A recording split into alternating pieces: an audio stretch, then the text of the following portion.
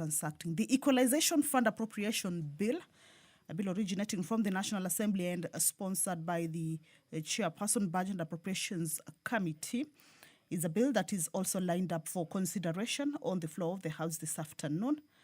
This bill is coming up for second reading and then also move for consideration at the Committee of the Whole House stage.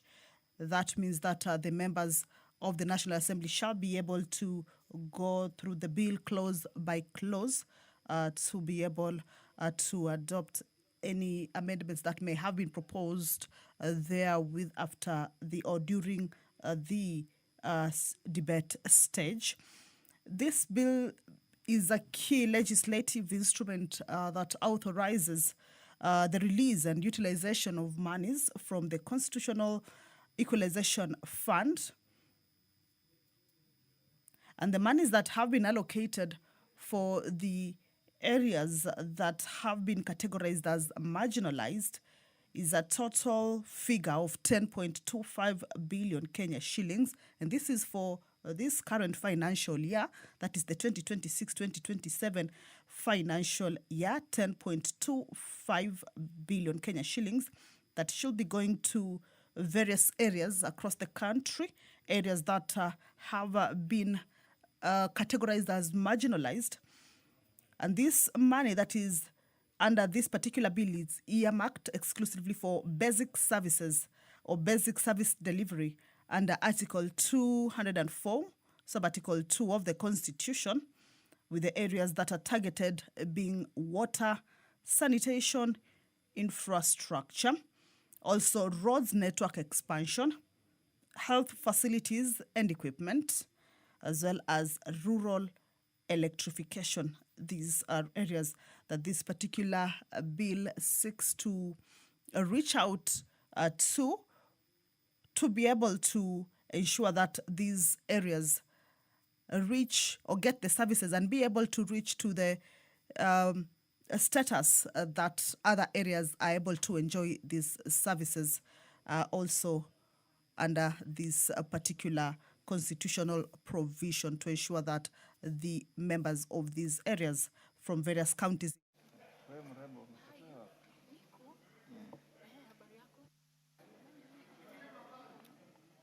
Order number 1, administration of oath. Order number 2, communication from the chair. Order number 3, messages. Order number 4, petitions. Members on their feet, take your seats.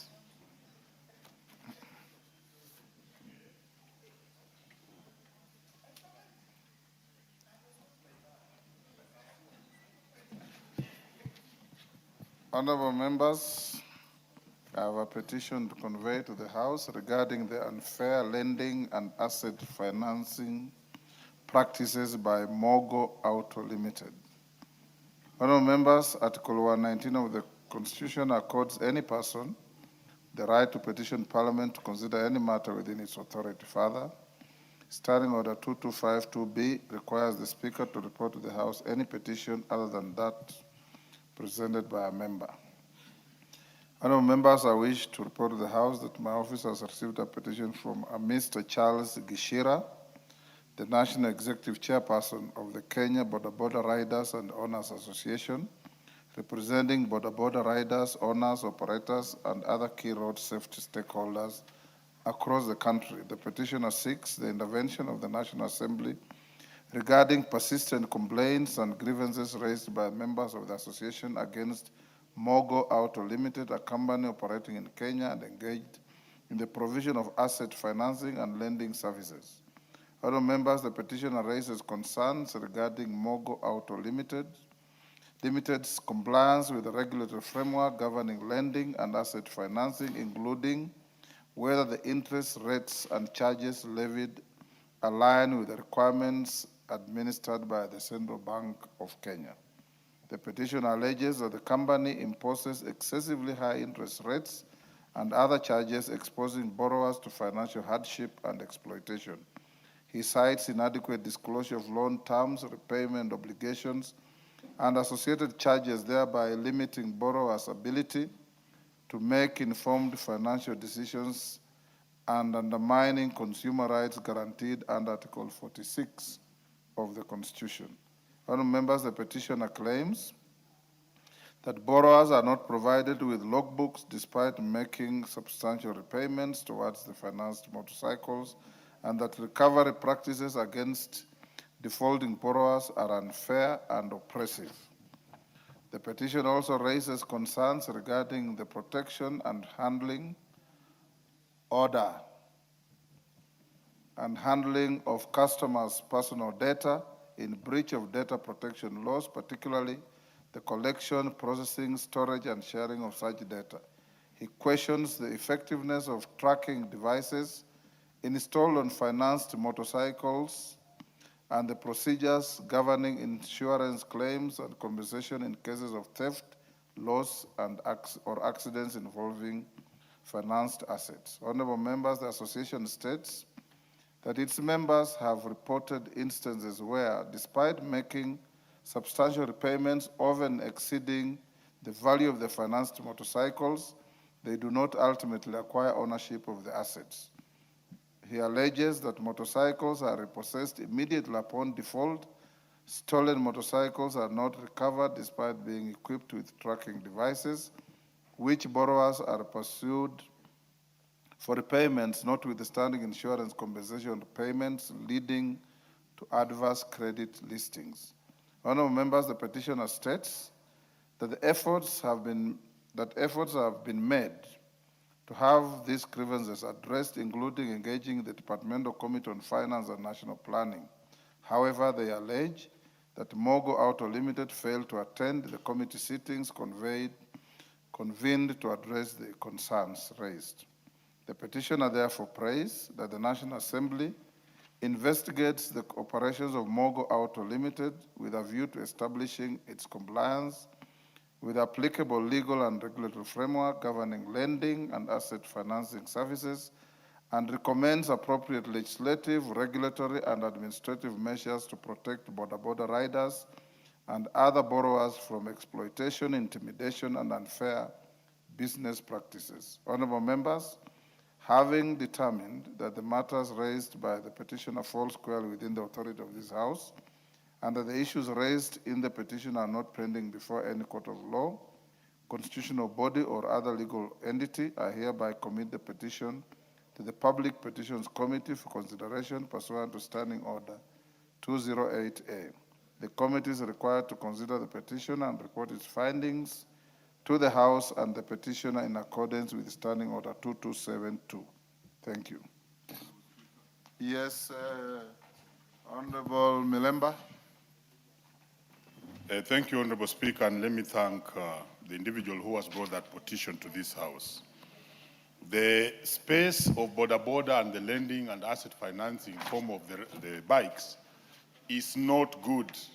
And indeed, currently, the border people who have been given bikes, the border bikes are a risk to even their lives. And it's not only Mogo, but there's another one called Watu. I would want to ask you, Honorable Speaker, kindly that you order that that committee prioritizes this matter, because they do not only lose the bikes, but sometimes they're even killed and the bike just disappears. And the system of tracking does not work completely, so that any single bike can be found. In my own area, Muhaya, that has been very common. And above all, no border who is given a bike in form of asset financing is assured that he will finally have the bike. Somewhat, when they finish payment of the bikes, something will happen and you'll find that the border is either killed or the bike is stolen or something happens so that the bike is actually taken away. So the organizations or the agencies involved in this asset financing, both Mogo, Watu, and others, are actually exploiting that space, and I would like the committee to go beyond what has been asked so that they regulate that sector very well so that we don't have exploitation. Thank you, Honorable Speaker. Thank you, Honorable Speaker. Honorable Speaker, I stand to support the petition and I want to ask the Public Petitions Committee that they prioritize this issue, Honorable Speaker, because it is affecting many of the border operators in such a way that you will find a border has paid, almost even cleared, and is only left maybe with a little interest. And these people come when he defaults towards the end, and they take the border, they take the motorcycle, and this guy is left suffering. So it is something that, Honorable Speaker, this House must prioritize, and I know it is of concern to the public. So I want to ask the Public Petitions Committee, that let it not just be only Mogo auto motors, but it should involve all the lending border people within the country, so that that space is regulated, and we should be able to ream on them, because they're actually making many people poorer than they found them. So, Honorable Speaker, I support this petition. Yes, Wanjala. Thank you, Honorable Speaker. I want also to add my voice and support to that petition, Honorable Speaker. Honorable Speaker, this company... For the record, the petitioner is called Charles Gishira. Yeah, just Mishira. Kishira. Ishira. Honorable Speaker, these companies, or this company, again, it colludes. It's technicians who put some security gadgets in those motorbikes. They organize with them, follow up the person who has taken the motorcycle, Honorable Speaker. They go steal and remove the gadget so that the motorcycle is never seen again. This has really impoverished our borders on the ground.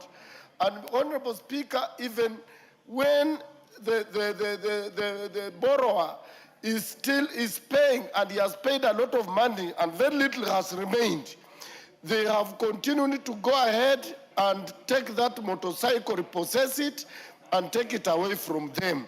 But the worst thing is that when they remove these gadgets from the motorcycle, and they still force the motorcycle owners to pay them, yet this motorcycle had an insurance, Honorable Speaker. So I support the petition. Thank you, Wanjala. Cherorot.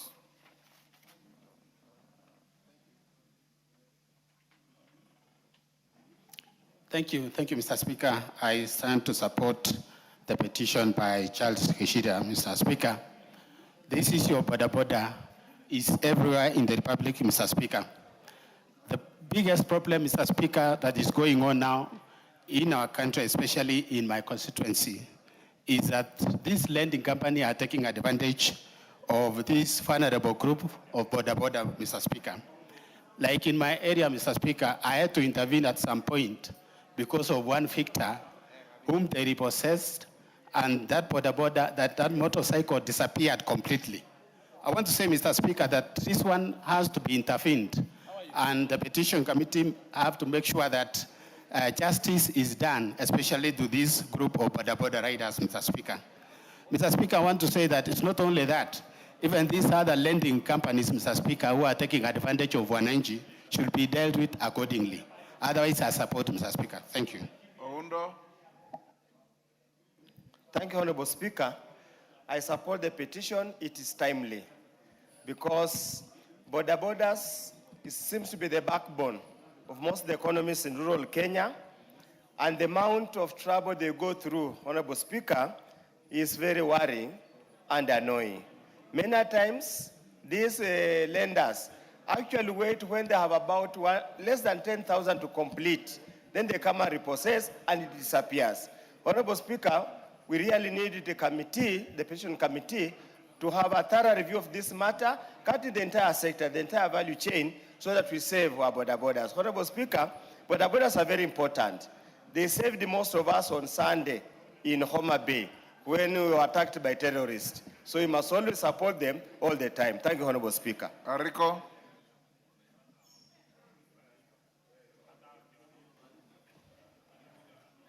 Rico, there's a mic there. Okay. Thank you, Honorable Speaker. Honorable Speaker, I stand to support this motion. There is no motion before the House. But I stand to support this petition, Yes. Honorable Speaker, by Honorable Speaker, I cannot read it. It's a citizen called Charles Gichira. Charles Gichira. Honorable Speaker, border riders in this country constitute a large percentage of one of the ways of mode of transport in Kenya. Honorable Speaker, Finance and National Planning Committee had a session with Mugo Auto Limited to discuss this matter that was raised by the members of the public. Unfortunately, Honorable Speaker, these people never presented something substantial that will support what the rates they are offering to the public. Honorable Speaker, these people normally recover motorbikes. Even a motorbike that has outstanding balance of 5,000. These people take back this motorbike and sell at a cost of more than 100,000 to the same members of the public. Honorable Speaker, this kind of exploitation, there is need to lift the veil of these companies because we don't know who owns this company. So I want to urge the Petitions Committee to look into this matter as quick as possible because the members of the public have suffered a lot. Thank you, Honorable Speaker. George Best. Thank you very much, Honorable Speaker. Honorable Speaker, I also wish to lend a word to this particular petition by a studious Kenyan, Mr. Charles Ishira. Honorable Speaker, we have the Shylocks out there, the unscrupulous money lenders who prey on impecunious Kenyans purely because they do not have money. It does appear like they are changing their modus operandi every day, and now they are targeting the border industry, whereby they are able to get them into some unconscionable contracts, which contracts have no basis in law, which themselves cannot be sustained even in a court of law, but because these Kenyans cannot wriggle out, they take advantage of them. Honorable Speaker, we are looking at the induplam rule in most of these contracts now, and it is the high time we examined whether it should actually be introduced into contracts, because these are not money lenders, these are not banks, they are not financial institutions. They are people who just register a business, then you move in to get people to sign contracts, and then you try to enforce those contracts with unconscionable rates of interest. The contracts, the terms themselves cannot be sustained. They are totally onerous. Mr. Speaker, as a House, and we are looking at this right now, we will be looking at the law of contract also to see whether the induplam rule should be introduced in all contracts where especially money is being lent.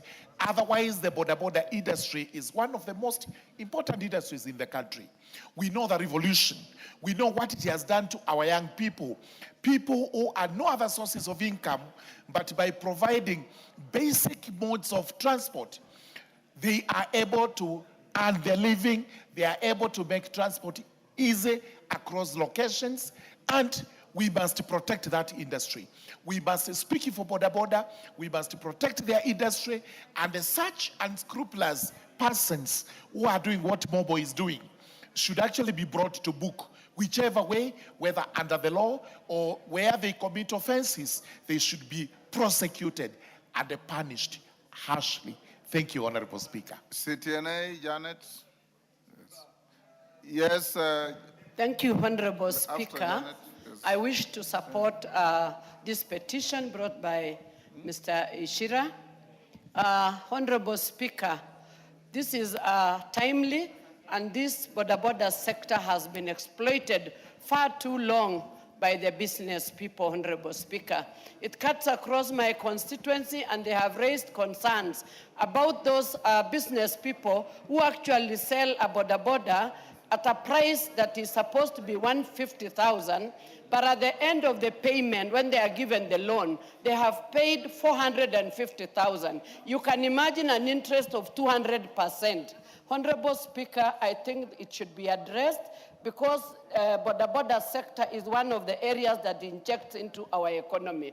So this is timely, and we would like this handled or addressed so that the border are not exploited and they are taken care of. Because this is their source of livelihood, Honorable Speaker. Thank you, and I support this petition. Majority Leader.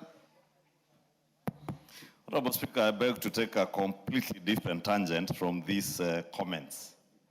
Because you remember, Honorable Speaker, way back in June of 2024, this House considered similar complaints on the buy now, pay later arrangements. That is what is the genesis of such a petition by Mr. Gishira. Honorable Speaker, the Committee on Finance and National Planning did consider this matter, tabled a report before this House, and part of the gaps that were identified in that report are issues to do with the regulatory framework on the buy now, pay later kind of schemes. And issues, Honorable Speaker, that touch on the complex nature of loan agreements, which our border riders are not able to internalize and comprehend. Issues that touch on consumer protection, and there were concerns regarding the transparency on responsible lending, complaints over the handling of debt collection, and those are the issues now we are talking about, Honorable Speaker. I'm saying, Honorable Speaker, I beg to take a different tangent, because we are now making this House a talk shop where we just talk and do nothing. And that is exactly what we are doing, Honorable Speaker. These border riders, many of them, Honorable Speaker, do not understand the agreements that they get into. And that is why the Committee on National Planning, Finance and National Planning had specific recommendations on tightening the legal framework around it, Honorable Speaker. And I say this, Honorable Speaker, because the challenge now is on that particular committee. And the Committee on Implementation, chaired by the Honorable Raphael Wanjala, the member for Budalangi, who is the chair of the Implementation Committee. I would want to hear from the chairman of the Implementation Committee. What is it that he has done to make sure that the recommendations that were passed by the House on the buy now, pay later arrangements, including the actualization of a regulatory framework, has been done? Because the laws are there, but people are not being protected because people ignore the laws that are already in place. All these schemes, all these lending, predatory lenders, whether it's those who are named Mogo, Watu, and others who are lending to this border sector, were doing so by simply taking advantage of people who do not know. And therefore, we must ask the chair of the Implementation Committee to follow through each and every report of the House. What needs action? In fact, Honorable Speaker, you know, the genesis of this border business started from bicycles, not motorcycles, in Busia County, and also particularly in Budalangi. So I would expect the chair of the Implementation Committee to have taken this matter to heart. And actually, if there is a gap in the regulatory framework, I would have expected that he either gets the relevant authorities, whether it is Central Bank, whether it is the Ministry of Finance and National Planning, to bring that regulatory framework, whether it is in regulations, to further tighten the lending mechanisms, or maybe the member for Budalangi, as member for Budalangi, to bring us a standalone act bill that would come up with an act of parliament that protects these border riders. Otherwise, what we are doing, Honorable Speaker, now here is just speaking to the gallery, speaking to these border riders without offering them any help.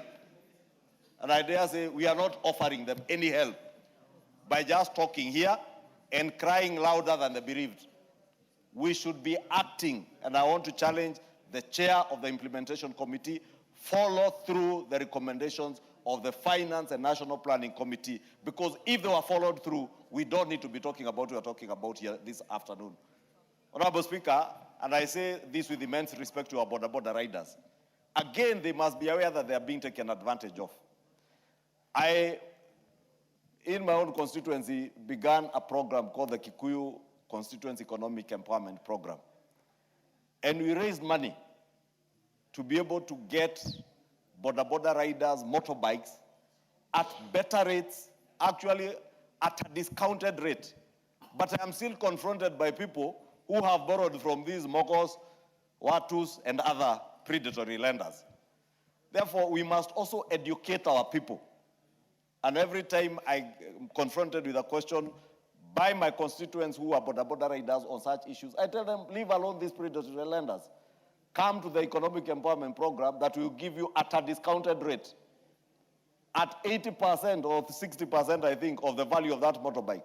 But they will still go to these predatory lenders because they have very enticing terms in the beginning.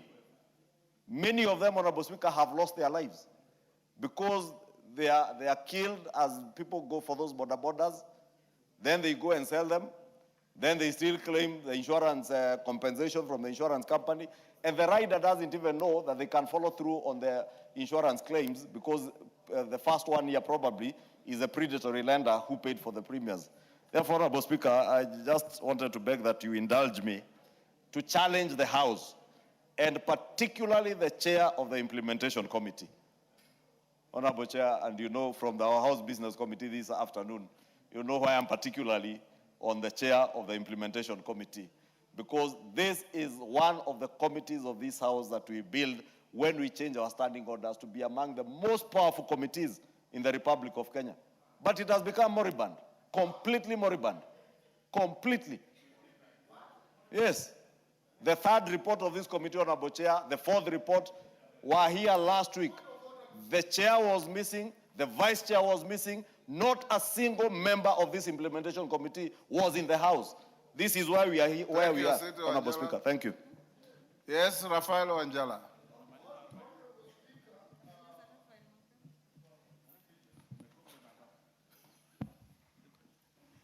Honorable Speaker, you have heard the leader of majority claiming that the Committee of Implementation is not doing its work, and yet there are so many reports that are before this House. It was only unfortunate last week that I was going to bury my nephew, that I was not in the House. And Honorable Speaker, you know the status of my deputy. Possibly, I don't know why she could not be here. Maybe she was in this, she has a problem, you know it. I don't want to say it here. Who is your deputy? Rose Museo. Rose Museo. Rose Museo is always here. No, then she wasn't there that day, and I had assigned her, Honorable Speaker. So for us, missing that day does not mean the committee is not working. Yet we have lined up so many. Rafael Wanjala. Yes, Honorable Speaker. The issue is that there is a report that mirrors what Mr. Kishira is asking us to do, with resolutions and far-reaching recommendations. It is incumbent upon your committee to ensure that there is a follow-up and implementation of what the House recommended. So you can look up that report and place it before your committee and get to the relevant state agencies and report back to the House what they have done. Number two, honorable members, this petition covers a wide range of issues. And for Majority Leader, over and above what Mr. Kishira is saying, I think you also need to engineer some form of legislation on regulation of the border sector, the protection of the riders, their right to their motorbikes, the predatory lenders that you are talking about. Actually, they are not lenders, they are Shylocks, because they literally steal from these fellows. And I know from where I sit, many, many young people who have been hijacked and killed and motorbikes disappeared. And no insurance ever owns up to this. So Angela, you have a basket full of issues to deal with and bring to the House. So I'll commit this petition to the petitions committee.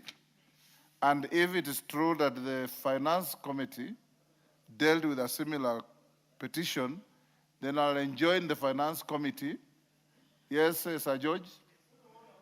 Hold on, Wanjala. Thank you very much. There is yet another petition. In fact, the report has been tabled where we have to look at the induplam rule from the consumer. I'm aware of that. Yes, the Consumer Protection Act. So as we do that, I think we need to extend this also to these unscrupulous money lenders, the Shylocks of borders, so that we tame them with some law, as we also look at how to regulate that industry, which is a little bit hazy. Thank you. Majority Leader, what you probably should also check and inform the House is whether these were to credit, Mogo, and whatever they are called, whether they are licensed by Central Bank, and if they are, does Central Bank regulate them? If they are not licensed, how are they allowed to operate, lend money, harass, terrorize, and humiliate Kenyans, and get away with it? Yes, Majority Leader. Honorable Speaker, that's why, and I agree with you, probably on getting the Finance and National Planning Committee enjoined in this particular petition, because part of the things that I see in their report, their draft report, they had actually highlighted just what you're saying. Some are not regulated by CBK, even the issues Honorable Sir George is speaking about on the question of the induplam rule. They do not adhere at all, and they basically just take advantage of the lack of knowledge of many of their customers. Honorable Speaker, in closing, allow me to just, we may excuse the Honorable Raphael Wanjala because he was bereaved last week, but all the other members of the committee, when your chair is not around, any member of the committee can stand in his place and move a report on behalf of their chair or their vice chair. If Raphael is not there, if Honorable Rose Museu is not there, any other member of that implementation committee should be able to stand in their place and move reports of the committee. But again, for Honorable Raphael and the committee, it's incumbent that you follow through the recommendations that the Speaker has guided to make sure that if there are laws that we need to do, we do, so that we do not make this house a talking shop where we just come, talk. You know, we cry like those who are crying to us. That petition is a cry for help on behalf of many other people by Mr. Gishira, and we should not be crying, we should be giving solutions to those people. Thank you. Yes, Wanjala. Honorable Speaker, my committee also deals with the petitions. But now, this is where the confusion comes in. You have subjected to the petition committee and finance There is committee. no confusion, Wanjala. Now, if you would just have, because finance had dealt with it, you would just have committed that petition together with we get the finance and then the finance committee report and direct it to my committee so You are far from the facts. You already have a report to follow up on implementation. This is a separate petition going to the petitions committee, and I'm directing that it be joined with the finance committee. When they finish their work, it will come to you to follow up on implementation. So you follow up on what already exists, and let's avoid making this house look like the biblical book of Lamentations was written with us in mind. Allow me, honorable members, to acknowledge in the Speaker's gallery Cheple Lachbei Junior School from Nandi Hills, Nandi, Gitinga Comprehensive School from Kieni in Nyeri, and Manyata Comprehensive School from Kieni, Nyeri. I've been requested by the member for Nandi Hills to welcome students from his constituency. You can do so for the rest of us. Thank you very much, Honorable Speaker, for the opportunity to be able to invite and welcome all the students who are present here today, who have come to learn how the proceedings of Parliament are done. Welcome to the House of Record. This is where all the legislations are done, where the laws of this country is done. And of great specificity, Honorable Speaker, is Cheplelachpe Primary School. This is the school where I studied, Honorable Speaker, and as well from Standard 1 to Standard 8, and also there are some of the staff here in Parliament, like Chemutai Goin, all of us studied in this great school with so many other leaders of this country. And therefore, I want to encourage all of you students that you take this opportunity to learn so much so that in the near future, you will also be able to be in this house when we will not be there. So take your time to learn. Asanteni sana and welcome again. You forgot to welcome the other schools also on my behalf and on behalf of the House. I started with it, Honorable Speaker. Yes, oh, yes. Sorry. We welcome all the students, their teachers, and those accompanying them to the House of Parliament. Next order. Order number 5, papers. Majority Leader.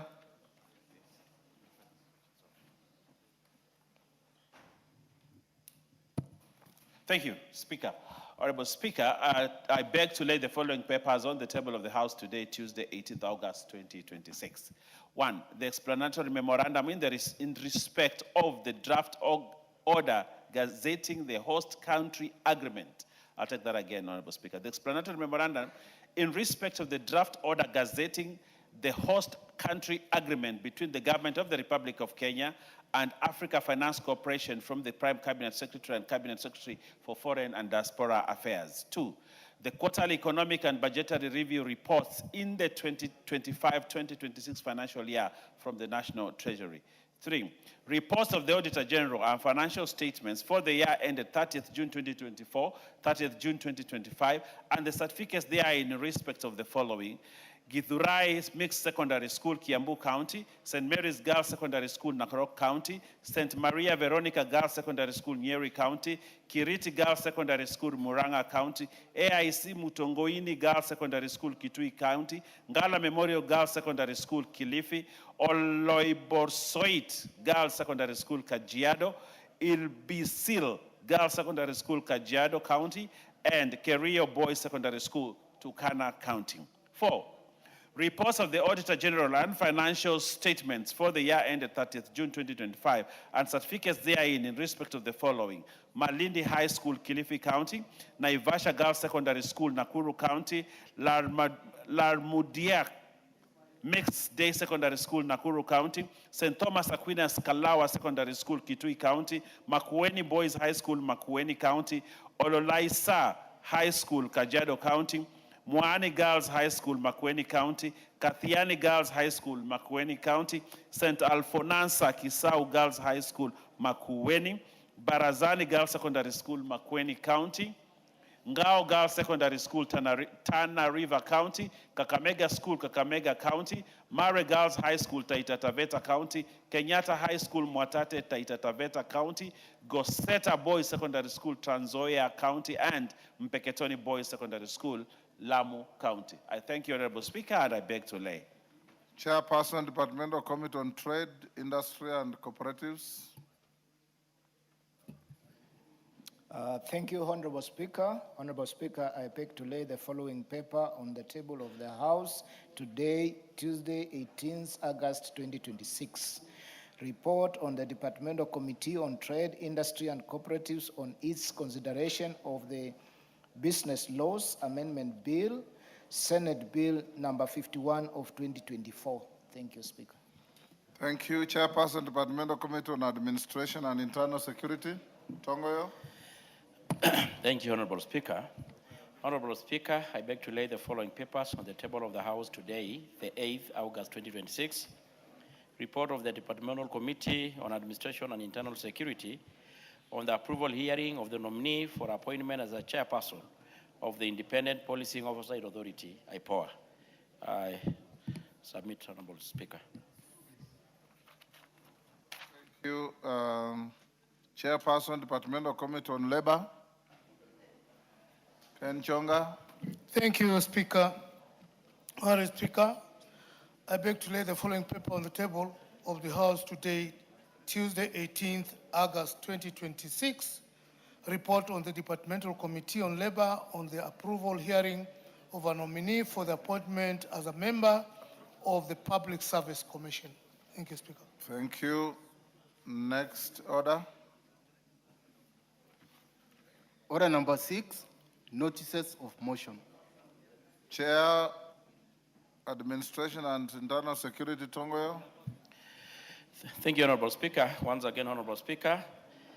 Honorable Speaker, I beg to give the notice of the following motion that taking into consideration the findings of the Departmental Committee on Administration and Internal Security in its report on the approval hearing of a nominee for appointment as the chairperson of Independent Policing Oversight Authority, laid on the table of the House on the Tuesday, 18th August 2026, and pursuant to the provision of Article 252B of the Constitution and Section 3 and 8 of the Public Appointment Parliamentary Approval Act, Cap 7F, this House approved the appointment of Dr. Duncan Oburu Ojwang as the chairperson of Independent Policing Oversight Authority.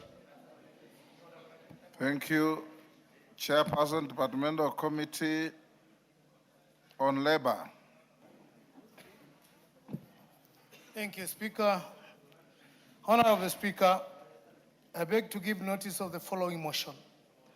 That taking into consideration the findings of the Departmental Committee on Labor in its report on the approval hearing of a nominee for appointment as a member of the Public Service Commission, laid on the table of the House on Tuesday, 18th August 2026, and pursuant to the provisions of Article 250, subsection 2, subsection B of the Constitution, and Section 3 and Section 8 of the Public Appointments Parliamentary Approval Act, Cap 7, this House approves the appointment of Ms. Flora Nduku Mutua as a member of the Public Service Commission.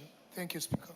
Thank you, honorable members. In the public gallery, we have St. Matthew's Morumotua School from Igembe, North Meru, and Disciples of Mercy School from Kisumu West, Kisumu.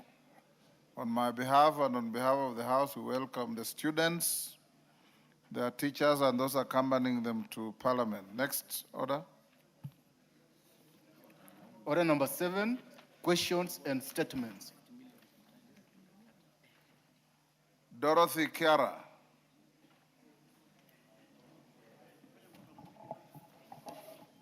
Dorothy Kiara.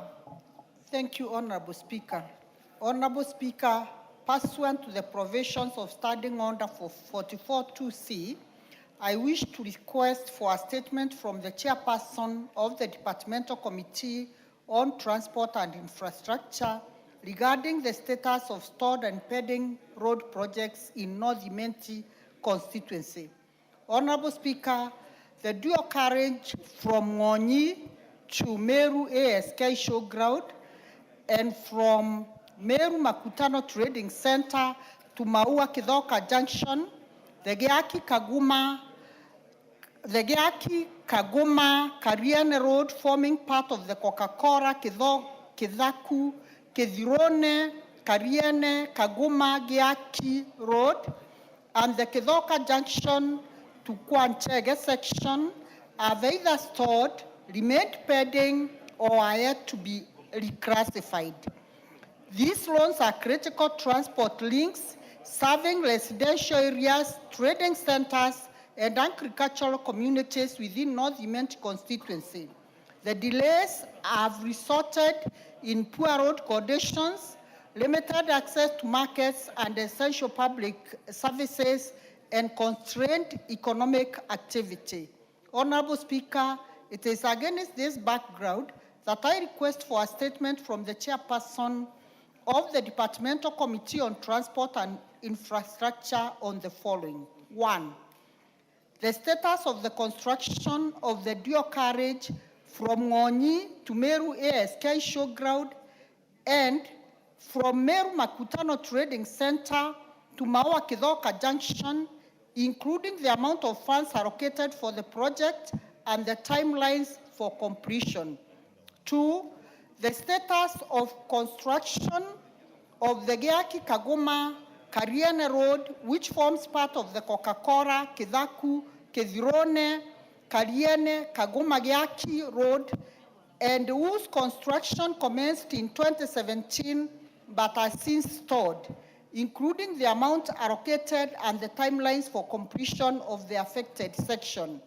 And 3, the reasons for the delayed reclassification of the Kedaku Junction to Kwantega Road from the Kenya Rural Roads Authority, KERA, road network to the Kenya National Highway Authority, KENA, and the timelines for its completion of construction, noting that only a 3-kilometer section has been constructed under KERA.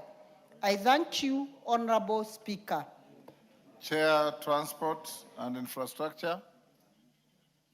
Any member of the committee? Majority Leader, Transport and Infrastructure should respond to this after recess. Mary Maingi. Honorable Mary Maingi. I thought, so that's to be responded to. Okay. Agriculture, is the Chair Agriculture here? Yes. You are a member? Yes. And you have the response? Yes. I don't see Mary Maingi in the house. I saw her walk in. Just hold, we'll deal with the... Yes, Kamket? Thank you, Honorable Speaker. Mr. Speaker, thank you very much. Mr. Speaker, some time back, almost 1.5 months now, I made a request for a statement on the matter of equalization fund. And up to now, I have not been able to get the statement. I am apprehensive that we may be soon be proceeding on recess without that response. And Mr. Speaker, I could see... It was to which committee? The Committee on Finance. Finance. Yes, Mr. Speaker. And I was seeing in the earlier order paper that there was a bill on equalization fund, a preparations bill for the current financial year. But, Mr. Speaker, there is a problem with the equalization fund. And I believe this is why this statement is not coming. And that's why... Just ask when you will get a response. Stop debating. Mr. Speaker, what I'm expressing is a concern. You requested for a statement? Yes. It has not come for 1.5 months. I want to direct the Committee of Finance. I don't see the chair. McClap, you are a member. Ariko, you are a member. I saw the two here. McClap? Yes, Julius, can you bring a response to Kamket's request for a statement on equalization fund by Thursday this week? He says it has been parking for the last 1.5 months. Mr. Speaker, let me, on behalf of my committee, take on that one and ensure that we make a Bring report a response on Thursday this week. Thank you. Mr. Speaker. Yes, Julius. Honorable Sunguli. Mr. Speaker, the question by Honorable Kamket is actually very valid. You remember when you hosted us in Naivasha and the minister came, I asked a question about equalization fund to the effect that, where is the money? Is it actually ring-fenced? Because now we are passing the 2026 bill. We had passed the one of last year. We have not even implemented a cent. Can the chairman then of that committee tell us, what is it about equalization fund? Is it really equalizing, or are we just churning out bills that are not being implemented? Interrogate the statement response on Thursday. Speaker. Yes, Kamket. Mr. Speaker, just for your information, Mr. Speaker, for the information of the House, Mr. Speaker. The Speaker on the chair, when I requested the statement, there was a lot of interest on this matter. And the Speaker made a ruling that the chairperson not only brings a statement, but the minister himself, plus the Treasury, must appear before as a committee of the whole House. So that, because this matter is touching on so many counties. And the matter is from the county governors have made a lot of bad mistakes on this matter. And we want to correct it before There are no good mistakes. Before they have made mistakes, yes. Yes. Before we begin implementing, Mr. Speaker, before we begin implementing any other bill, the first issue must be addressed. And that's why this matter, I do not want, Mr. Speaker, the chairperson or an ordinary member. We want the minister himself, like it was ruled by the speaker who was on the chair at that time. It's a very serious matter. It's about finances that are supposed to go to the ground and help Mwananchi to bring them up to speed with the rest of the Kenyans, Mr. Speaker. Point made. Yes. Yes, Naisula. Thank you, Honorable Speaker. On the same issue, I would also recommend a way forward that even as he gets the statement on Thursday, Mr. Speaker, through your able office, the finance CS to come before this house, I don't know, it's the House of the Whole or Kamkunji, we address the issue of equalization fund, Mr. Speaker, with all members present. Thank you, Mr. Speaker. Before we go on recess. So, Kamke, do I hear you that you are in fact not interested in the statement response coming here on Thursday? You want it to be prosecuted before the Finance Committee? No, here. I am interested in justice for the people of Kenya. Just answer the question I asked you. I'm sure you are not interested in any injustice. Do you want the response to come to the Finance Committee and you prosecute everything there? Then I direct the minister to appear before the Finance Committee? Or you want a response to come to the plenary? If it is possible for the minister to appear before plenary, the better. And Majority Leader, when have you scheduled the Finance Minister to appear here? Mr. Speaker, let us not depend on a schedule. Let the minister be compared. Order, Kamket. Order. Utaratibu, ndugu yangu. Utaratibu. Yes. Yes, Bukose. Mr. Speaker, without anticipating debate, when you look at the order paper, we have the equalization fund coming. And last week, majority of the feeling of the House was that this bill will fail. My request is that if it is possible, we step it down, have the Cabinet Secretary address the issues before we can be able to discuss that bill, because it will be able to. That has already been done. Okay. There is a supplementary order paper where that bill and its subsequent appearance at the Committee of the Whole have been stepped down. Okay, thank you. Majority Leader, are you able to get the Cabinet Secretary for Treasury? Honorable Speaker, considering we had already two cabinet secretaries lined up this tomorrow. Week, next week we had no indication because we had only one issue. Probably we could get him to appear just immediately after recess. Yes. We can do that. Alternatively, we stand down the bill for now. Check on the availability of the minister. I can give you a Kamkunji for 1 hour on Thursday morning. Yes, I can get in touch with him. I can give you a Kamkunji for 1 hour on Thursday morning. Those interested in this issue, the Majority Leader is directed to get the Finance and Treasury Secretary here on Thursday at 10 o'clock for 1 hour. Most obliged. Thank you. Naisula?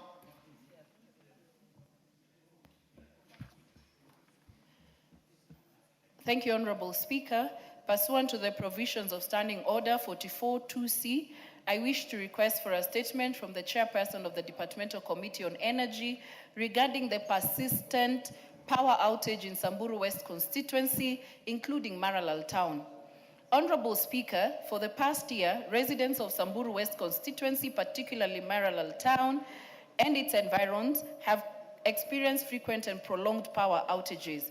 The outages occur without any prior notice, explanation, or projected timelines for restoration. The situation has been attributed due to the delay in operationalization of the Rumuruti substation. The persistent power outages, coupled with the lack of communication from Kenya Power and Lighting Company, KPLC, constitutes a clear violation of the legal obligations set forth in the Energy Act, Cap 225. Further, under the Consumer Protection Act, Cap 501, consumers have a right to fair service delivery and are entitled to seek compensation where economic losses arise from negligence or disruption in utility services.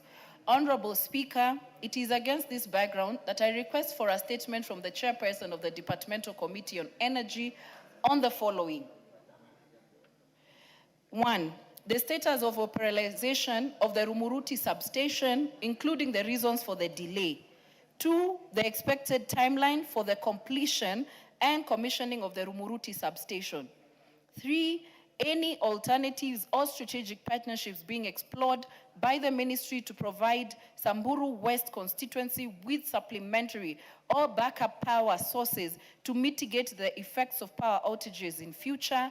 And lastly, Mr. Speaker, whether there are any plans, if any, by the ministry to compensate affected residents and businesses for the losses occasioned by perennial power outages. I do thank you, Honorable Speaker.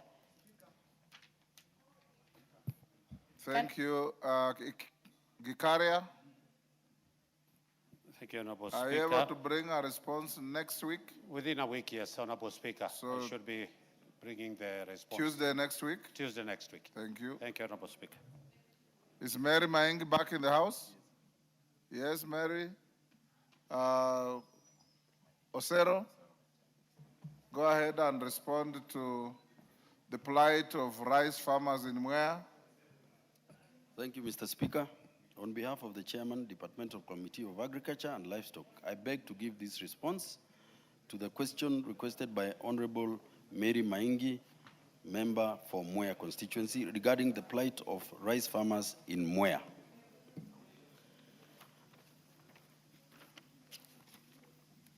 Mr. Speaker, in response, the reasons for the decision by the government choosing to import rice other than purchasing directly from the Kenyan farmers who already have sufficient rice. Kenya's annual rice consumption is estimated at over 1 million metric tons, while domestic production ranges between 150,000 to 230,000 metric tons. In the year 2024-25, the total rice production locally was estimated at 303 metric tons of paddy, against an annual demand of 1.8 million metric tons. The quantity of rice produced locally was insufficient to meet the quantity demanded. National rice demand significantly exceeds domestic production capacity, creating a deficit that cannot be met through local production.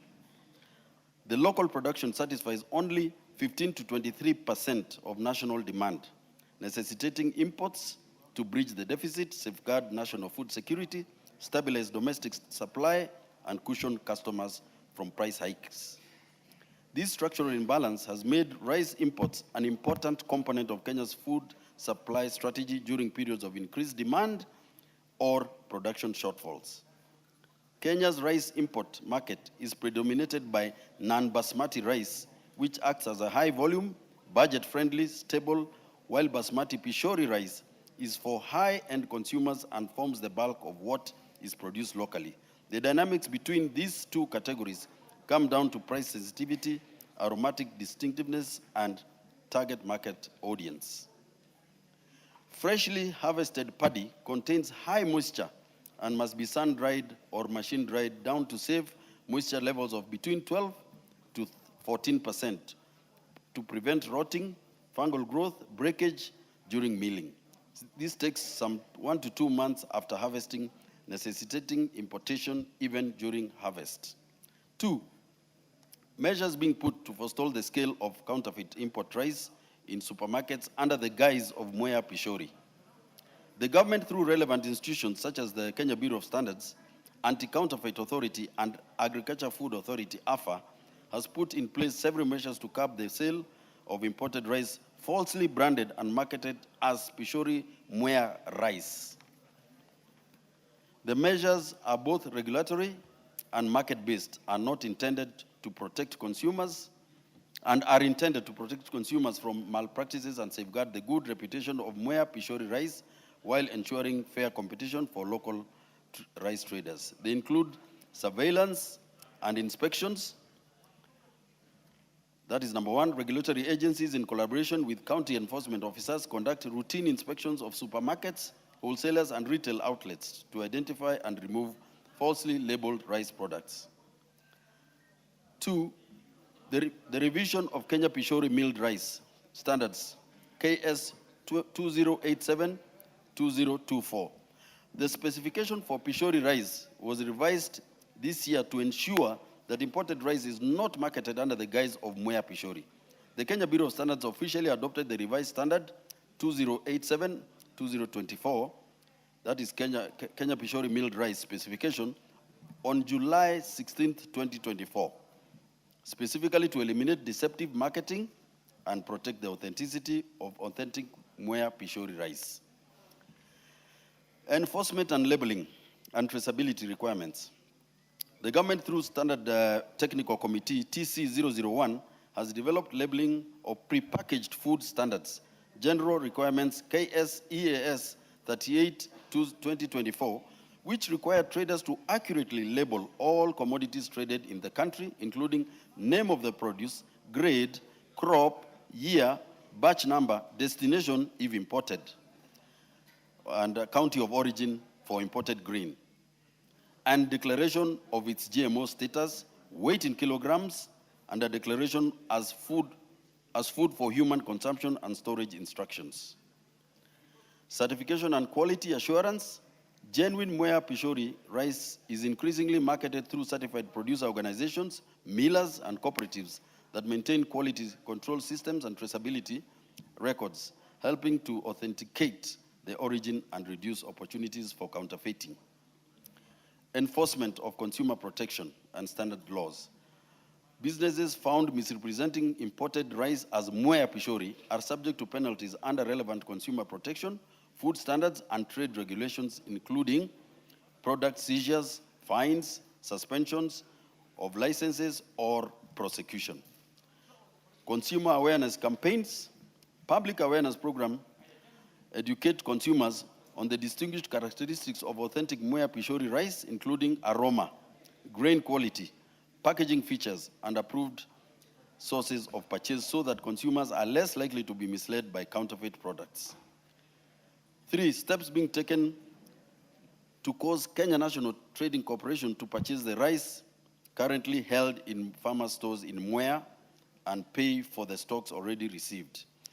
Response, the Ministry of Agriculture and Livestock, through the AFA, Agriculture and Food Authority, works in close collaboration with the Ministry of Investment, Trade and Industry, under which the Kenya National Trading Corporation falls. AFA and KNTC pay regular joint visits to rice growing areas to ensure that the local imports are cleared. The government has launched a major marketing invention to clear over 60,000 bags of Mwea rice with Kenya National Trading Corporation, committing to purchase locally produced rice. By 15th of July 2026, KNTC had ordered 50,000 bags of 50 kg each and mopped up more than 30,320 bags of milled rice valued at over 233 million from Mwea Rice Growers Multipurpose Cooperative Society, and 10,000 bags from farmers.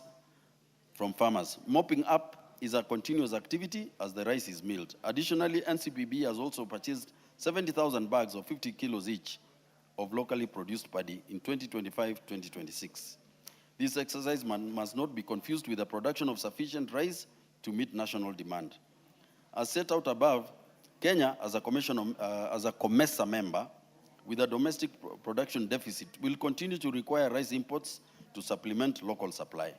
The government will therefore continue to protect and expand local rice production, including KNTC mopping exercise, while continuing to permit, where necessary, facilitate importation of rice to meet the shortfall between the national demand and local supply. Protection mechanism. One is custom import duty. the government imposes 35% import duty on imported rice under EACC's common external tariff on sensitive commodities, of which rice is one of the remaining consistent, which Kenya's commercial trade commitments. How much more to go, Zero? It's too long. Paraphrase. I think let me just read the conclusion. Yes. Yes. Conclusion, taken over, these measures are intended to progressively narrow the gap between local production, national demand. However, given Kenya's production levels and its obligations as a COMESA member, importation will remain a necessary component of the country's rice supply strategy for the foreseeable future, even as the government continues to support Mwea farmers through KNTC mopping exercise. I submit. Maingi. Mary Maingi. If you are satisfied, you let it lie there. Thank you, Mr. Speaker. And yes, I am satisfied. Thank you. Honorable members, we have in the Speaker's Gallery, M.M. Shah Junior School from Kisumu Central, Kisumu. On my behalf and on behalf of the House, we welcome the students, their teachers, and those accompanying them to the House of Parliament. Next. Yes, yes, Oundo. Honorable Speaker, just before we went for the recess that we resumed recently, we raised concerns about delayed response to requests for statements and questions, and requested us to do letters to your office so that you can see what you can do. I did a letter dated 27th, I think, July, which was delivered to your office, and these statements have been pending some since last year, Honorable Speaker. I don't know what measures you can do as a House so that we expedite, because sometimes we ask these questions specifically to address an emergent issue. If it takes 8 months for the response to come, then honestly speaking, it becomes overtaken by events. We need to find a way to expedite the solution of these matters, rest on behalf of the people who sent us here to represent them. Thank you, Honorable Speaker. Lotte, same thing? Yes, Mr. Speaker. I am actually rising on the same thing because mine has actually been pending since April 9th. And I remember you asked us to do the statement, which I did. And even last week, Mr. Speaker, I asked the same question and I was given assurance that it's going to be responded to. Unless something is done, Mr. Speaker, we will not know when these questions are going to be responded to. Thank you, Mr. Speaker. I directed that those protest notes to be forwarded to the majority leader's office. Owen Bayer, you should check, compile a list, and furnish that list with the reasons of the delay to the House on Thursday. Give Owen. Much obliged, Honourable Speaker. On Thursday, we'll do as you requested. Thank you. Excellent.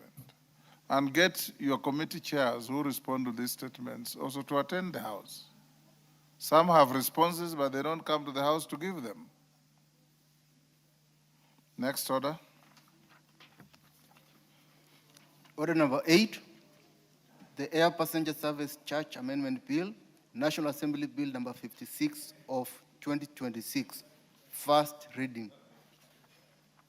A bill for an act of Parliament to amend the Passenger Service Charge Act and for connected purposes. Order number 9, motion. 9th report on the audited financial statements for various state corporations. Wango, is this yours? Go ahead. Thank you, Honorable Speaker.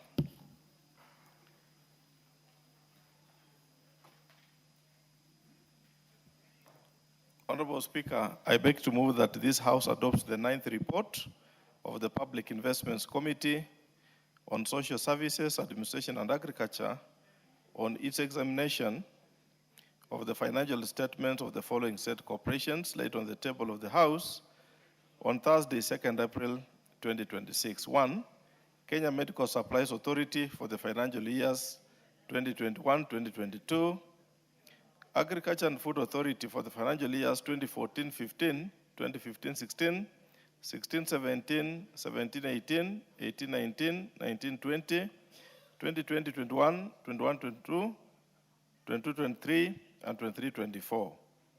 Agriculture and Food Authority for the financial years 2014-15, sorry, that's the same. The Tea Board of Kenya for the financial years 2021-22, 2022-23, 2023-24, and 2024-25. National Social Security Fund for the financial year 2024-25. National Hospital Insurance Fund, in brackets Social Health Authority, for the financial years 2021-22, 2022-23, 2023-24, and 2024-25. And finally, Kenya Plant Health Inspectorate Services for the financial years 2017-18, 2018-19, 2019-20, 2020-21, 2021-22, 2022-23, 23-24, and 24-25. Honorable Speaker, allow me to put to the House that we relied on several instruments, Honorable Speaker, to prepare the report that I would want to move the House to. And key on this instrument, Honorable Speaker, is the Constitution of Kenya, the Public Finance Management Act, the Public Audit Act, the State Corporations Act 1986, the Public Procurement and Asset Disposal Act of 2015, the National Assembly Standing Orders, and the National Assembly Powers and Privileges Act of 2017. Honorable Speaker, allow me to separate the two issues that I would want to move this House, Honorable Speaker. The first is I'll use the general observations cutting across the various agencies as mentioned above. And Honorable Speaker, I will then narrow down to the specific agency as per the observations and recommendations of my committee, Honorable Speaker. Honorable Speaker, cross-cutting issues that we came across, which cuts across all the 7 agencies, Honorable Speaker, was the lack of possession of ownership documents on land and buildings. Honorable Speaker, all the 7 agencies, Honorable Speaker, cutting across the Kenya Medical Supplies Agency, Agriculture and Food Authority, National Social Security Fund, Social Health Authority, Honorable Speaker, the Kenya Plant Inspectorate Services, that's KEFIS, had issues to do with the parcels of land spread across the country. However, Honorable Speaker, the documents were missing for various parcels of land that had ownership disputes, while others had other issues or had their land grabbed, encroached, or denied access by the institutions and the adjacent organizations, Honorable Speaker. We therefore did a recommendation as follows. The Honorable Speaker, within 6 months upon adoption of this report, the National Assembly Departmental Committee on Lands should conduct a comprehensive inquiry into the ownership of the parcels of land owned by ministries, departments, and agencies. The objective of this, Honorable Speaker, shall be to inquire that all public land based in the respect government entities with legal title and possession.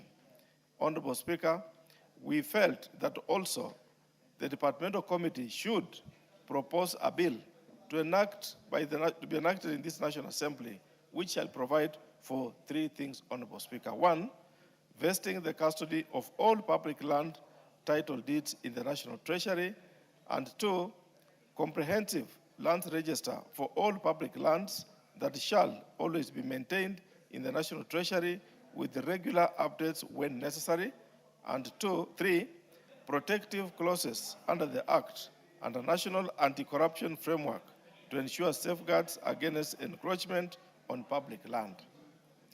Honorable Speaker, the National Assembly through the National Treasury, through this House, shall also, Honorable Speaker, and should be made to allocate adequate resources, Honorable Speaker, in form of money to the Departmental Committee on Lands, to the Departmental Committee, that's through the House, but the Ministry of Lands, Public Works, Housing and Urban Development, and the National Lands Commission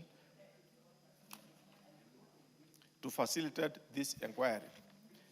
Honorable Speaker, the other issue that cuts across was the issue to do with delay in availing documents to the Auditor General. Honorable Speaker, Kenya Medical Supplies Agency and AFA Agriculture and Food Authority failed to avail complete and reconcile financial and accounting records, documentation in time for audit review, and verification during the audit exercise, leading to unnecessary queries.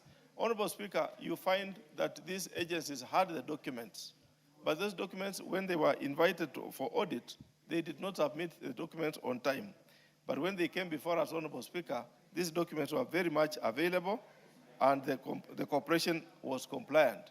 But now the question is, why should we wait until when you appear before the House is when you present your documents? This is contrary, Honorable Speaker, to Article 226 of the Constitution and Section 68, Part 2 of the PFM Act 2012, which requires that the financial and accounting records are presented within 3 months after the close of the financial year. Section 62, Madam Speaker, of the Public Audit Act 2015 obligates accounting officers to provide required documents for audit, failure to which they be sanctioned. Therefore, Honorable Speaker, we felt it's important that these agencies, especially the accounting officers, should observe making sure that the documents are delivered on time, not to wait for review so that they rush and bring the documents to Parliament.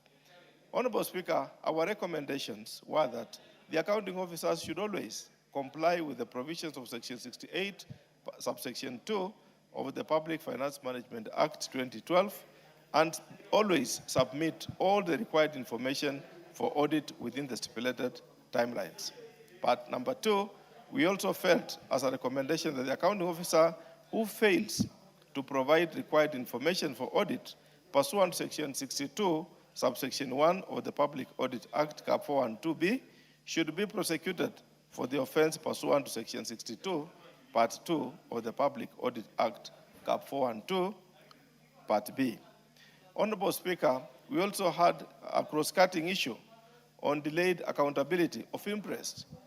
Madam Speaker, the committee noted that some state corporations were in breach of Section 71 of the Public Finance Management Act, Cap 4 and 2A, and the attendant regulations that require surrender of interest within 7 days upon conclusion of the assignment for which the said interest was issued.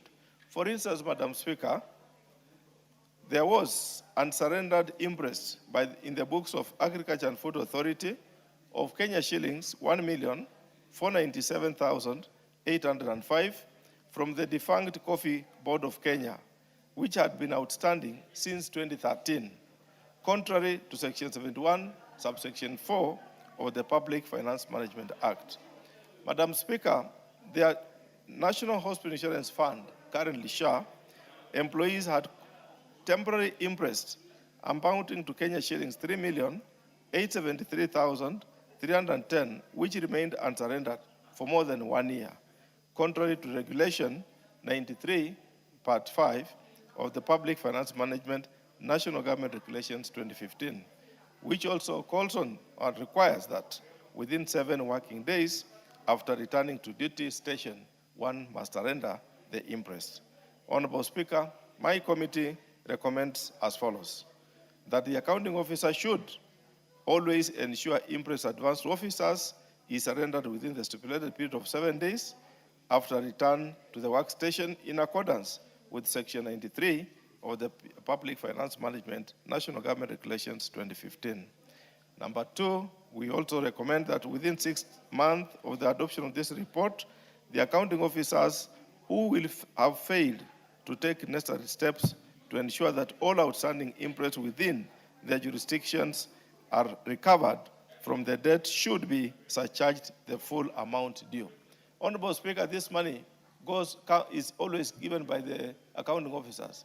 So if an accounting officer is not collecting the money and he keeps on giving more interest to the same staff, Madam Speaker, we felt that instead of us now surcharging the staff who is holding, let the accounting officer who went ahead and gave this additional money be surcharged for that offense, Madam Speaker. The accounting officer should also submit status report with evidence of recovery to the Auditor General for audit and reporting in the current cycle. Madam Speaker, we gave a caveat that we allow the accounting officer to make sure that within this audit cycle, now that most of these organizations, Madam Speaker, are very current, this report touches on 2024-25.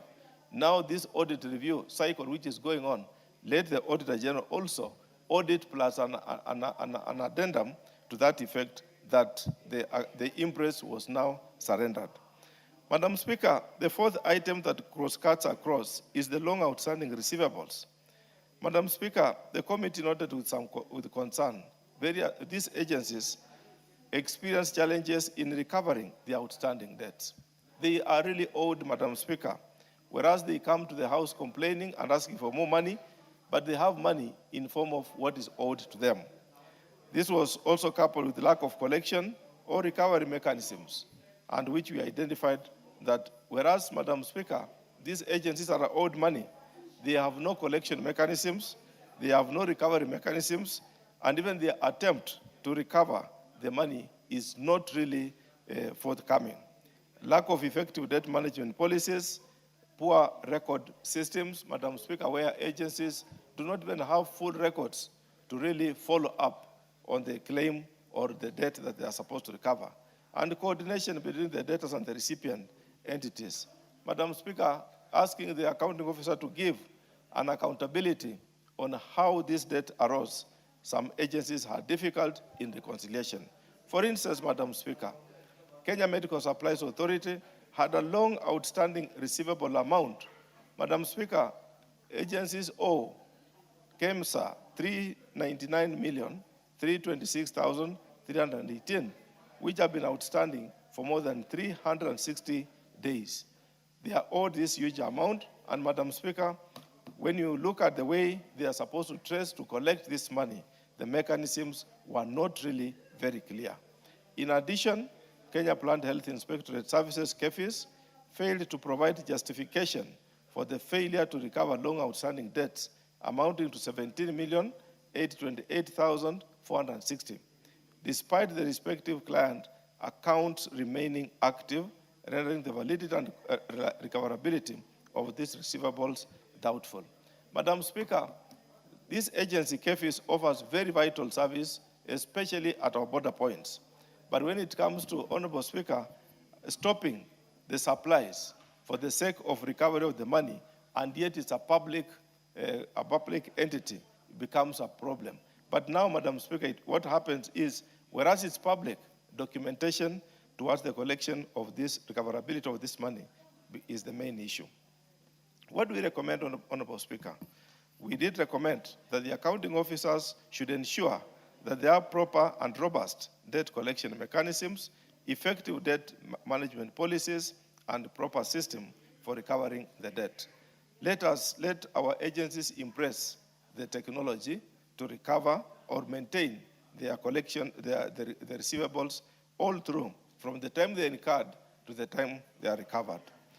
Madam Speaker, the second issue we recommended was, within 3 months, upon adoption of this report, let all the entities with outstanding receivables initiate recoveries within the statutory provisions and identify any such debts that would be deemed irrecoverable, justification for the costs, prepare a report on the same, have it approved internally by the board, and forwarded to the National Treasury for approval of the write-offs. A copy of such reports should be submitted to the National Treasury and Auditor General for review. Madam Speaker, most of the agencies are hiding into the notion that they should not sue each other. Instead, they want to say that the government has recommended not to sue each other for the purpose of collection, but they are not imploring upon each other to use alternative mechanism, dispute mechanism resolution methods, Madam Speaker. Madam Speaker, the fifth issue that cuts across is the issue on long outstanding payables. These are pending bills. Madam Speaker, pending bills is a big issue. We found that most of these agencies across are owed, and they also owe other corporations. We noted that PFM Act Cap 412, 412R provides that any pending bills from the first charge in the subsequent financial year budget. Some state corporations experienced challenges, Madam Speaker, and therefore they were not able to prioritize paying the outstanding debts. This was occasioned by poor budgetary, and when you look at them, the auditors has picked up the issue of poor budgetary controls and lack of proper documentation to support their payables. They don't keep proper records in that respect, Madam Speaker. Madam Speaker, the committee observed that Kenya Plant Health Inspectorate Services, KEFIS, had trade creditors amounting to 4,977,540, which had remained outstanding for over 1 year, with no evidence provided on measures taken by management to settle these obligations. Such prolonged delays, Madam Speaker, in settling payables expose the institution to financial, operational, and legal risks, erode supplier confidence, and demonstrate the weakness in liquidity management and internal financial controls. Confidence, Madam Speaker, is very important, and when your trading partners lose confidence in you, it becomes an issue. Madam Speaker, AFA, Agriculture and Food Authority, had long outstanding trade payables amounting to Kenya shillings 536,048,131, with dating back to the years 2011, and thus their existence and genuineness may not be verifiable. Madam Speaker, owing other corporations 536 million is such a huge amount. It doesn't matter how much you are collecting, but this amount exposes the organization to various litigations, erodes trading confidence, and, Madam Speaker, creates unnecessary hikes in the existence relationship between yourself and other corporations.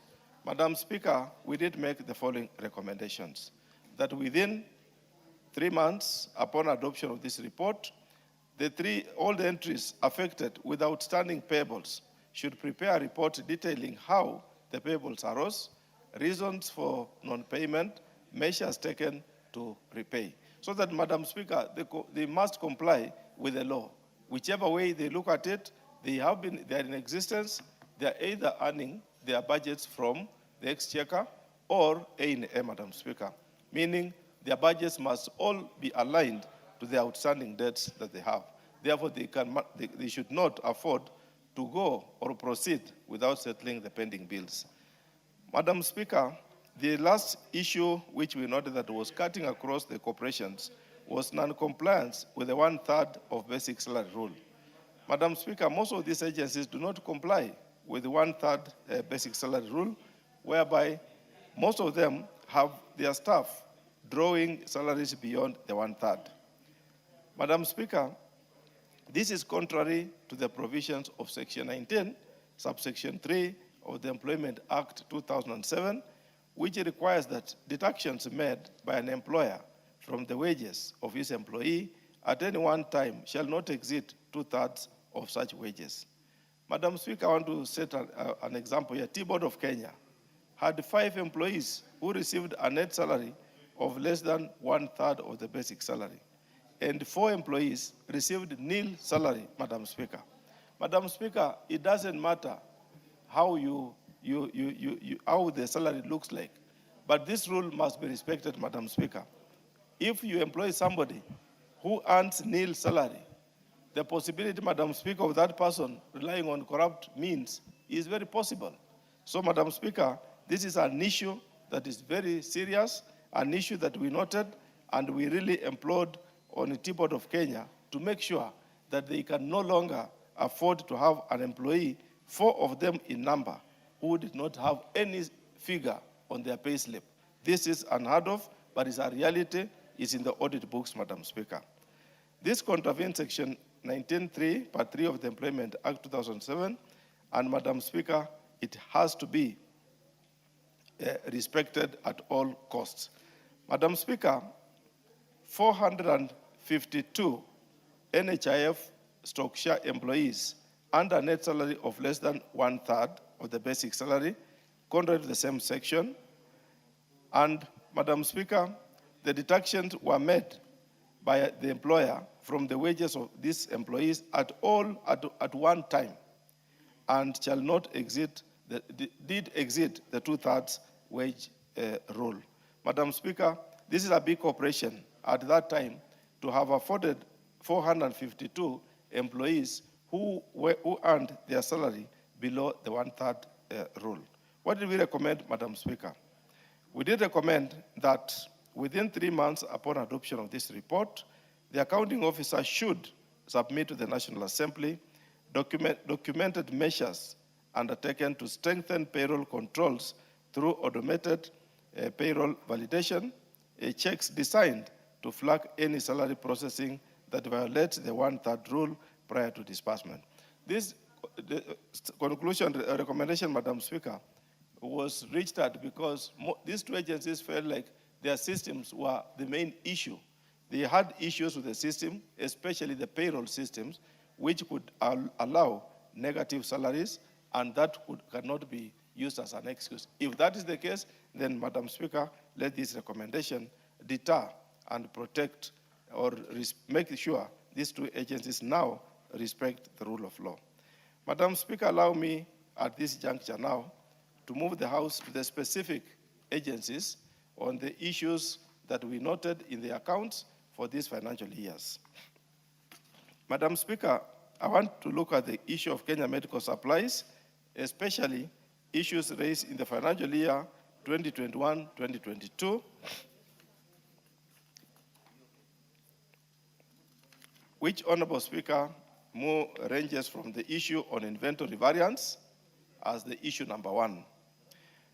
Honorable Speaker, the committee observed in the books of KEMSA that the reported inventory balance did not correspond to the figures in the supporting schedules, resulting in an explained difference of 4,588,479.47 shillings.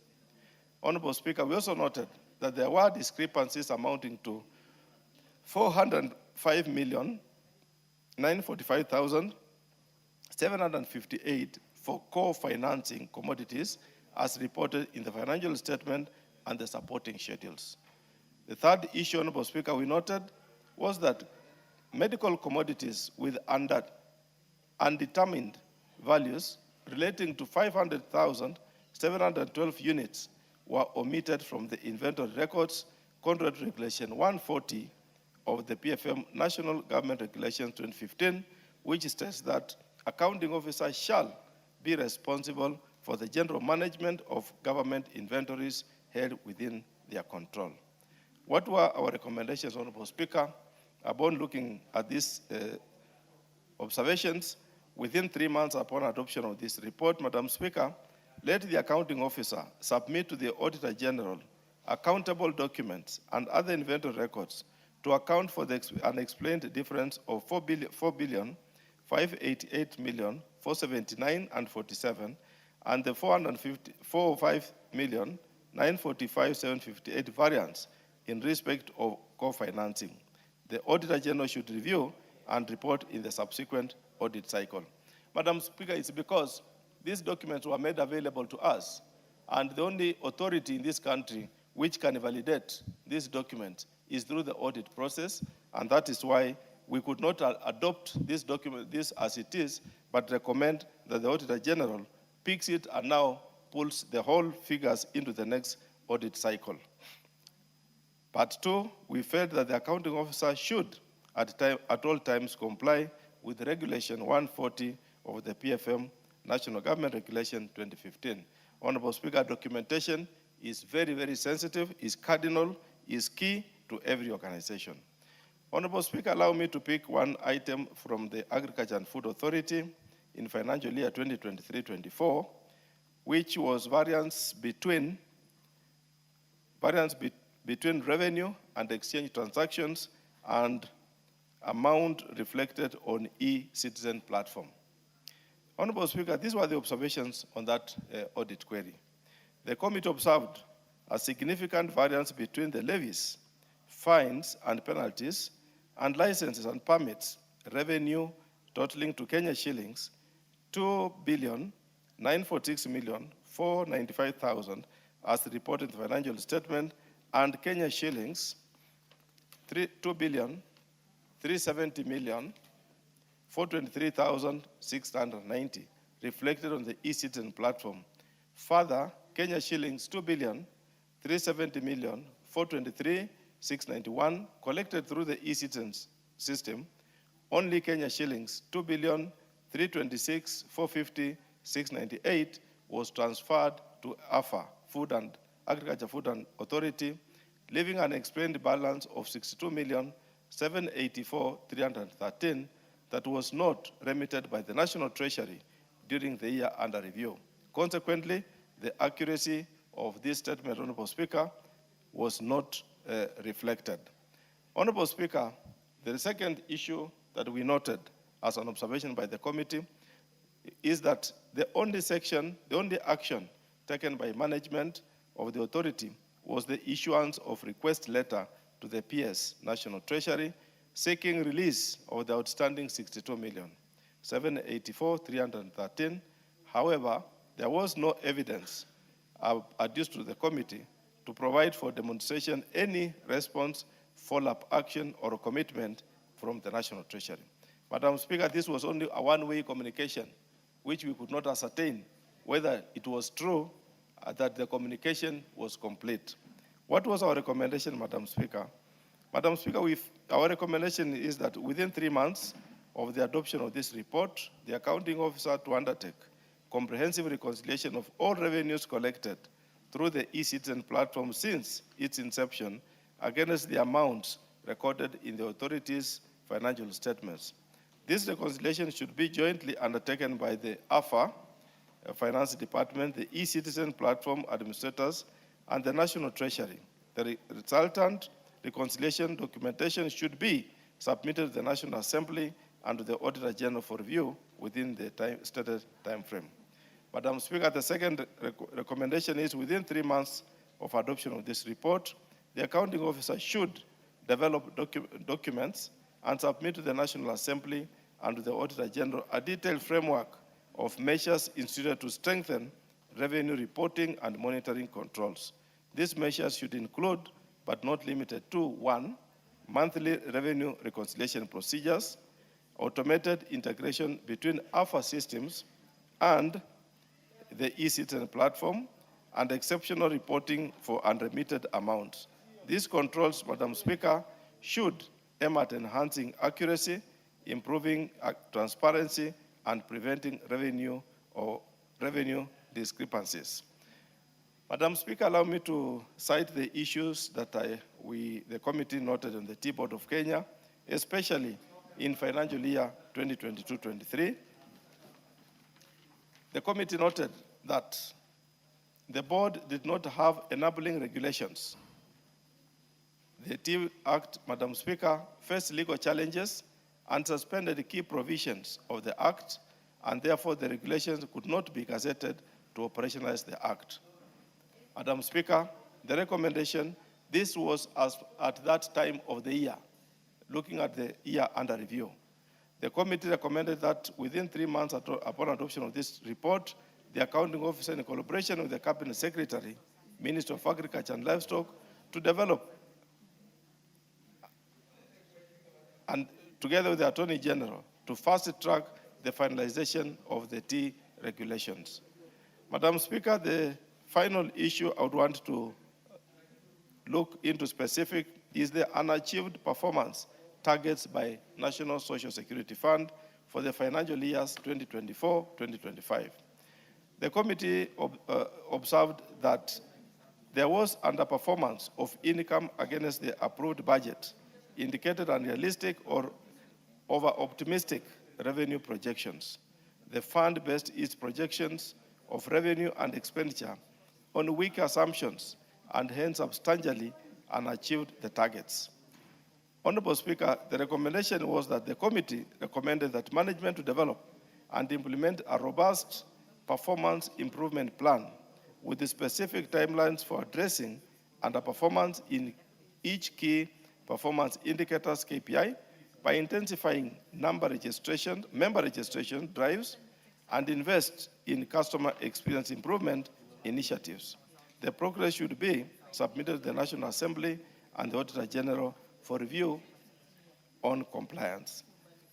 Madam Speaker, the last issue is the issue on Kenya Plant Health Inspectorate for the years 2023-24, where the officer was in acting position beyond the stipulated time period. Madam Speaker, the committee observed that 5 members of staff served in acting capacities beyond the allowable duration of 6 months, with 1 officer having acted for over 4 years. This contravenes, Madam Speaker, Section 34, Part 3 of the Public Service Commission Act, Cap 185, which requires that an officer may be appointed in an acting capacity for a period not exceeding 6 months. 2, there was no evidence of the board approval for these extended acting appointments that were provided for audit review. This raises concern regarding adherence to established human resource governance frameworks and expose the institution to risk related to accountability, succession planning, and equitable staff progression. Madam Speaker, the committee recommended, and on this one it reprimanded the then acting officer for breach of Section 34, subsection 3 of the Public Service Commission Act, Cap 185. With those many observations, Madam Speaker, allow me at the last end to thank you, Madam Speaker, for giving the committee very, very supportive hand in terms of preparation of this report.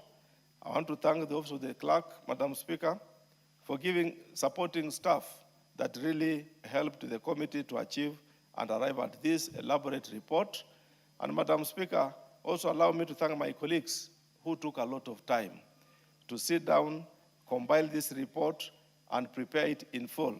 The report is voluminous, and what I've submitted, Madam Speaker, is just highlights. But looking at the report, it's voluminous, and I would want to encourage my colleagues to look at it, as I thank my very, very able colleagues who really took their time to prepare the report.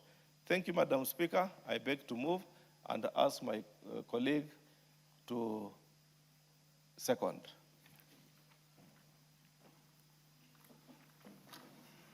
Thank you, Madam Speaker. I rise to second the 9th report of the Public Investment Committee on the Social Services, Administration and Agriculture.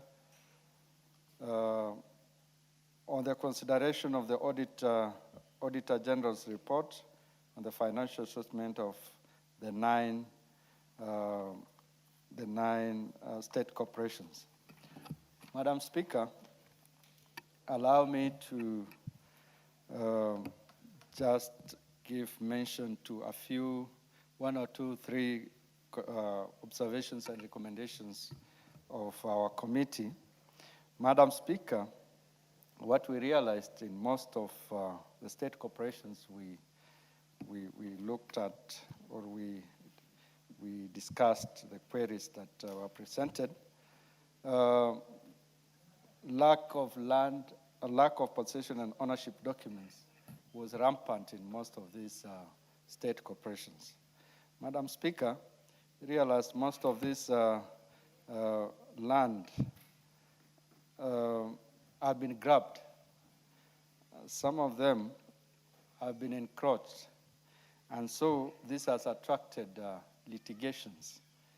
And in a way, Madam Speaker, this attracts costs from public funds. Madam Speaker, we as a committee, we've asked the Committee on Lands to take up this issue of lands that is in the hands of private entities, and also lands that do not have deeds, title deeds, so that a report is presented to this House and recommendations are made. We have also recommended, Madam Speaker, that all the lands that are public lands should be vested under National Treasury, all of them, so that it is easier to manage from there. Madam Speaker, we also recommended that a comprehensive land register developed by the National Treasury. This will enable government systems and structures to know what land is available for development. Madam Speaker, the other issue that I want to pick is, Madam Speaker, the non-compliance with the one-third basic salary rule. Madam Speaker, there was a reason why the Employment Act picked this issue and recommended that for our government employees, they should receive, even if there is commitment, they should receive not less than a third of their salary.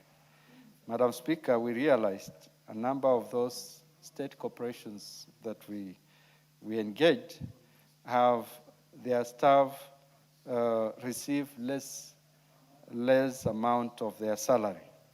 This, Madam Speaker, in a way, has demoralized. We can imagine how, this staff will operate with salary less than a third, and we have recommended the accounting officers who have overseen this should be reprimanded, and this law must be adhered to. Madam Speaker, without much ado, I want to thank my chairman, who has supported the committee and facilitated, a number of our meetings and ensured that this report is finalized and presented before this House. Thank you, Madam Speaker.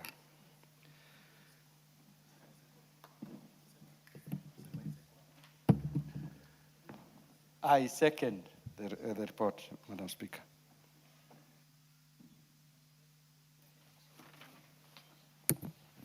I now propose the question that the House adopts the 9th report of the Public Investments Committee on Social Services, Administration and Agriculture on its examination of the audited financial statements of the following state corporations, laid at the table of the House on Thursday, 2nd April 2026.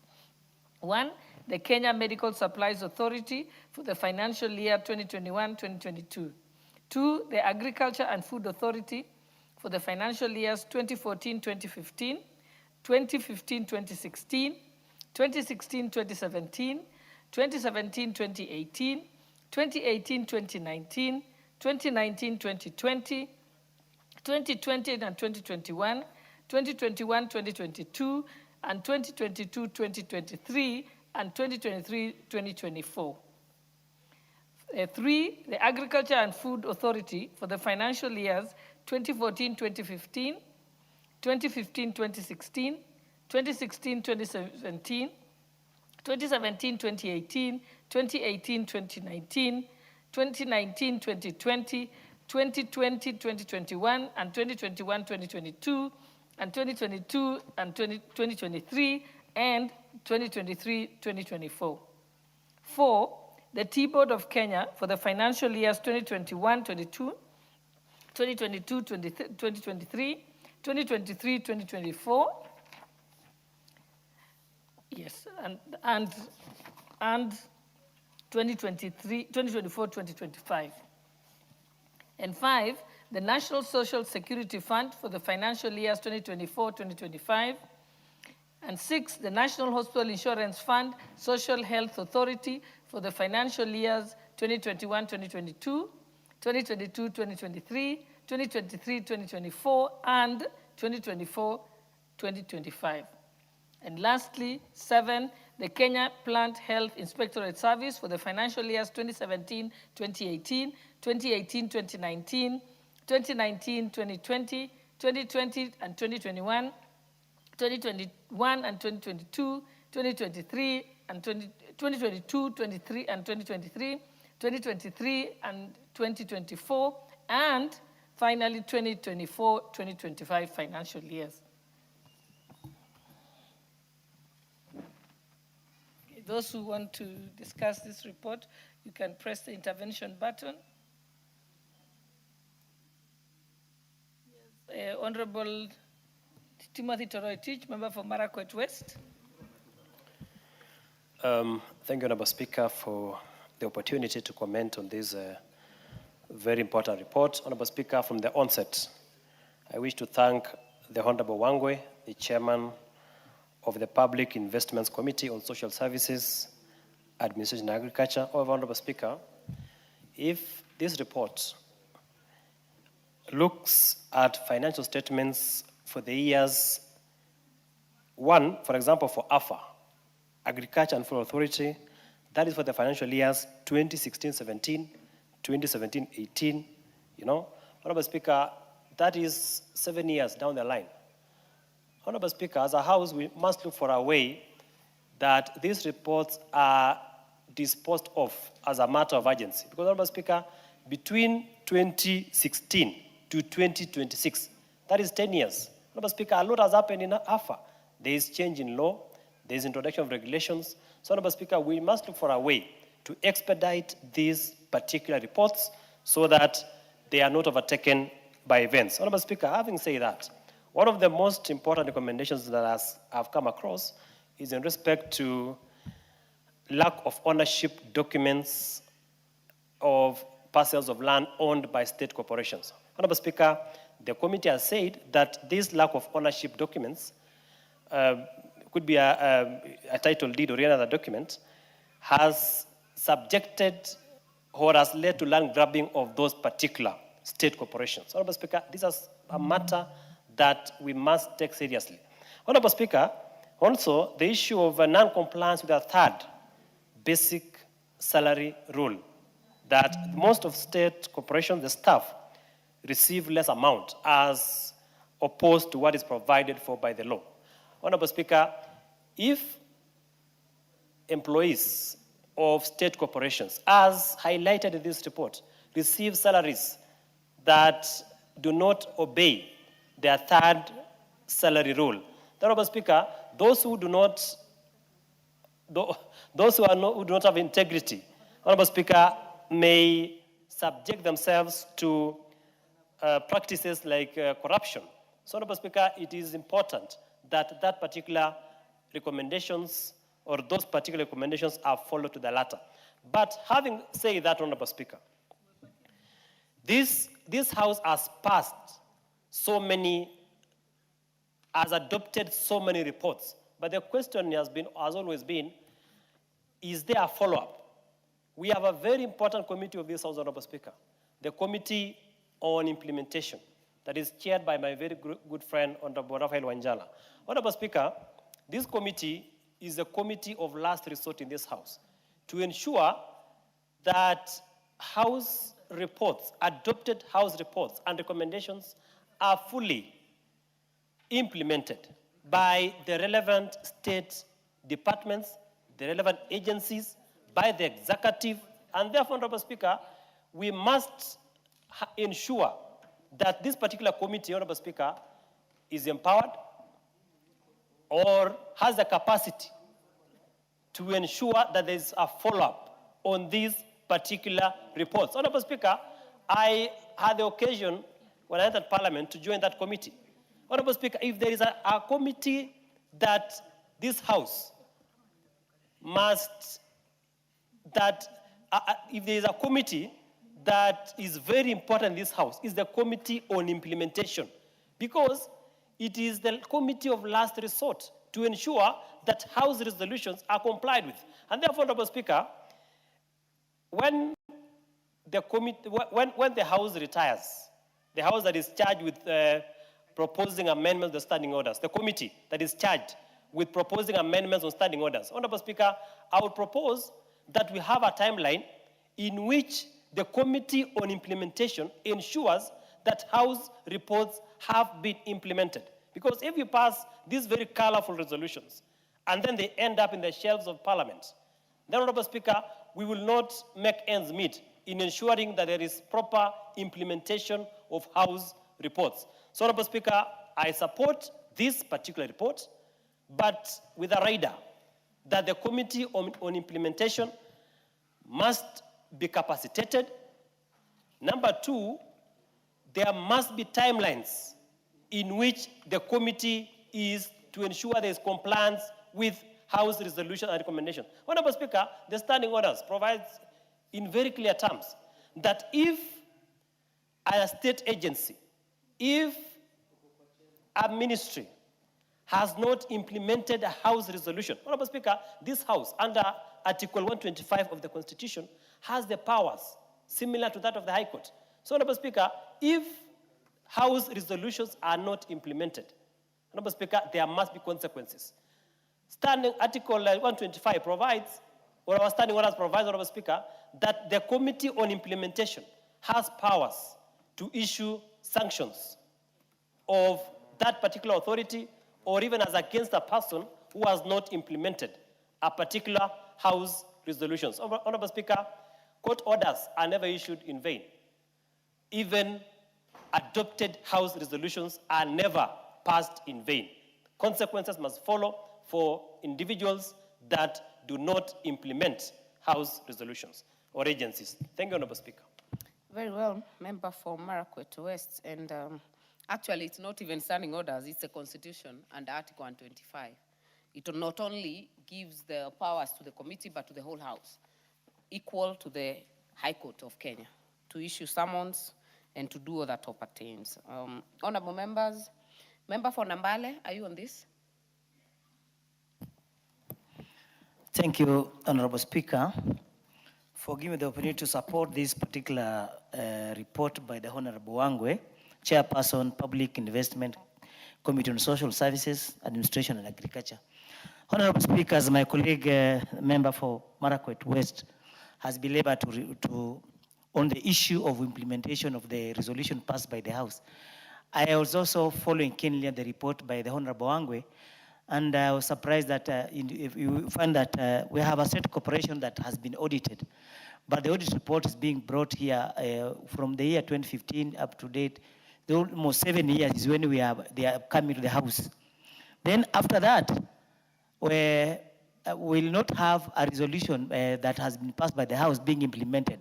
So it calls upon this particular committee led by the Honorable Wanjala, who is a ranking member in this particular House, to ensure that the resolution passed by the House are given equal force of the law. As you have pointed out, Honorable Speaker, the resolution by the House has equal force as an order of the High Court. Why are we having orders of High Court stopping, orders of court stopping even motion in this House? And yet, we have as an arm of government, we cannot have our own resolutions bringing forth this particular head of parastatals to order. For instance, when you have a practice like staff breaching the two-third rule, whereby you cannot have your salary committed beyond the two-third. That means that you will not have even self-sustenance, and that will push you to resort to other means that my colleague pointed out, like a practice like corruption. When we are at this particular moment, we are saying that our country, we need to fight corruption. But ways to fight corruption is to ensure that rules that have been put in place for civil servants and other people must be followed.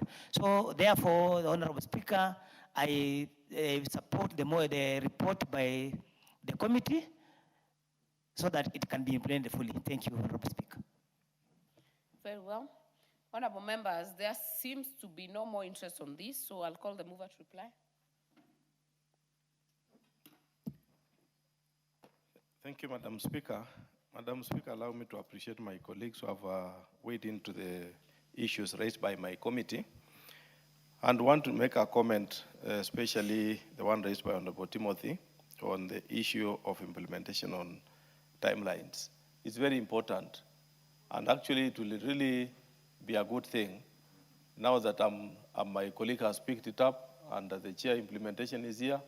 How I wish my colleagues can go further and push it so that it comes on the floor, so that during the preparation of the standing orders, which is ongoing, Honorable Timothy, it's ongoing now, so that we make it as a rule in terms of provision of timelines of implementation. following up. Also, we have been given timelines on when to report. Now we also give timelines on when to implement. That would be a good thing, and I really want to salute you for that.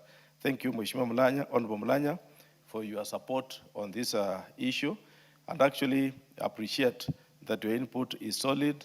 Further report will be incorporated in terms of what your views are, and want to thank you for that. Honorable Speaker, I beg to reply. Thank you. Very well, Honorable Wangwe.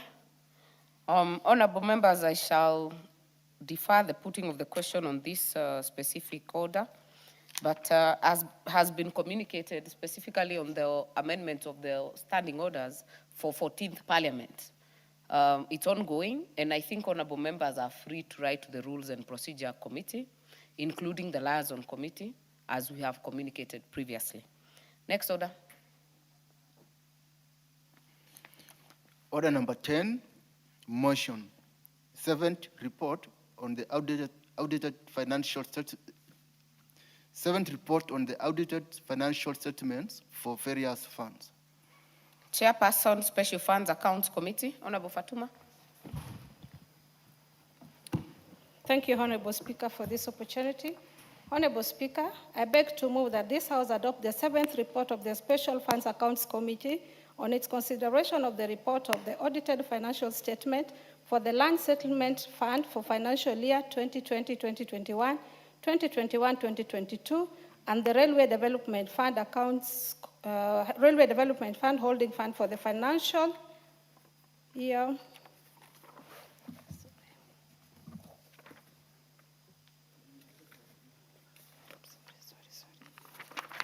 For the financial year 2017-2018, 2021-2022, laid on the table of the House on Thursday, 7th December 2023.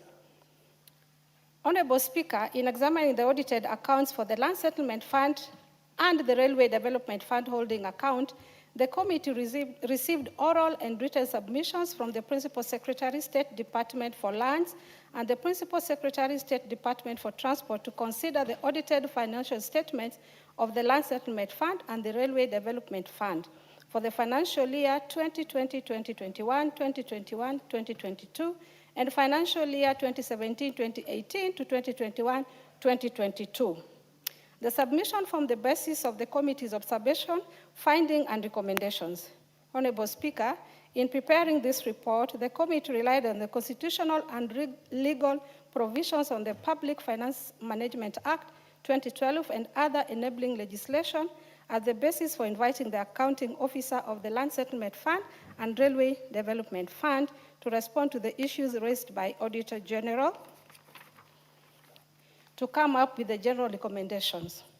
Honorable Speaker, following the following examination of the auditor reports, the committee made the following general observations and recommendations which apply across the two financial years for the two funds. Long outstanding receivables from the exchange transactions. The committee recommends that within 6 months upon the adoption of the report, the accounting officer to provide a progress report on the recovery of the principal loan and the outstanding interest receivables to the Auditor General for audit verification. Undistributed land. The committee observed that the land in Kisimanjoro in Nakuru County that was meant for resettlement of the IDPs in 2012 had not been surveyed or subdivided, and therefore the beneficiaries had not settled 10 years after the purchase of the land due to ongoing court cases which restrained the Land Settlement Fund from interfering with the land parcel. The committee observed that the accounting officer to fast-track the resolution of the dispute with the counties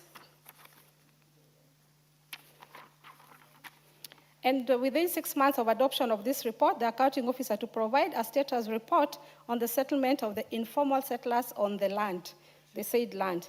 Honorable Speaker, we had two lands in question. There's also Katsandani land, which is also in Kilifi.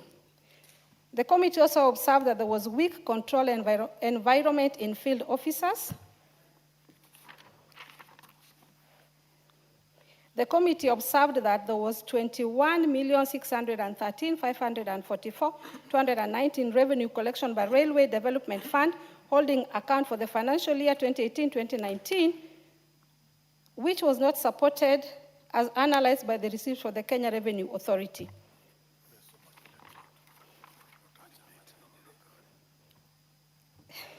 The committee recommends that within 3 months Honorable of the... Fatuma, ignore your neighbors. Yeah, they're really interfering. Member for Kabuchai is really disrupting you. He's a committee member, and I think he's excited to be here when... when Thank you.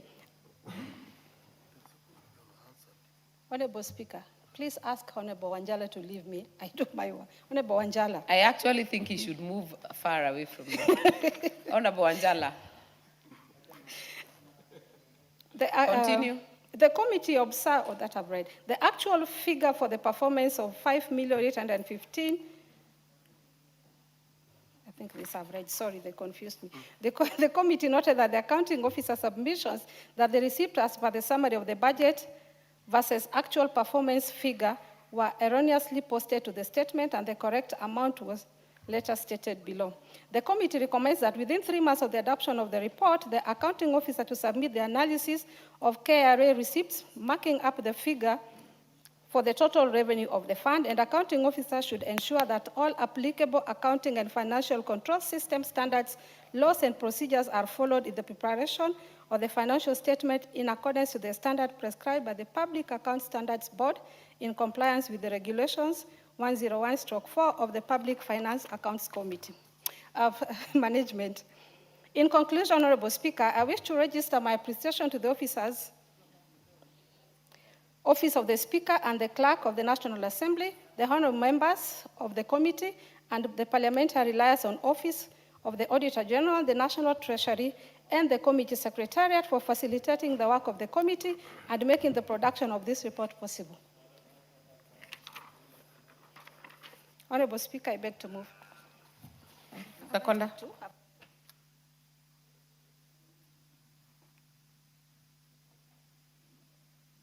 Honorable Fatuma, you need to appoint a seconder. I already see a volunteer, but you need to say it on record.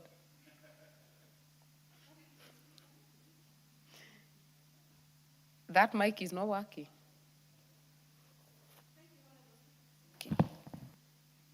It's back. Oh, it's back. Thank you. Thank you, Honorable Speaker. I will request a member of the committee, the member for Kabuchai, Honorable Kalasinga, to second. Kalasinga. Thank you very much, Honorable Speaker. Honorable Speaker, the committee has taken serious time considering what it was actually presented before it. And my Honorable Speaker, I think what is very important here, very key, is to make sure that the recommendations of the committee are as strongly adhered and in time frame actually that is required. Thank you, Madam Speaker. I second. Very well, honorable members, I therefore propose that this House adopts the 7th report of the Special Funds Accounts Committee on its consideration of the report of the audited financial statements for the land settlement funds for the financial years 2020-2021 and 2021-2022, and the Railway Development Fund holding account for the financial years 2017-2018, 2018-2019, 2019-2020, 2020-2021, and 2021-2022, laid on the table of the House on Thursday, 7th December 2023. Member for Navaholo. Thank you, Madam Speaker. Madam Speaker, allow me to really applaud my very good friend and colleague.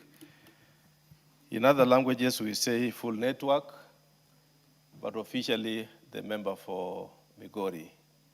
She has done a good job, and looking at what she has submitted before the House, Madam Speaker, it enables us to look at what is happening on our two funds.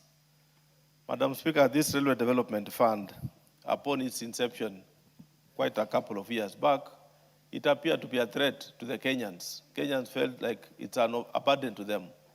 But today, Madam Speaker, we look at the Railway Development Fund as an enabler, as a fund that we can look at and consider how to expand our railway, on how well can we utilize railway as an infrastructure.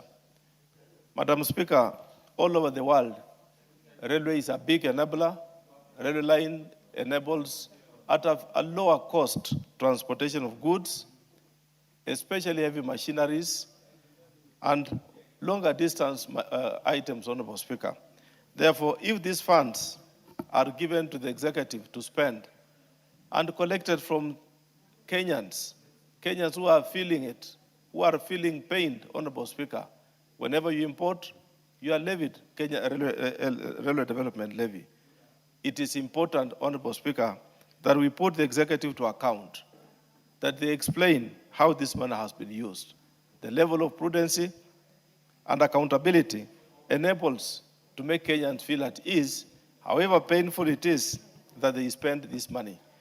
Therefore, Honorable Speaker, explaining the way the chair has put it, looking at the issue of budgetary control, so that, Madam Speaker, if I may just explain that issue of budgetary control, is that we don't just budget for the sake of budgeting, but we budget what we are going to implement, Madam Speaker.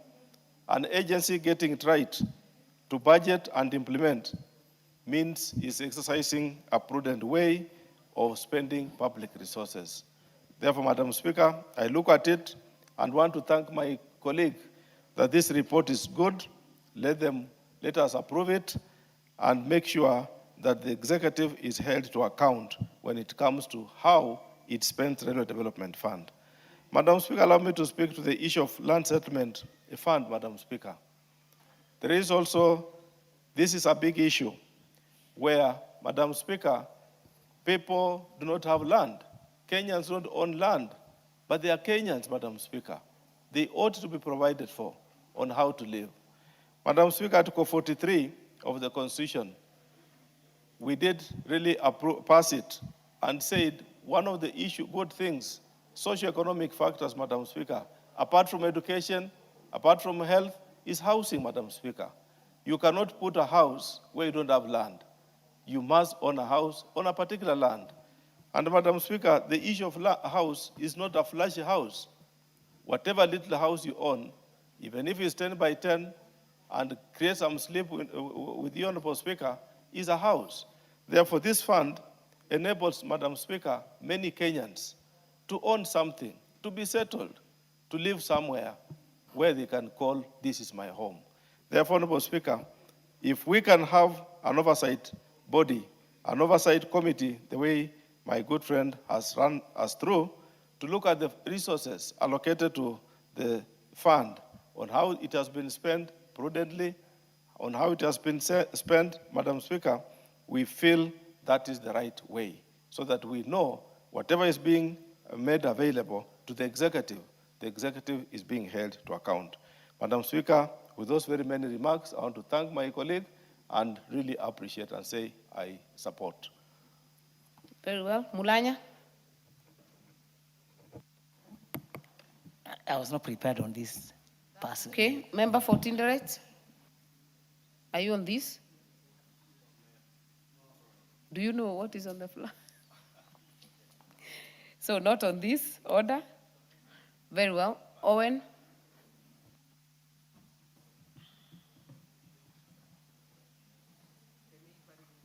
Thank you, Chair. Chair, I am happy to contribute and support the report presented by the Women Rep and able chairperson of this committee. Honorable Speaker, audited financial reports, statements for various funds. Audited financial reports, Honorable Speaker, are very important to this House because it is these audited reports that when we get them on time, we are able to move to ensure there is allocation of funds for the next financial year. Mr. Speaker, one of the important things that I have heard Honorable Fatuma speak about is on the Land Trust Fund or the STF, SFT, Honorable Speaker. You see, land is a factor of production, but apart from that, constitutionally, land is supposed to provide settlement. And when we get settlement, Honorable Speaker, we get dignity. And when we get dignity, then we feel like we are Kenyans like any other. Mr. Speaker, for many years, the SFT has been there. And it has been used, and I'm happy that we now have a report of SFT in this parliament to actually see. The SFT is supposed to run as a revolving fund. Those that take money to buy land, after that they pay, and after that, government gets back the money, and then we continue to buy. It is this SFT, Honorable Speaker, that we leverage on, especially those of us from the coast, to buy land that belongs to the people who have held this land for many years, what we call the absentee landlords. My constituency, Honorable Speaker, together with the constituency of Honorable Ken Chonga, are constituencies whose land has been owned by absentee landlords for many years. And these absentee landlords go to courts, get court orders, and come and demolish. But the new government program on buying land from absentee program is a big relief to our constituents. But Honorable Speaker, what I would request is that as we do the budget, we need to put in more money, allocate more funds, so that the people of the coast can, for the first time, own land. Honorable Speaker, I want to say this. Kenya got independence. And one of the reasons why we fought for independence was for us to own our land. To own land. Independence was about three things. And the Mau Mau and other people went to fight. They were fighting for land. That they owned the land that the colonizers had taken, Honorable Speaker. And also economic independence and political freedom. Those are the three things that our forefathers fought for. But Honorable Speaker, other areas managed the three. They got political freedom, they got land, and they got economic freedom. But the coast, especially the 10-mile strip, missed one, land. Because the colonial masters then and the first government bequeathed that land to the then Arabs then. Those that used to own the land, Honorable Speaker. Now it has been a struggle. We are an independent country, but we are still living in land that is not ours. But this SFT can be the reason why we smile when there is enough resources for us to be able to buy the land, compensate those people, Honorable Speaker, and we have land given to the people.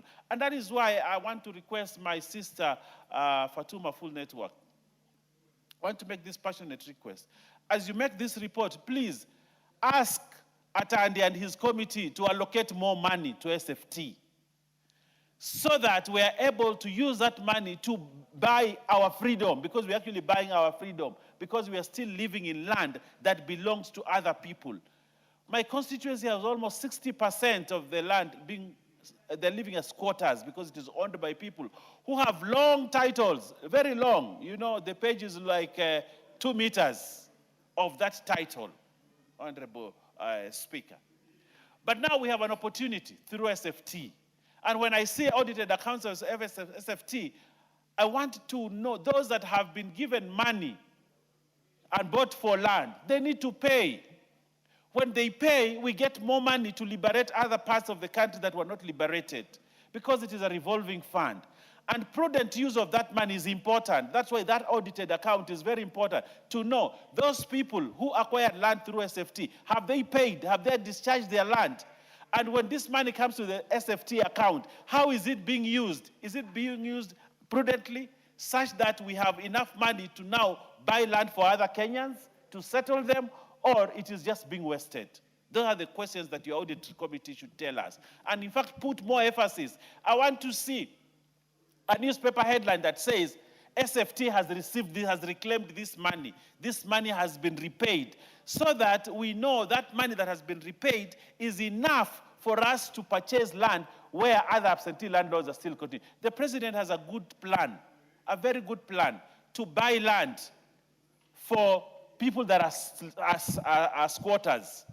But if money is not coming in, because people are holding a lot of money through SFT, government paid to acquire, for example, the Waitiki land where SFT money was used, other lands that were bought through SFT, Honorable Speaker. But the question is, are they repaying? How fast are they repaying? How efficient is the SFT committee in ensuring that money has been paid? And when it is paid, what is it doing, that money? Because it is money that is set aside to ensure that we Settlement Trust Fund is supposed to settle squatters, to settle Kenyans, Honorable Speaker. So, Honorable Speaker, I want to commend you a full network, and I want to commend you for a good job. But I want you to move a step further. You would be the chairperson that would help the people of the coast to get their land. The people in other parts of this country whose land has been settled. But I want you to come out boldly and very strongly that SFT must be managed properly. If it is managed properly, then we know we can actually get money to buy land for the people that have been squatters for many years. I know Majimbo Kasalasinga is looking at me and wondering, what is this member of parliament for Kilifi North, my deputy majority leader, talking about? Yes, you guys have land. You have land.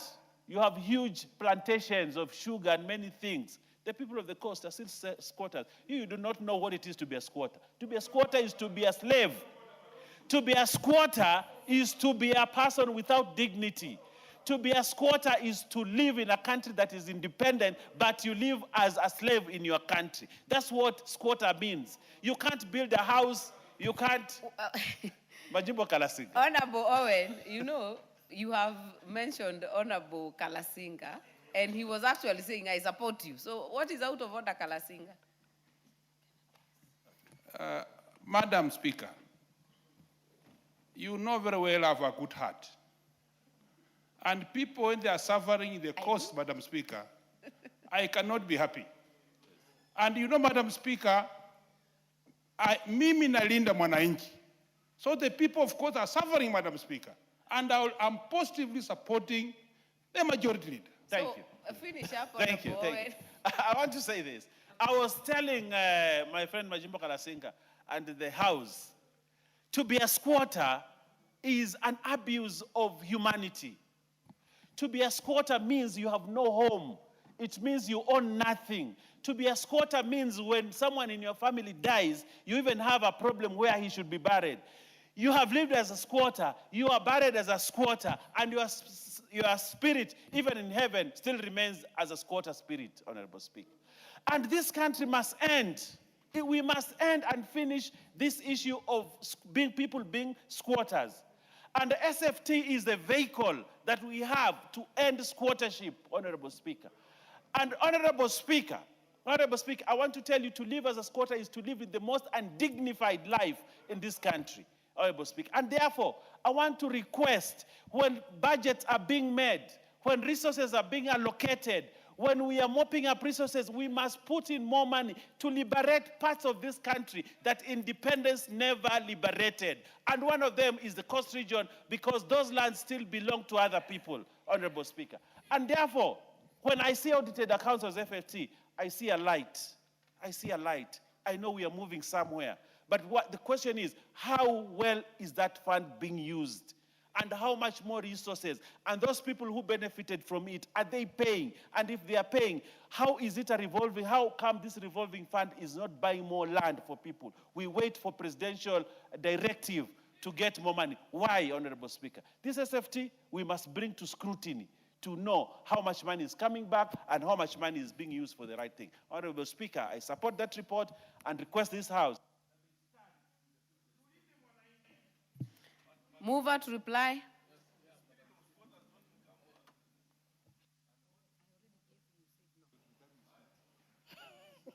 Honorable Speaker, thank you so much. The so-called Linda Mwananchi are so noisy. In all this time, Honorable Member here had a very emotional contribution.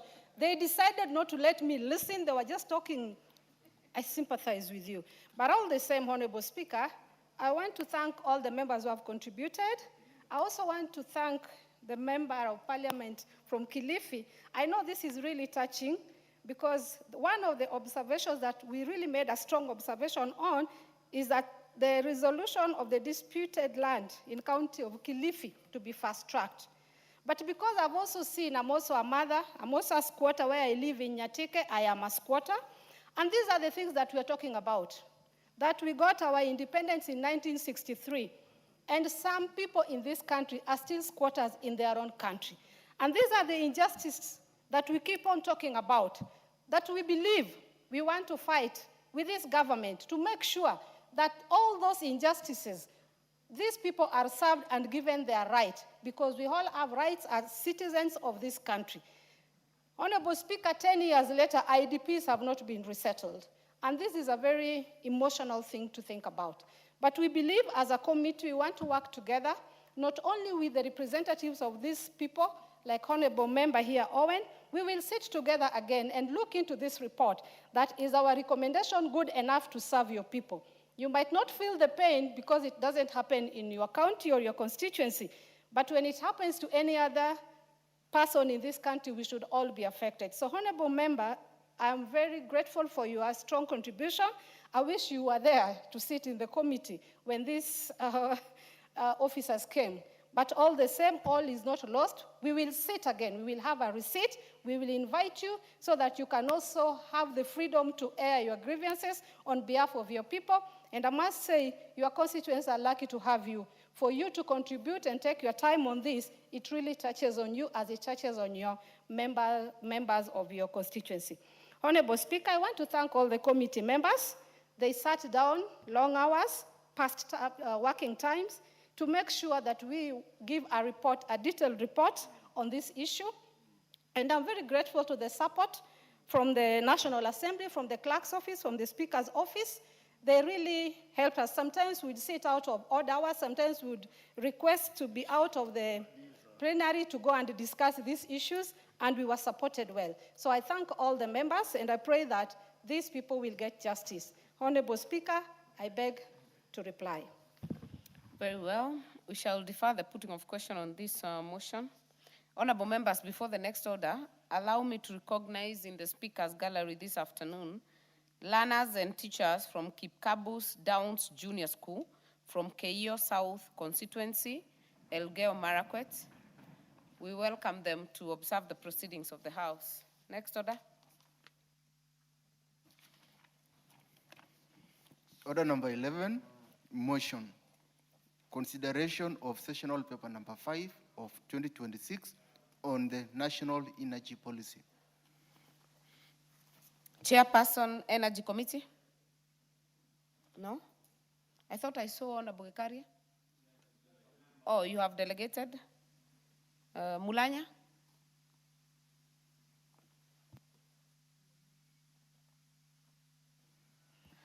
Thank you, Honorable Speaker. Honorable Speaker, first, allow me to thank the Honorable Chair, the Substantive Chair of the Committee on Energy, to have given me this opportunity to move this motion. Honorable Speaker, I beg to move the motion on consideration of sessional paper number 5 for 2026 on the National Energy Policy 2025. Honorable Speaker, that this House adopts the report of the Departmental Committee on Energy on its consideration of sessional paper number 5 of 2026 on the National Energy Policy 2025, laid on the table of the House on Thursday, 2nd July 2026, and approve sessional paper number 5 of 2026 on the National Energy Policy 2025. Honorable Speaker, the National Energy Policy 2025 replaces the National Energy Policy of 2018 and will guide the energy sector for the next 10 years. It covers electricity generation, transmission, and distribution, renewable energy, clean cooking, energy efficiency, and new technologies such as electric mobility, battery storage, green hydrogen, and nuclear energy. It was tabled in the House on 16th April 2026 and referred to the Departmental Committee on Energy for consideration. Honorable Speaker, the committee facilitated public participation as required under Article 118, Sub-Article 1B of the Constitution. The Clerk of the National Assembly placed an advertisement in the print media on 23rd April 2026. The committee held 4 sittings. It received submissions from the Principal Secretary, State Department for Energy, and from stakeholders including Nature Kenya, the Council of Governors, the Katiba Institute and Partner Organization, the Engineers Board of Kenya, the Kenya Bureau of Standard, the Competition Authority of Kenya, the National Environment Management Authority, Transparency International Kenya, together with the Kenya Oil and Gas Working Group, the Electricity Consumer Society of Kenya, among other stakeholders. Honorable Speaker, allow me to place before the House where the sector stands today. Kenya is the 6th largest producer of geothermal power in the world, with an installed geothermal capacity of 985 megawatts. Total installed capacity, electricity capacity is at 3,081 megawatts against a peak demand of 2,316 megawatts. Renewable energy accounts for 82% of the installed generation capacity. Electricity access has grown to 75% of the population, and 9,717 kilometers of transmission line have been built. However, 25% of Kenyans still have no electricity, and over 65% of the households still cook with firewood and charcoal. Honorable Speaker, it is this gap between our achievements and reality in our constituencies that this policy seeks to close. Honorable Speaker, the committee supports the policy, but it raised the following serious concerns. Number one, implementation plan and financing. This is the committee's principal concern. The policy sets out very ambitious objectives, but it does not contain a costed implementation plan, a financing plan, or a way of ranking priorities. It also makes no use of the National Infrastructure Fund Act 2026, which this House passed to raise long-term financing for strategic projects. The committee recommends a costed implementation plan with clear timelines, financing sources, and measurable indicators, and that the fund be used alongside public-private partnerships, climate finance, and private investment. Secondly, access and affordability. 1 in 4 Kenyans is still not connected to electricity, mostly in rural and marginalized areas, and the cost of electricity remains beyond the reach of many households. The committee recommends targeted investment in last mile connectivity, mini-grids, clean cooking solutions, and social protection measures so that universal and affordable access is achievable by 2030. 3, reliability of supply. The House is familiar with the complaints from their constituents on power outages, voltage fluctuations, system losses, and aging infrastructure. The committee recommends accelerated investment in transmission, distribution, and grid modernization, and stronger maintenance of existing assets. 4, protection of small consumers in the market reforms. The committee is informed that the ongoing electricity market reforms and open access trading may benefit large consumers, while households and small business are left with higher tariffs and loss of cross subsidies. The committee recommends that the reform be implemented gradually, only after a full consumer impact assessment and with safeguards for vulnerable consumers. Number 5, community rights, land, and benefit sharing.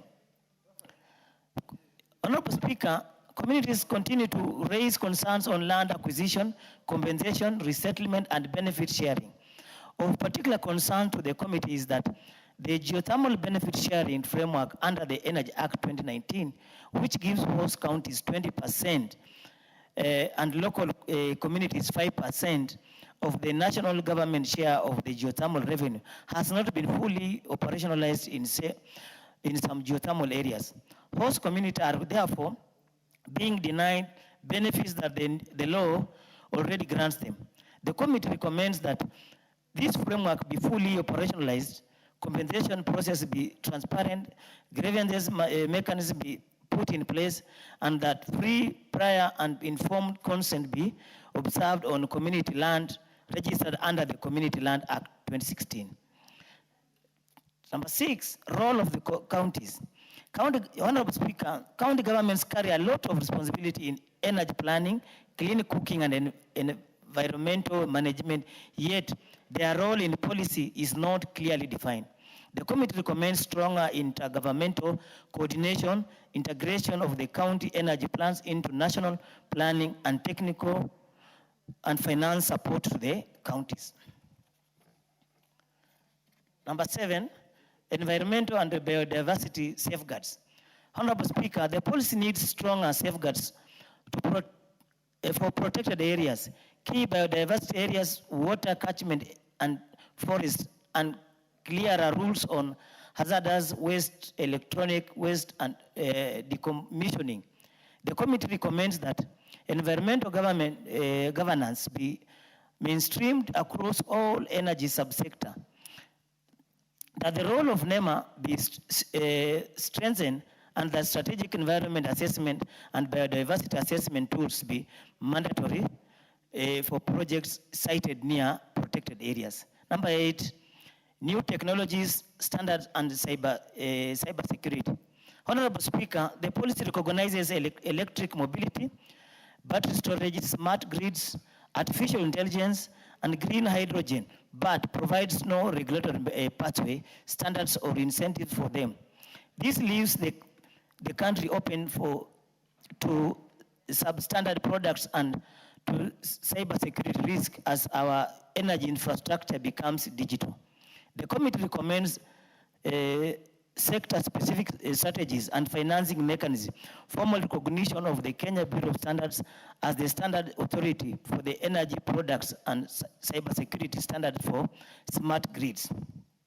Number 9, local content. Honorable Speaker, the policy carries no measurable targets for local content and technology transfer, local manufacturing, jobs, or skills. The committee recommends a firm local content framework supported by research, technical training, and capacity building so that Kenyans and local enterprises benefit from the investment in this particular sector. Honorable Speaker, having considered all the submissions and the observations, the committee recommends as follows. Number 1, that the House adopt this report on sessional paper number 5 of 26 on the National Energy Policy 2025. Number 2, that following the adoption of the policy, all proposed legislation on energy matters be guided by the provisions of the policy. And lastly, that the Cabinet Secretary for Energy and Petroleum, the Energy and Petroleum Regulatory Authority, the National Environment Management Authority, and other relevant state agencies implement the directives set out in the report, and that the Cabinet Secretary reports to the committee on the progress made within 12 months of adoption of this report. Honorable Speaker, I therefore beg to move the report and request the House that they adopt the same. I also invite the Honorable Member for Nakuru Town East, the Honorable Gikaria, to second the motion. David Gikaria. Thank you, Honorable Speaker. And let me take this opportunity also to thank the Member of Parliament for Nambale, a very, very resourceful member of the committee, a lawyer by profession, and a dedicated member of the committee. Honorable Speaker, the session of paper number 5, talking about matters to do with energy. Honorable Speaker, without the support that we got from the Office of the Clerk and the Secretariat, Honorable Speaker, it has really given us an opportunity for us to be able to go through this session of paper and be able to get into the details and bring a policy that will be used for the coming 10 years, Honorable Speaker. And energy, as it is understood, Honorable Speaker, is right at the core of the economic transformation of any country. But, Honorable Speaker, it is among the milestone, a very significant milestone in the ongoing transformation towards sustainable, inclusive, and resilient energy future. Honorable Speaker, having energy sometimes is not just enough. We need to look at that energy, whether it is affordable. Because, Honorable Speaker, an expensive energy, we will not be able to transform the economic transformation by the percentages that we expect, Honorable Speaker. We recognize that reliable, competitive, affordable, and clean energy access to all Kenyans is essential for realizing our national development aspiration. Honorable Speaker, the current administration led by His Excellency the President William Samoei Ruto has an ambitious program of over 10,000 megawatts energy generation per day. And that is a very clear indication that us as a country, as we talk about our journey to Singapore, we cannot be able to do this without having reliable, competitive, affordable, and clean energy. Honorable Speaker, when you talk about clean energy, we look about matters to do with the environment, Honorable Speaker.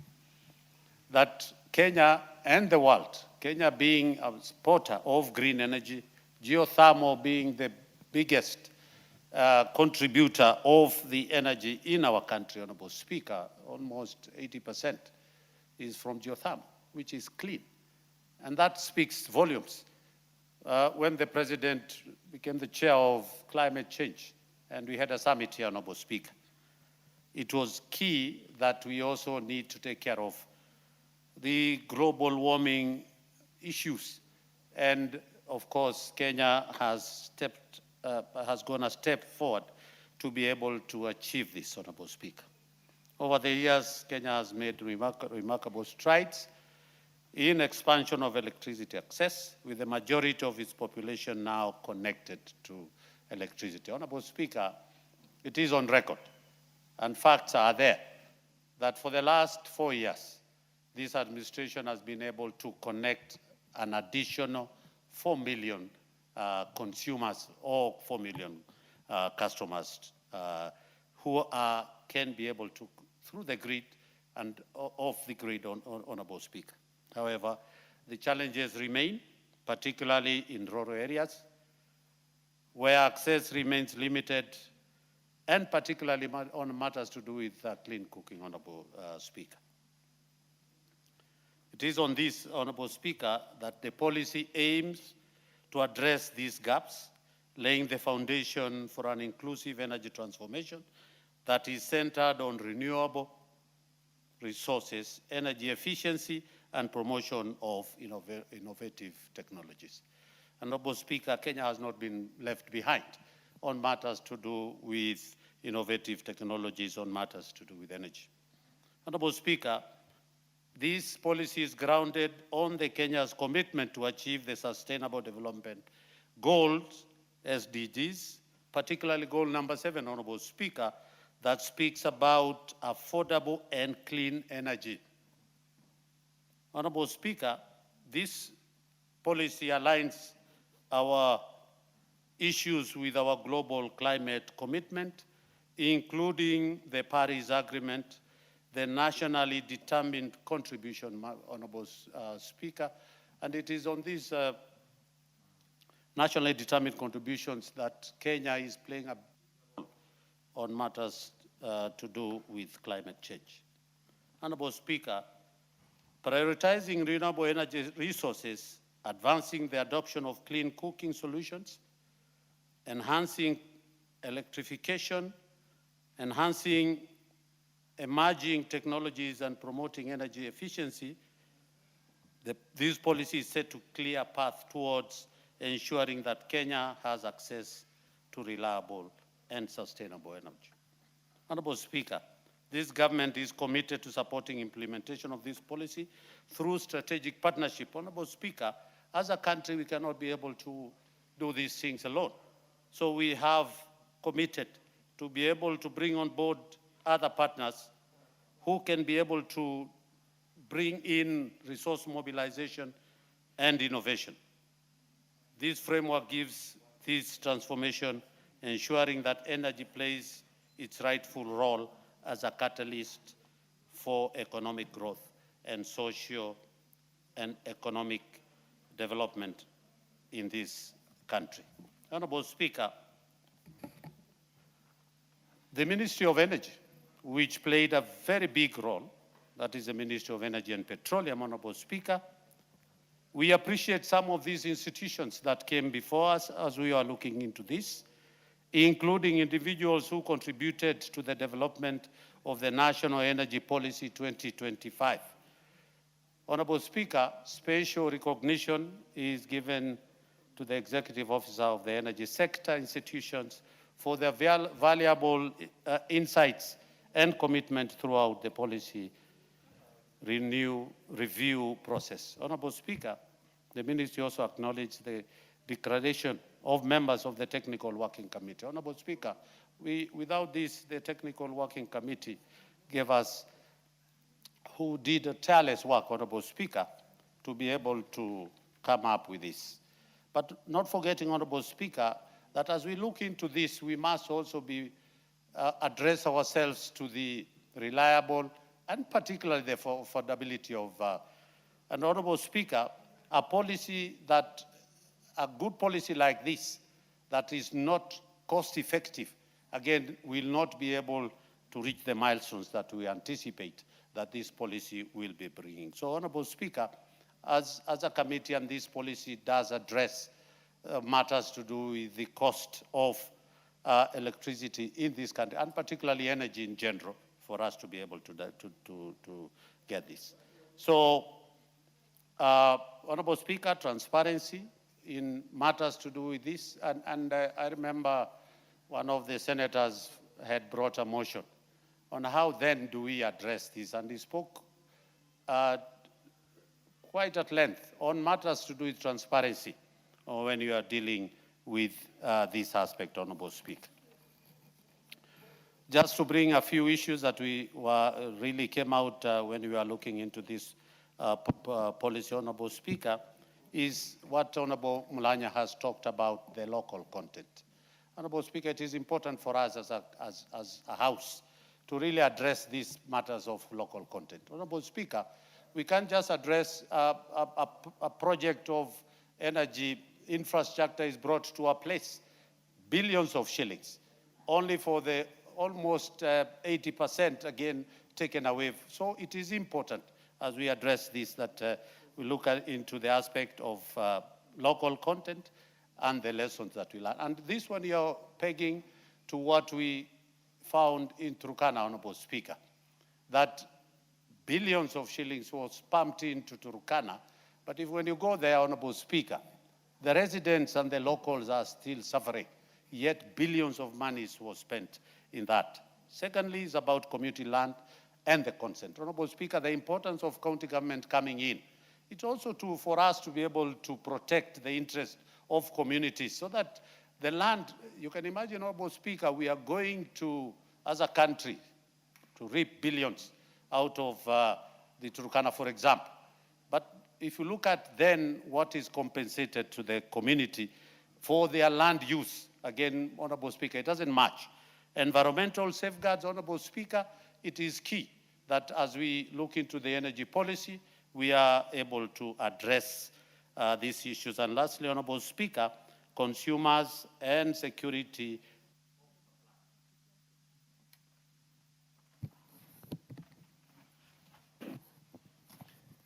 Very well, honorable members. I beg to second. Yes. Honorable members, I beg to propose that this House adopts the 7th report of the special funds. No.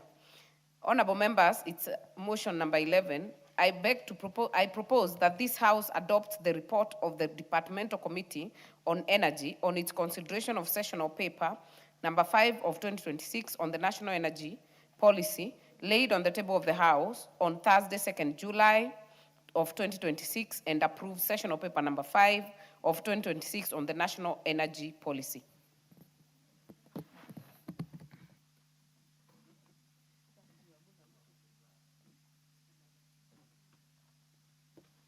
Owen Bai. Thank you, Honorable Speaker, and I want to support. I want to support the motion on the sessional paper number 5 of 2026 of the National Energy Policy. And I welcome the Honorable Oundo to listen carefully so that he knows that this government is working. You know, the Honorable Oundo has a problem. He has not pushed government enough to connect electricity to his people, so his people live in darkness. They have no electricity, they can't watch TV, they can't even hear him. Even phones are a problem to charge in his constituency. Honorable Speaker, this policy framework represents a comprehensive and forward-looking blueprint designed to guide Kenya's energy sector over the next 10 years.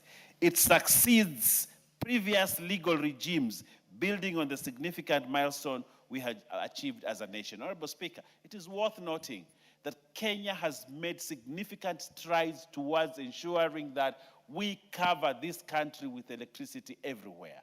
Significant strides have been made. Not everyone has been covered, but significant strides have been made. This administration has connected over 4 million people, 4 million, in a period of 3 years. 4 million people have been covered and have electricity, Honorable Speaker. We haven't covered the whole country yet, but significant milestones have been made, and there are plans, not just plans, but intentions to ensure that we put electricity in every home in this administration, Honorable Speaker. And Waswahili walisema, chanda chema huvikwa pete. And I want to thank the Honorable Gikaria, who has presided over the committee, even the 12th Parliament, and now, for a good job. And this committee has done a good job. Now, we have a new sessional paper. And this sessional paper, Honorable Speaker, has very important things that I want to make note of, and this Parliament needs to support. One, Honorable Speaker, about 25% of our citizens still lack electricity. 25% of our citizens still lack electricity, Honorable Speaker.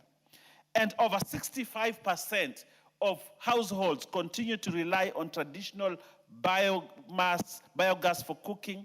This new policy, this sessional paper, addresses these persistent gaps while preparing Kenya to exploit modern technological advancements and navigate global energy transitions. What is the objective of this policy? This sessional paper number 5, what is it? Speaker, the National Energy Policy of 2025 is anchored on specific strategic objectives aimed at transforming our socio-economic landscape, which include, I will note several, Honorable Speaker. 1, promoting renewable energy resources development and utilization to expand our green footprint. That is one of the key posts in this policy, Honorable Speaker, that we promote renewable energy. Renewable energy, the sun, the hydro, solar, and all those, Honorable Speaker, we promote. And you can see already we have many companies that are investing a lot of money today in solar. We have Malindi Solar that is doing a big job, Honorable Speaker. We have, I went to a hotel called Serena the other day in Mombasa, and I saw that they have a huge solar farm, and they're transitioning from non-renewable energy to renewable energy, Honorable Speaker. And you can see, if you go to the internet, you see that there are many companies that are selling solar products into Kenya, Honorable Speaker.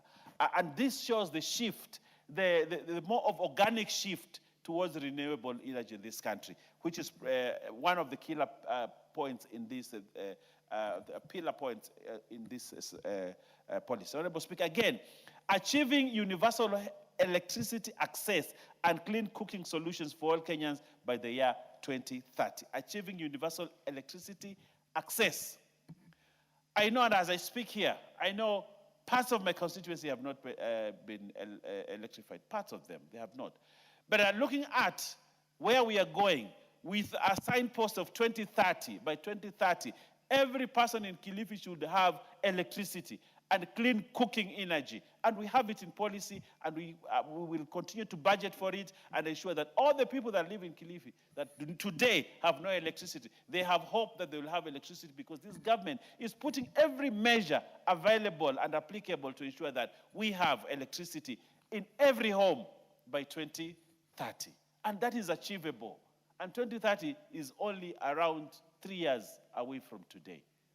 So in the next regime, we will invest resources and money and human resource to ensure that every household in this country has electricity and has also clean cooking gas, so that we avoid deforestation, we avoid interfering with the forest, Honorable Speaker, which is a good thing for this country. So green energy is a powerhouse, is a powerful powerhouse, if I may put it that way, for the future, Honorable Speaker.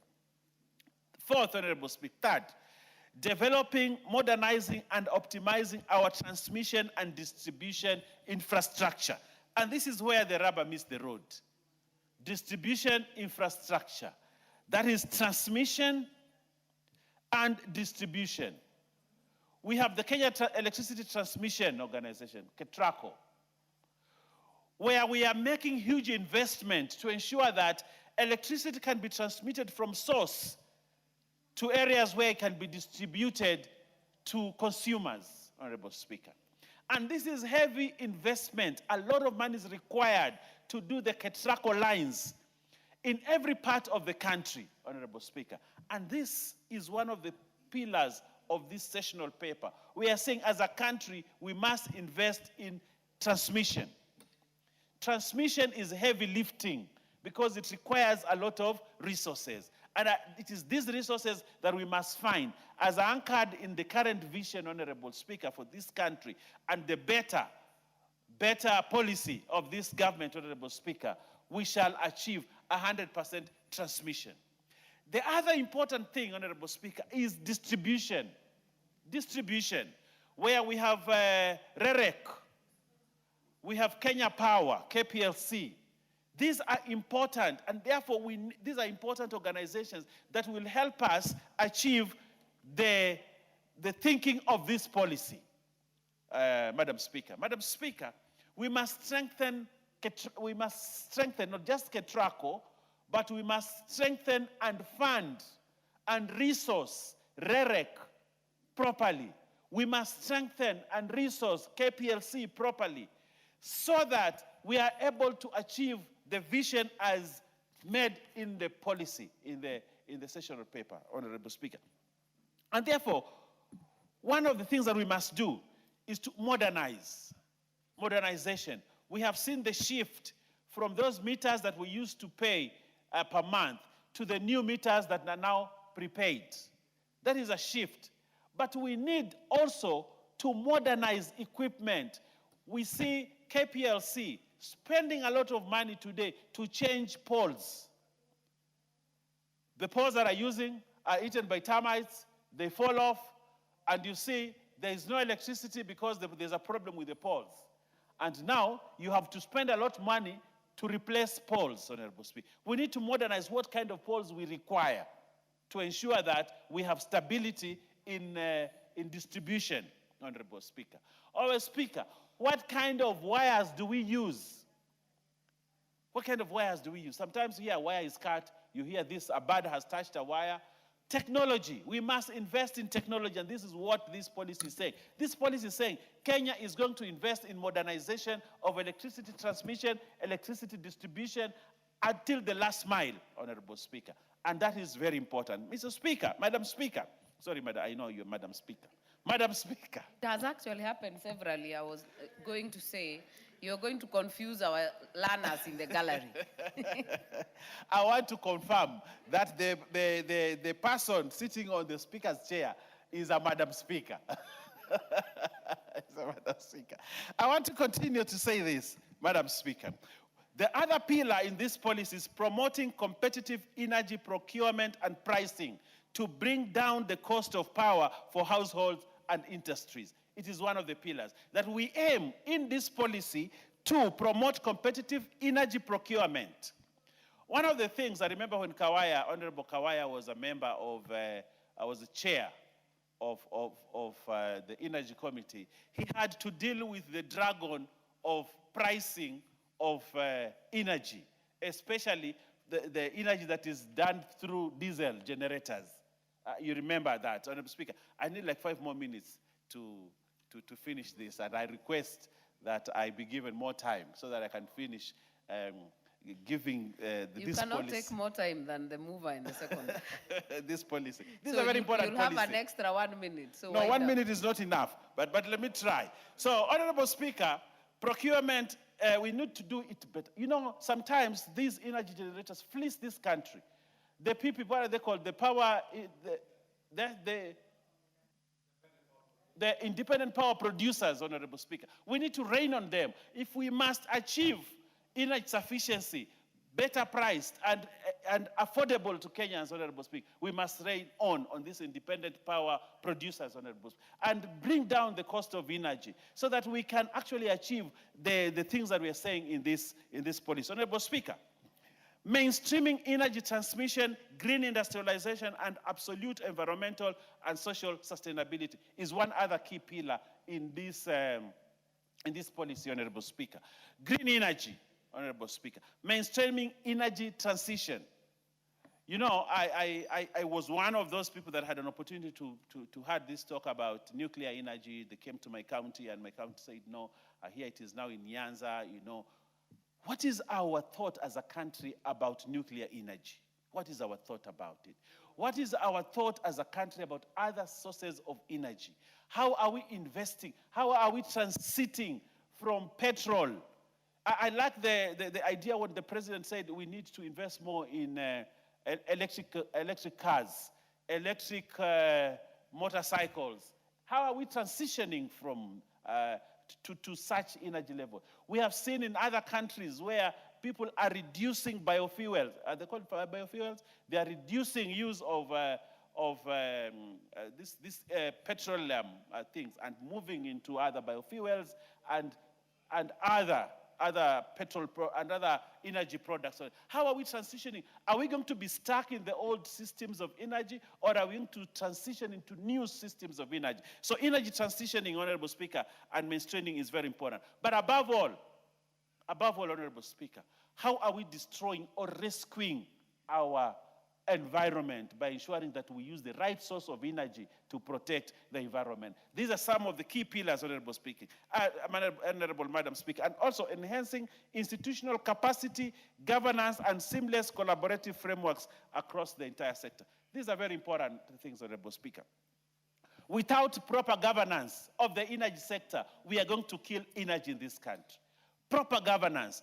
How is REREC being governed? How is KPLC being governed? How is KETRACO being governed? How are we addressing the issues of governance within the energy sector? It is one of the key pillars of this. We are saying as a country we need to mainstream governance, ensure there is no corruption in the energy sector, ensure there is proper governance in the energy sector to ensure the milestones that we want to make, Honorable Speaker. Honorable Speaker, having said all those many things, and I think that the light is right in red, if you allow me, that 1 minute has not been given to me, but if they give it to me now, Honorable Speaker, I will say this. This policy successfully aligns Kenya with global energy trends by integrating electric mobility, smart grids, and clean energy pathways. That's one of the important pillars in this. The second, Honorable Speaker, there are notable gaps expanding explicit biodiversity protection, hazardous and electronic waste management, and clear decommissioning of.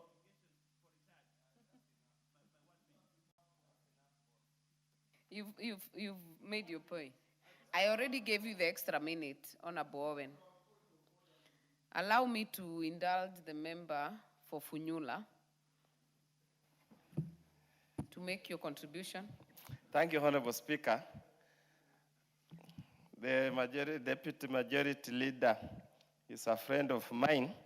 We normally have a banter once in a while, and I'm surprised that he also does not have electricity in his area, and yet he said it's only people of Funyula who do not have. Pure contradiction that's inimical of this wretched regime. Honorable Speaker, I also stand here to support the committee report on its review of the sessional paper number 5 of 2026 on National Energy Policy 2025.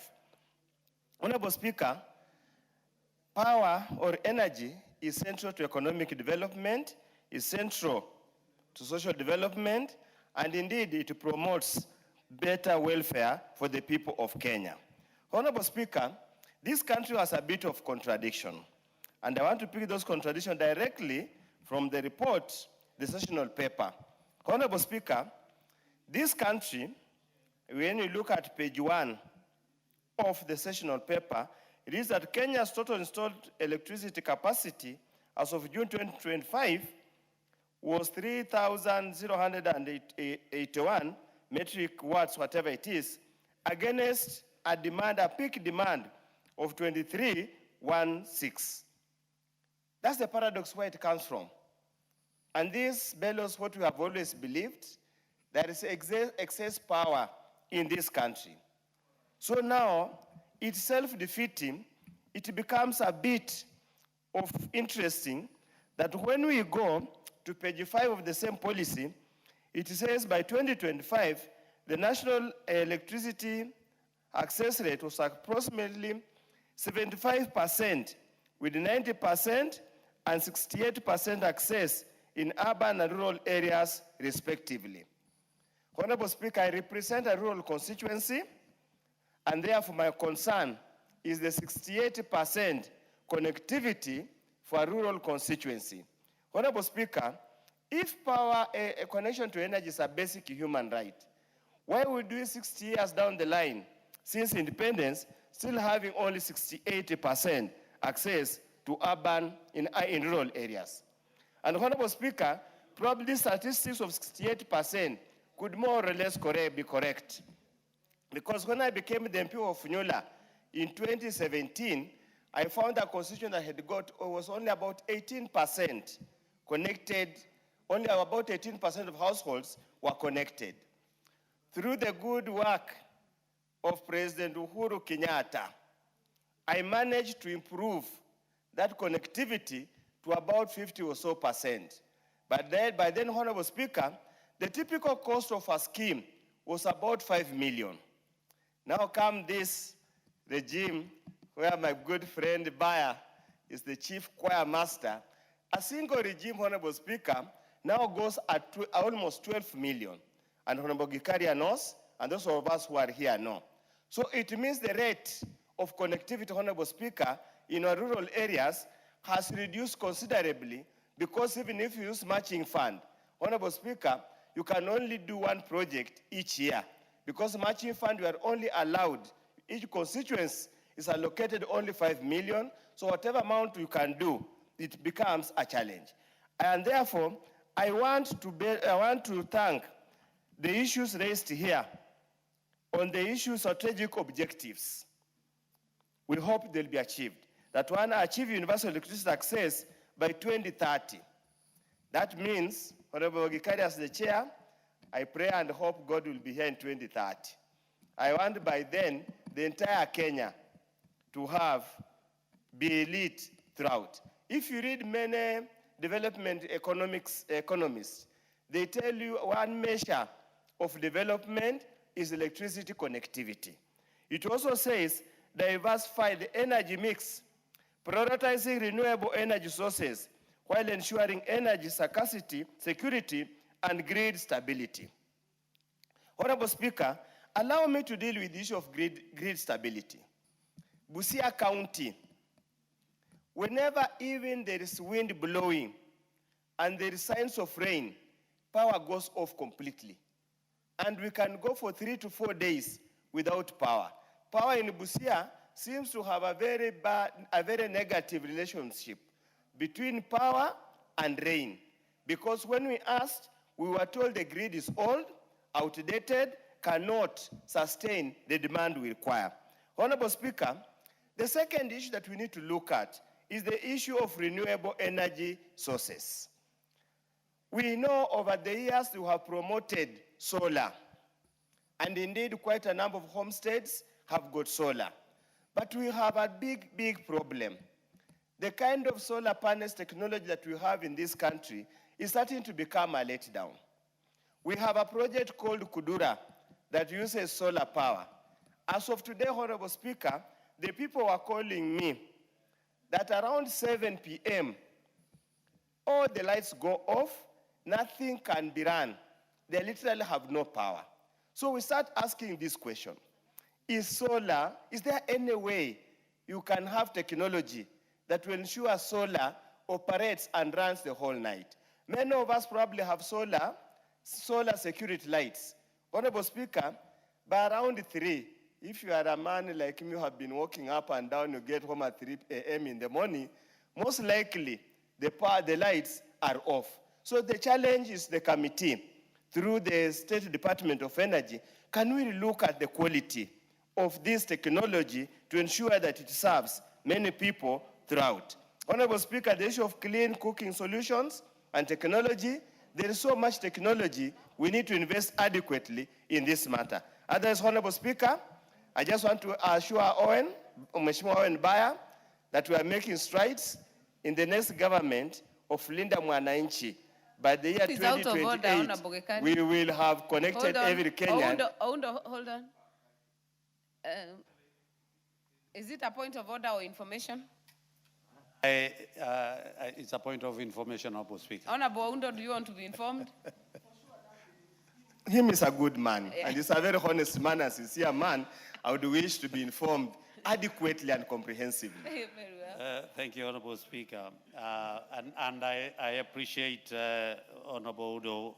Basically, and particularly, Honorable Speaker, this booklet, the session of paper number 5, on the policy on National Energy Policy 2025 is available in our offices up here, and you can get it. And I'm saying thank you for giving us. But Honorable Speaker, when it goes deeper into the booklet, it talks about what he has raised. Yes, we have noticed on matters to do with innovation and technology that the solar, they do not last, and that is why by 7 p.m. the lights are off. But now we have come up with the batteries, the storage batteries, that after the sun is gone, we have been able to store enough in those batteries that can now be switched on after that. That's the information I wanted to pass over to Honorable Oud. Thanks, Honorable Speaker. Yeah, and wind up. Allow me to receive the information with gratitude. Yes, for sure. I thank you, Chair. The same problem about solar. Those of us who have run solar pumping, solarized. Honorable Chonga, hardly has Honorable Oundo received the information. What is out of it? Thank you, Madam Speaker. To be very honest, we are discussing a very, very serious subject.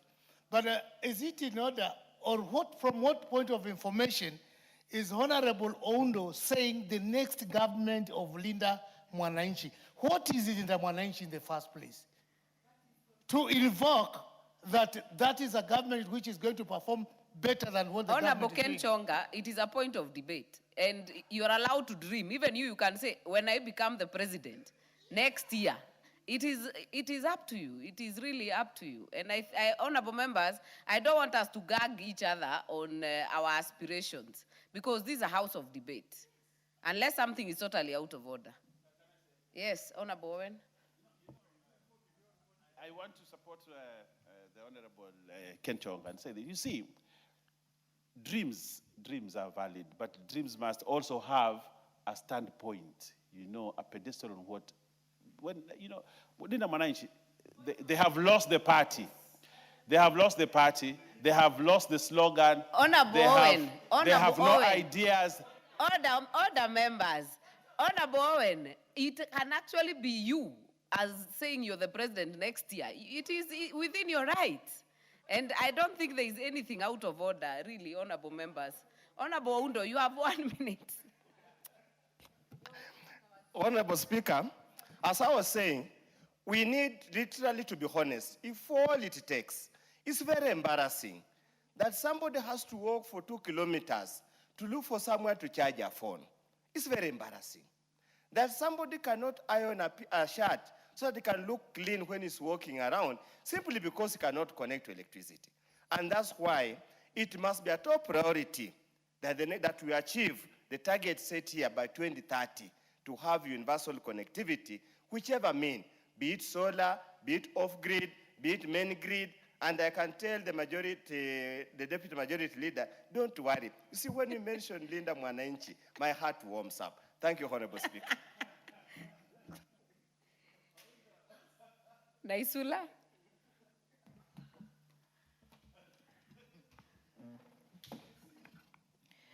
Thank you very much, Madam Speaker. And you know, I was also saying point of order just to call out my colleagues that I wouldn't want the time to end of this session before I contribute to this very important motion by the chairperson of Energy, my very good friend, Honorable Gekaria, and his committee for bringing sessional paper 5 of 2026. And I think it's a very, very important sessional paper. I have gone through a number of issues on it, Madam Speaker, and as you heard me earlier, this is I think the third or fourth time I was bringing a statement to ask about power in Samburu County, more specifically Samburu West constituency. This is the fourth day where we have no power or we have no electricity. And Madam Speaker, we have to be very careful with these sessional papers because you're very aware of the sessional papers that were brought way back that marginalized some of the communities and counties. But I have read through, there are some very important issues in this sessional paper. But for me, I will talk about issues of implementation, chairperson of the committee, Honorable Gekaria. This can look very good on paper. The aspirations, even of Linda Mwananchi, of the current regime, the public or the raya just need power. At the end of the day, it is as simple as that. And I just want to say 2 or 3 things that have marginalized areas with other sessional paper on matters energy. Honorable Speaker, we have had this issue, for example, when we had the last mile. And areas like Samburu, all areas where we assume that there is sunlight, we used to put solar in public institutions. That means schools, hospitals, and things like that. That means the rest of the country then get power, which is electricity, main grid. And what that means, then there was last mile, where any household of 600 meters from it are connected to power. But if you connect a public institution to power, Madam Speaker, it means that solar will not be connected to any other place because you've only put the solar to that institution, Madam Speaker. And I remember when that policy was brought to this House, I opposed it. And I've tried to read through. I hope we are not doing that anymore in this sessional paper because you will be marginalizing the same places where it's actually an assumption. Because also, some people just assume that those areas there is sun. What of the days there's no solar or there's no sun in those areas? Madam Speaker, we do not want to have any sessional papers that continue to marginalize some areas and others keep moving forward. So, Madam Speaker, the other reason that I would like to comment on this sessional paper is power supply and monopoly. Because this issue of Kenya Power Lighting Company, there's some people who call it lightning, because you fear rain. You know, when you see rain, it becomes Kenya Power Lighting and Company. Any town, when there is rain, there is a problem. And this monopoly, we have talked about it. The same way, His Excellency the President has been bold on some of the policies in this country. Can we become bold on issues to do with the monopoly of Kenya Power and Lighting Company? Because We have seen where we have blackout. The entire country, our airport is in blackout. You know, people are stranded there. And you're wondering, how then do we even sell ourselves as an international airport, Madam Speaker, and we do not have power at the international airport that we have here, Madam Speaker? So it will take a lot of bold steps for us to deal with these issues of Kenya Power once and for all. Samburu County is part of this country. It cannot go for 3 days without power. So that, Madam Speaker, we're being told, oh, the line all the way from Lanet, you know, Samburu is at the end. So we have a problem in Nyandarua, we have a problem, there's a substation which we were promised that it will be fixed by December. We are getting to another December. There are business people there, there are children who are going to school, we have households who depend on electricity. We just have to be serious as a country. And as you know, we are also, Madam Speaker, we're the best in the region. We cannot always now continue to lag behind. And so I would just want to call on the chairperson, Energy, again, Honorable Gikaria, please leave a legacy that we have enough supply of energy in our country. Thank you, Madam Speaker. Very well. Honorable Rueda, are you on this? Kindly note it is 5 minutes, as had been allowed before. There is no one on the floor, Honorable Gikaria. You have to give me information. You can do it as you reply. Honorable Rueda. Asante, Speaker. Ningependa kupongeza mwenyekiti na maneno haya ni muhimu sana. Nimesoma kidogo, sijamaliza yote, lakini mwenzangu Lesuda, Mheshimiwa Lesuda alimezungumza ni ya kweli. Mpaka sasa kuna sehemu zingine wodi nzima haina stima, hata hizo shule hakuna hata hiyo sola. Wodi ya Basuba ward kwangu, chairman anafaa kujua kwamba wodi nzima mpaka sasa haina stima, hata shule, hata hazanati hazina stima. Pia naona kamati itakuwa imezingatia mambo ya kama wale tunakaa kwenye visiwa vya bahari, ile majenereta ni kazi sana. Kama Faza Ward sisi tuna generator ambao ndio tunatumia kwa stima, na kila mwezi haikosekani matatizo. Generator wakati wa jua zaidi ndio zinaharibika zaidi. Tumekuwa tukiwa tugawanyiwa stima, mara mji huu unapata, mara huu haupati.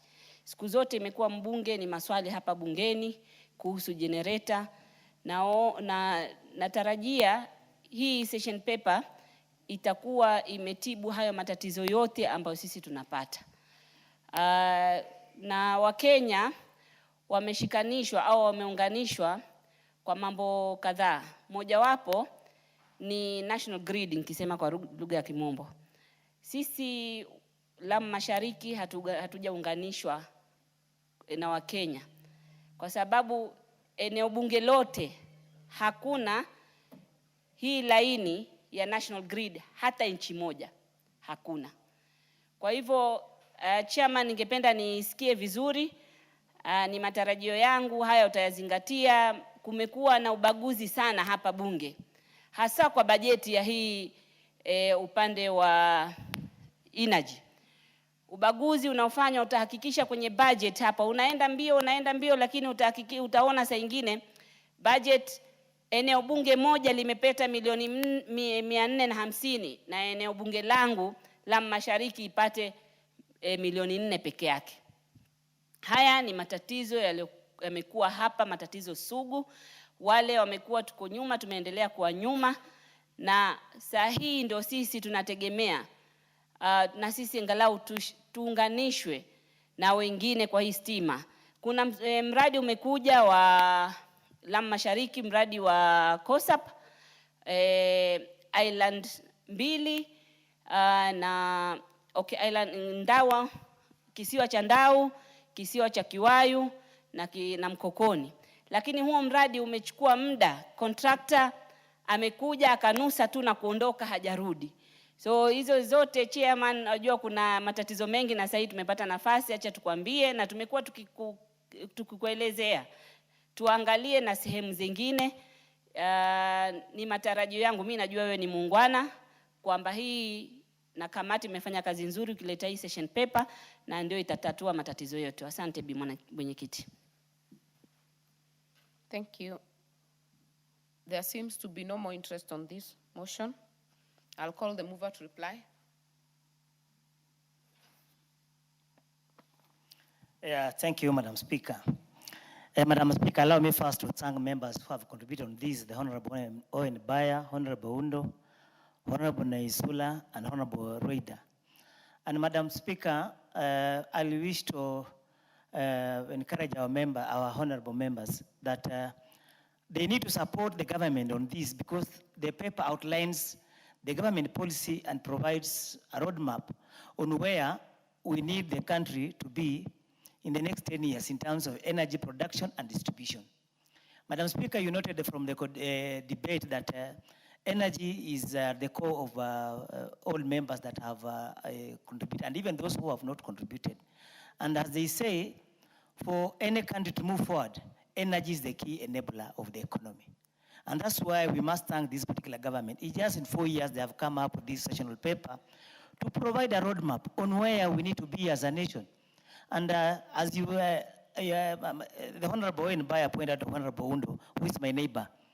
The Honorable Undo maybe perhaps, Madam Speaker, failed just to point out to the House that he has benefited on electricity distribution in his constituency, which has come from my own county, in the last 4 years, more than he did in the last 5 years.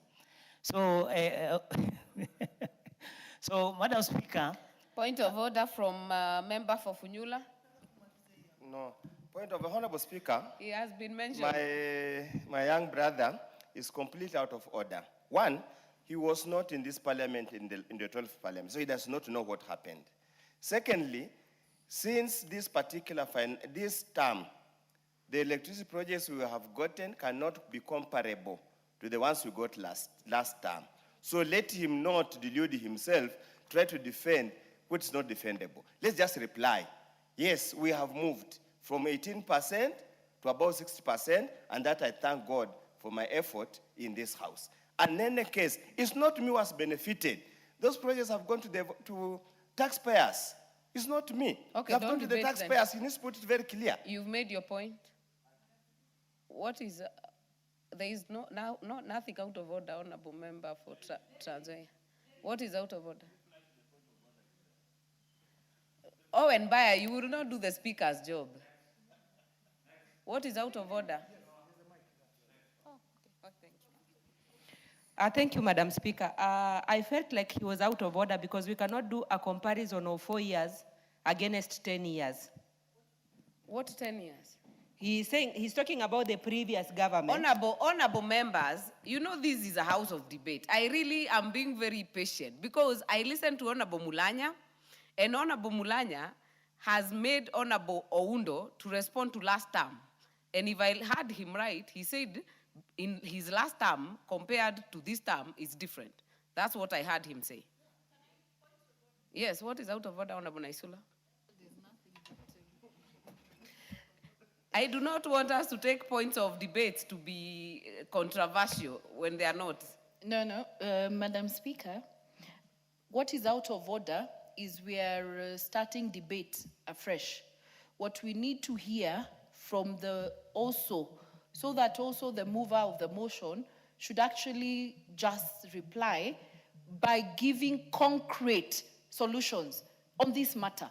It's not a joke what was being brought up here, and it's also not politics. We've politicked for too long. We want to know what this sessional paper will solve on the issues that have been raised here by everybody who has raised issues. Otherwise, you'll waste time, and we have not had answers to our questions.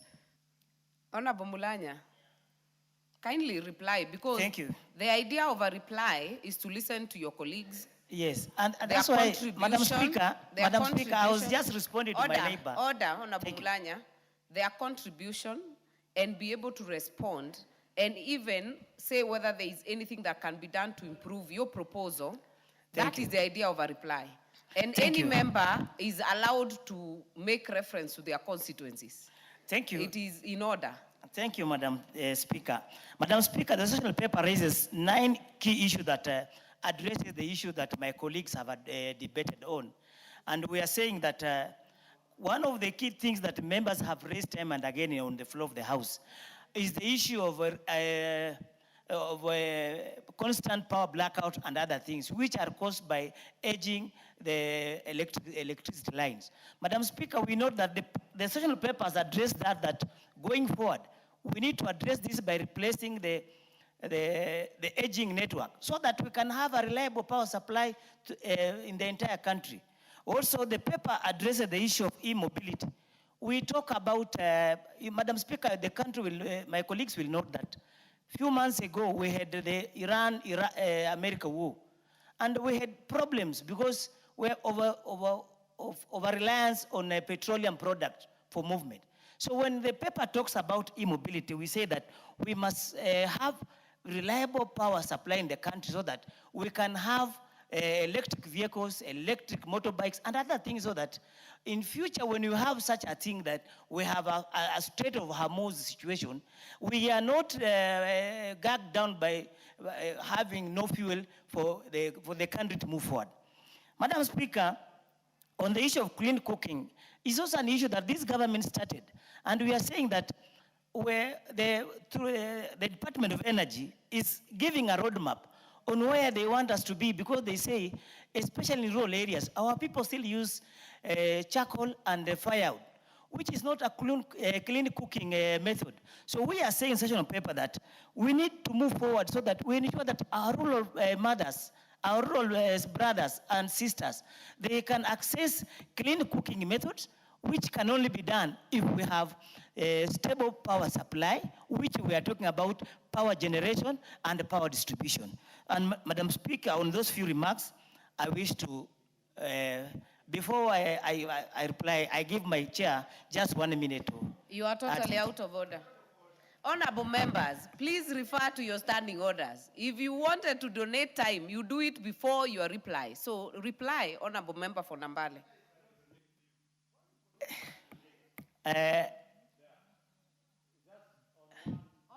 Order members. Order members. And also realize you cannot donate to a member who has already spoken to this matter. It is totally out of order. Honorable Member for Nambale. Yes, Could you reply? Thank you. Are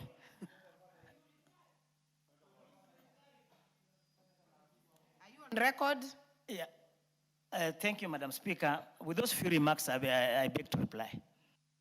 Honorable members, allow me to defer the putting of question on this to a later appointed date. Next order. Order number 12, the County Assembly Services Amendment Bill, Senate Bill number 34 of 2023, second reading. This is by the Chairperson, Departmental Committee on Labor. And Honorable Chairs, allow me to recognize that today, Chairs, you have done very well, including the Chair of Implementation, who is still waiting for his order. So, Chairperson, Labor Committee. Thank you, Madam Speaker. I always do it very well. I know you know that. Honorable Chonga, don't take us to last week. I think the Speaker already prosecuted that problem. So kindly move.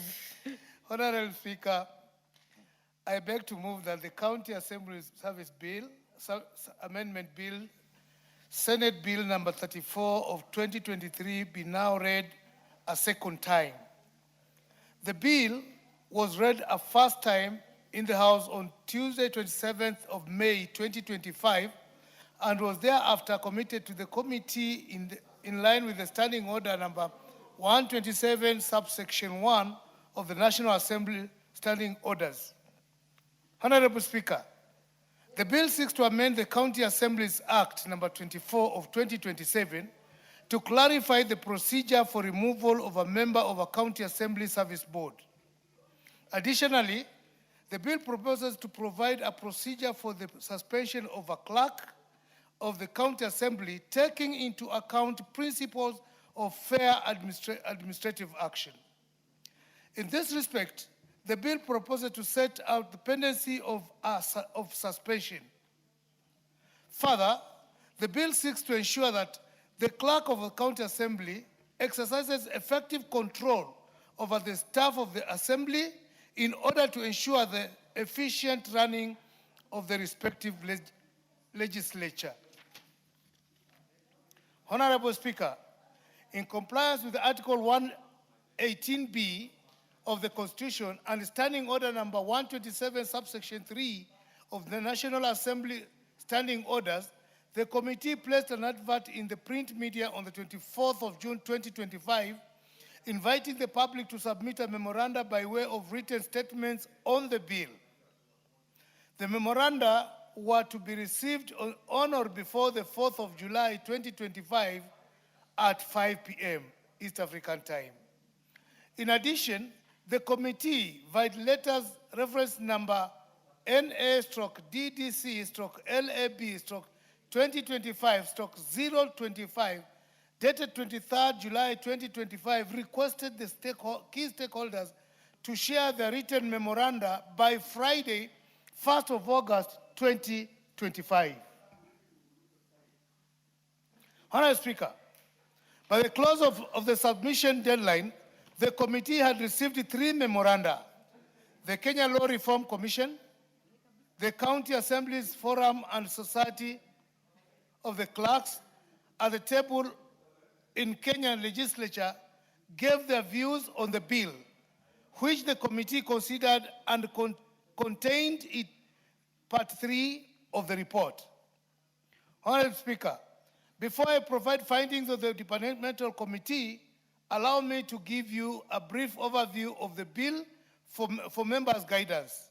The bill contains 8 clauses. 1.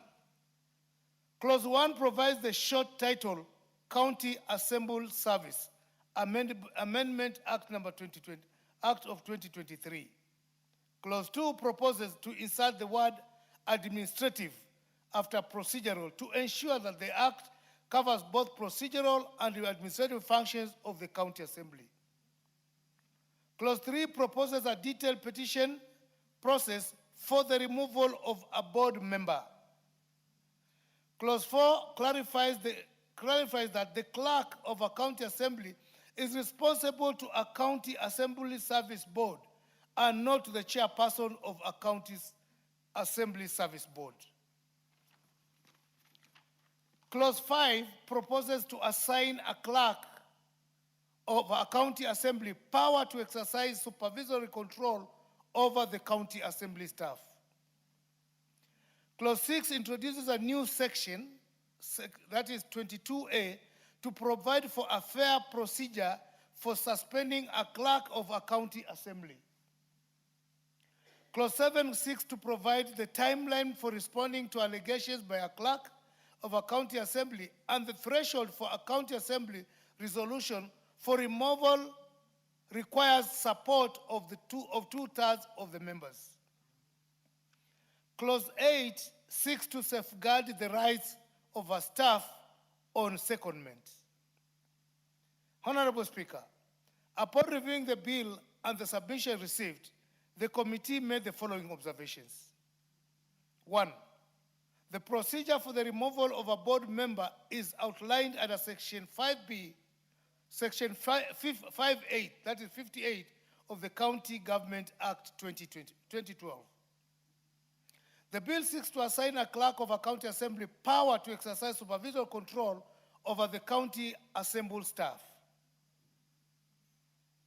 There is a need for clear guidelines or provisions for payment of remuneration and benefits of the officer on secondment by the primary employer or the receiving entity and guidelines on terms of secondment, including timelines and preservations of the primary employment terms. The provision of Clause 4 on the functions of the secretary will streamline the reporting structure of the clerk of the county assembly, ensure that the clerk is directly accountable to the county assembly service board rather than to the chairman of the board. The provision of clause 8 might disadvantage the primary employer, noting that the host organization benefits from the officer's expertise and skills. Highlighting the cases... Honorable Ajara, you know you are out of order. Continue, Honorable Chonga. Thank you, Speaker. Wanjala is like that. Highlighting causes of abuse of secondment in both levels of government, which involved regular transfer of staff, the committee noted the need for legal provision to guide secondment that will enhance protection of officers on secondment, ensure uniformity, and ensure that secondment is guided by the need for skills transfer or critical support. Honorable Speaker, emanating from the above observations, the committee proposed the following amendments to the bill. Clause 3 be amended by deleting clause 3 subsection B of the bill because the procedure of removal of a board member is outlined under section 58 of the County Government Act 2012. 2, clause 5 of the bill be amended by deleting the proposed amendment to the section 19 subsection 1 and inserting the following section immediately after subsection 19 subsection 1. Perform such other duties as may be assigned by the county assembly. 3, clause 7 of the bill be deleted because the existing framework is satisfactory. 4, clause 8 of the bill be deleted because it might disadvantage the primary employer while the host organization benefits from the officer's expertise. 9, Honorable Speaker, in view of the above, the committee recommends that the House approves the bill with amendments as contained in the schedule of the amendments forming part 6 of the report. Number 10, Honorable Speaker, I beg to move and now request Honorable Lillian Sioi, a member of the committee, to second this motion. Thank you, Honorable Speaker. Very well. Sioi. Thank you, Madam Speaker, for giving me this chance. I want to congratulate my chair and my fellow members of the committee for going through this, and we found out that this is a very good bill to support because we have seen the manner that the clerks, the manner in which the speaker, if I might quote the example of Nyamira speaker, how he was removed from office, Madam Speaker. He was removed in a very awkward manner, which was very wrong, and I think he even went into depression because he formed another chamber in his own house, if you could remember. So it is important, just to be fair to these officers in office, the clerk, the speaker, and even the members in the board, to have procedures in which they can be removed. And we sat down, listened to the proposer, and we realized that the clauses that my chair has just read out are very prudent to be adopted. And in that case, Madam Speaker, I second the bill. Very well. Honorable members, I therefore propose a question that the County Assembly Services Amendment Bill, Senate Bill number 34 of 2023 be now read a second time.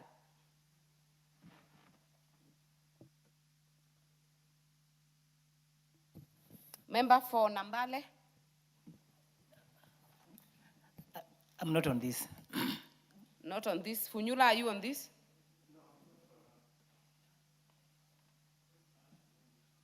Honorable Owen.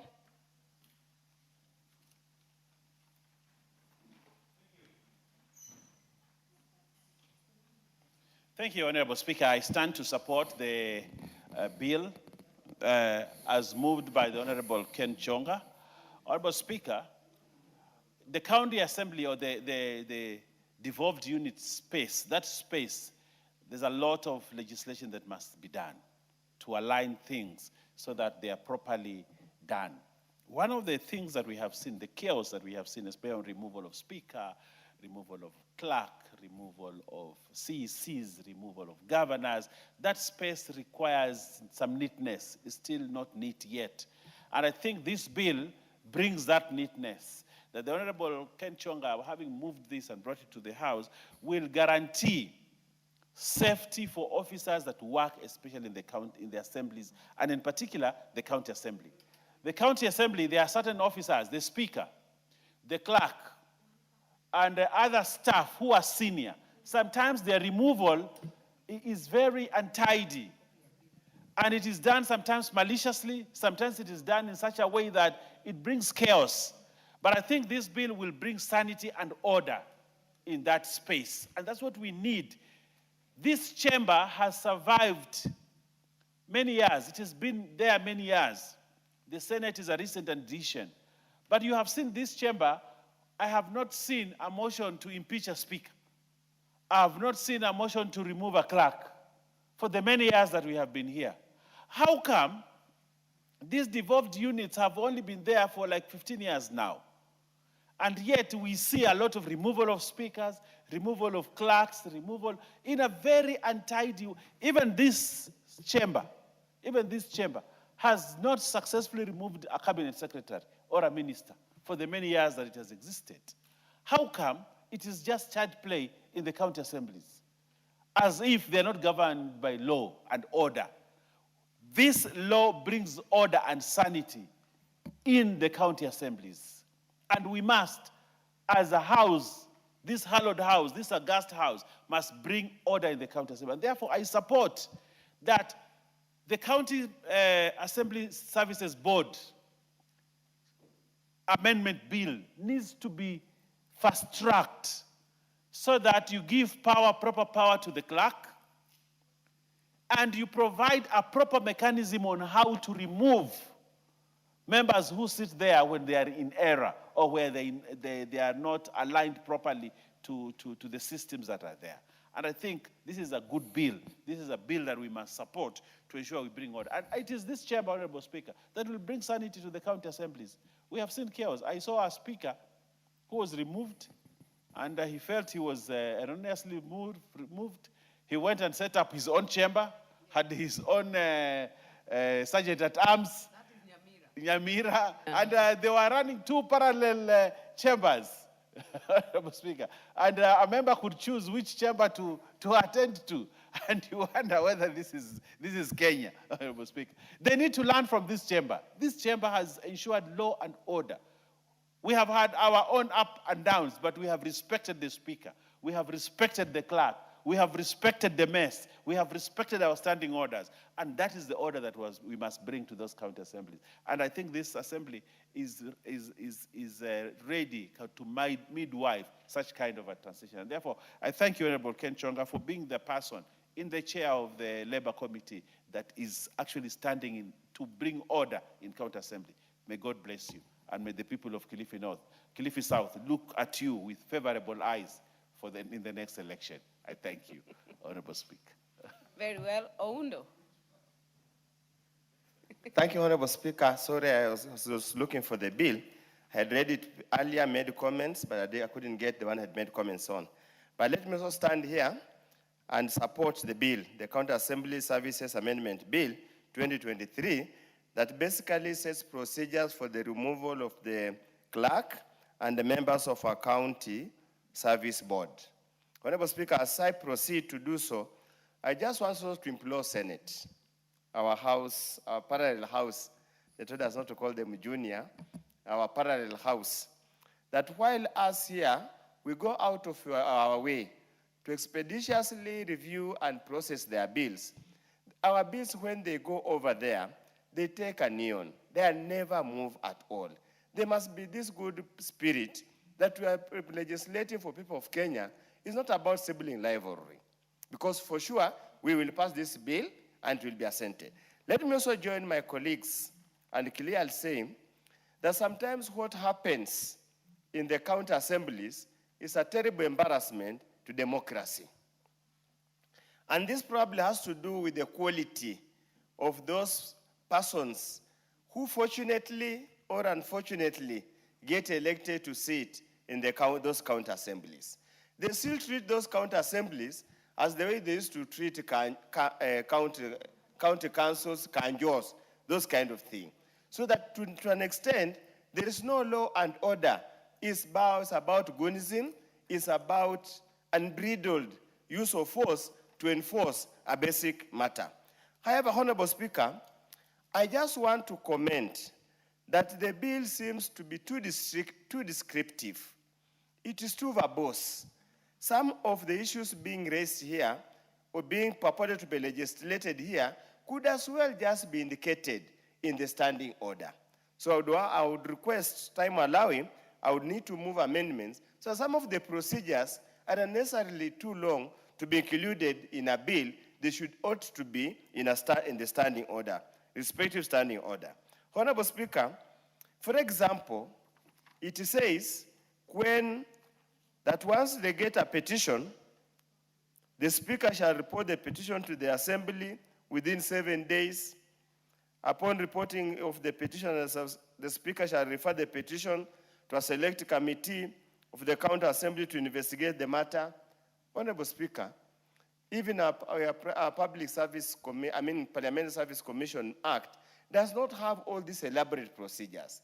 All those things are contained in the standing order. So it will be we'll request the committee to consider a bipartisan approach to amendments to avoid this kind of a thing so that we make it much, much easier. Again, the same relates to the removal of a member of the board. Again, the same procedure, an advocate, investigation, all those kind of things. They do not hold constitutional office. They are just held by virtue of a statute. So why do you have to put in an act of parliament such an elaborate process and to go for whatever reason that it is? Honorable Speaker, again, it's just the same issue. But Honorable Speaker, another amendment that I've included here in clause 8 is to amend section 25 of the Principal Act by adding the following: the issue of secondment. That a member of the board can be seconded elsewhere, but still retain their benefits. So in essence, Honorable Speaker, we just hope and believe that the bill, once it's cleaned up, to make it a bill that is to the standard of the National Assembly. Sometimes the bills that come from Senate have got challenges. So when they come here, it behooves us, having the technical capacity, to clean it up so that when it becomes law, it does not look as if it was done in a hurry or in a matter that does not indicate the quality that is required. Honorable Speaker, allow me to make a few comments generally on the issue of the county assemblies. Under the Constitution of Kenya, the county assemblies are supposed to oversight the county executives. A primary oversight of the county governments is the county assembly. We just hope and believe now that the clerk and the speaker have got some bit of some tenure, some security of tenure, they will guide the county assemblies to do their work properly. Honorable Speaker, it becomes difficult for any MCA or member of the county assembly to go and complain that there's no development in his ward, yet is the one who oversights the county assembly and prepares the bills and the budget. So it is important, Honorable Speaker, we need to up the game so that we produce quality documents, quality bills, quality policies that guide and make sure our county governments work properly.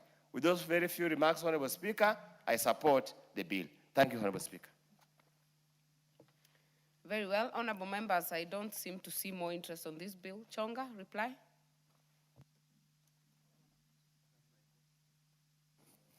Thank you, Speaker. First of all, let me take this opportunity to appreciate the seconder and all members who have participated in debating this bill. Madam Speaker, there are so many cases that we can count where we have seen a lot of indiscipline in our county assemblies. One has just been mentioned by Honorable Owen Bayer. We have the case of Mandera, which turned so ugly, almost fatal. And just as what Honorable Ondo has said, it gives a very bad image internationally, locally and internationally, to other assemblies of the world. And time has come of age that we ensure that we retain the same dignity that is in this house as well as in the assembly, because it's a house of rules just like this one. And it's therefore timely that all the rules pertaining to how the business of the house should be governed should confirm in terms of even discipline that is into it. So I stand and beg to move, Madam Speaker. Thank you. To reply, sorry. Thank you. Very well. We shall defer the putting of the question. Next order. Order number 13, motion. That report on the implementation status of reports on petitions and house resolutions. Chairperson, Committee on Implementation.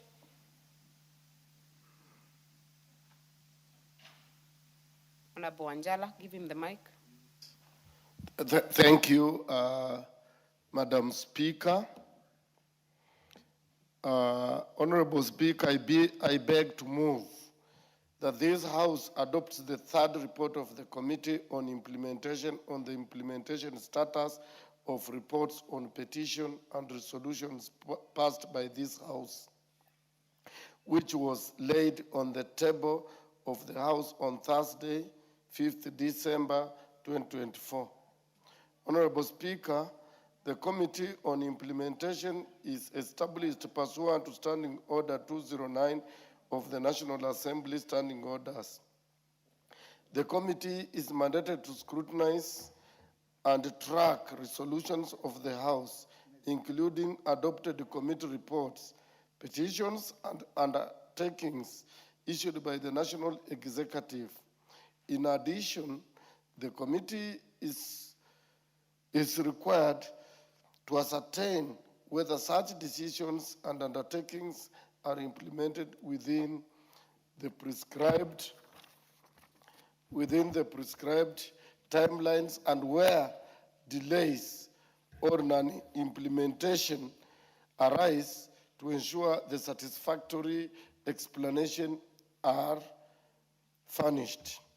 Honorable Speaker, in furtherance of this mandate, Standing Order 201 provides that within 60 days of a resolution of the House or the adoption of a report of a select committee, the relevant Cabinet Secretary shall submit to the appropriate committee a report outlining the status of implementation of the resolution. Honorable Speaker, consistent with the Article 153(4)(b) of the Constitution, Cabinet Secretaries are obligated to provide Parliament with full and regular reports on matters under their respective dockets. The Committee on Implementation, therefore, plays a central role in ensuring that the resolution of this House are translated into tangible outcomes for the citizens by holding the executive to account and safeguarding the efficacy and authority of Parliament. Honorable Speaker, in the discharge of its mandate, the committee engaged various ministries, state corporations, and agencies, seeking comprehensive status reports on the implementation of House resolutions, petitions, and adopted committee reports. To this end, the committee received both written and oral submissions from cabinet secretaries and accounting officers during sittings held between February and April 2023. Honorable Speaker, further, the committee formally communicated with the ministries, state corporations, and agencies requesting updates on the implementation of resolutions, petitions, and adopted committee reports passed by this House. In response, the committee received detailed oral and written submissions from cabinet secretaries and accounting officers of the respective state corporations, outlining the progress made in implementing the recommendations contained in the report adopted by the House as follows. A, the 22nd report of the Public Investment Committee on the consideration of the Auditor General reports on the financial statements of the National Social Security Fund, NSSF, that is 2013, 2014, 2015, 2016. B, the 22nd report of the Public Investment Committee on its consideration of the Auditor General reports on the financial statements of Kenya Medical Supplies Agency, KEMSA, financial years 2012-2013 to 2016-2017. C, the 22nd report of the Public Investments Committee on the consideration of the Auditor General report on the financial statements of National Cereals and Produce Board, NCPB, financial year 2015-2016 and 2016-2017. Number D, report of the Departmental Committee on Lands on a public petition regarding the restoration of land belonging to Ms. Teresia Wambui case in Kilifi North constituency. E, report of the Departmental Committee on Lands on a public petition regarding securing land ownership rights of Mwananga Vize residents in Likoni constituency. F, report of the Department Committee on Lands on a public petition regarding the irregular annexation and fencing of private land by Greatcom Limited in Matuga constituency in Kwale County. G, report on the implementation status of a statement by Honorable Owen Baya, MP, on Lutigi Broglio Space Center in Malindi, Kilifi County. H, report on implementation status of a motion by Honorable Gathoni Muchomba, HSC, regarding implementation status of House resolutions on standardization and production of school uniforms. I, report of the Departmental Committee on Finance and National Planning on the consideration of the public petition on payment of terminal dues on former employees of Pan Paper Mills Company Limited. I, report of the Public Petition Committee on a petition by Pastor Ochieng Odindo regarding Ethics and Anti-Corruption Commission investigations of West Kano irrigation scheme. K, the Public Investment Committee special report on the inquiry into allegations of fraud and financial management at the Youth Enterprise Development Fund. L, The 19th report of the Public Investment Committee on Audited Financial Statements of State Corporations, Volume 1, reports of the Auditor General on the financial statements of Agricultural Finance Corporation, AFC, for the financial years 2003 to 2004 to 2011-2012. The implementation status of the 13th report of the Special Funds Accounts Committee, CFAC, on status of the Equalization Fund. Report on the implementation status of the Public Investment Committee's PIC, 21st and 23rd reports on consideration of the Auditor General's report on the financial statements of state corporations, Coast Water Works Development Agency. Or the status of implementation on the resolution of the House on a motion sponsored by a member for Kakamega County, the Honorable Elsie Mohanda, MP, that the Ministry of Education develops a school feeding policy to cover basic education for pupils and sustains the program in order to ensure that children are maintained in schools for effective learning and improve their well-being. P, the implementation status regarding a motion on the establishment of the National Swahili Council in Kenya by the Cabinet Secretary, Ministry of Gender, Culture, the Arts, and Heritage. Q,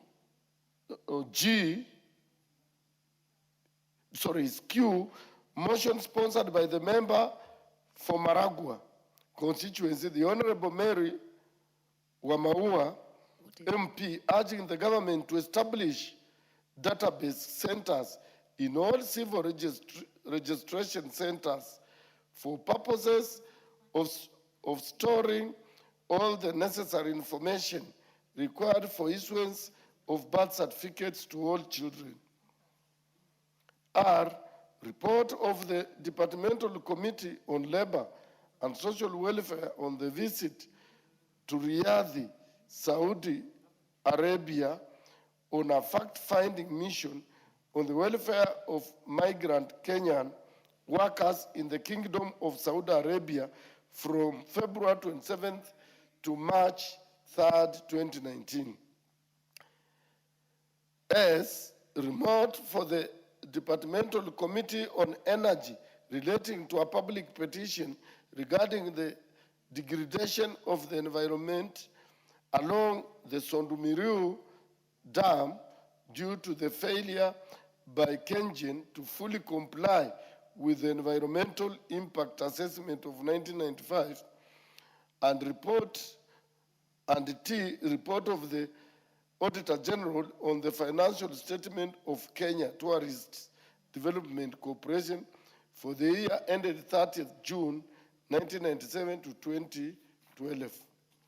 Honorable Speaker, in addition, the committee undertook inspection visits to selected projects and state corporations to verify progress in the implementation of House resolution. This report, therefore, contains a comprehensive analysis of the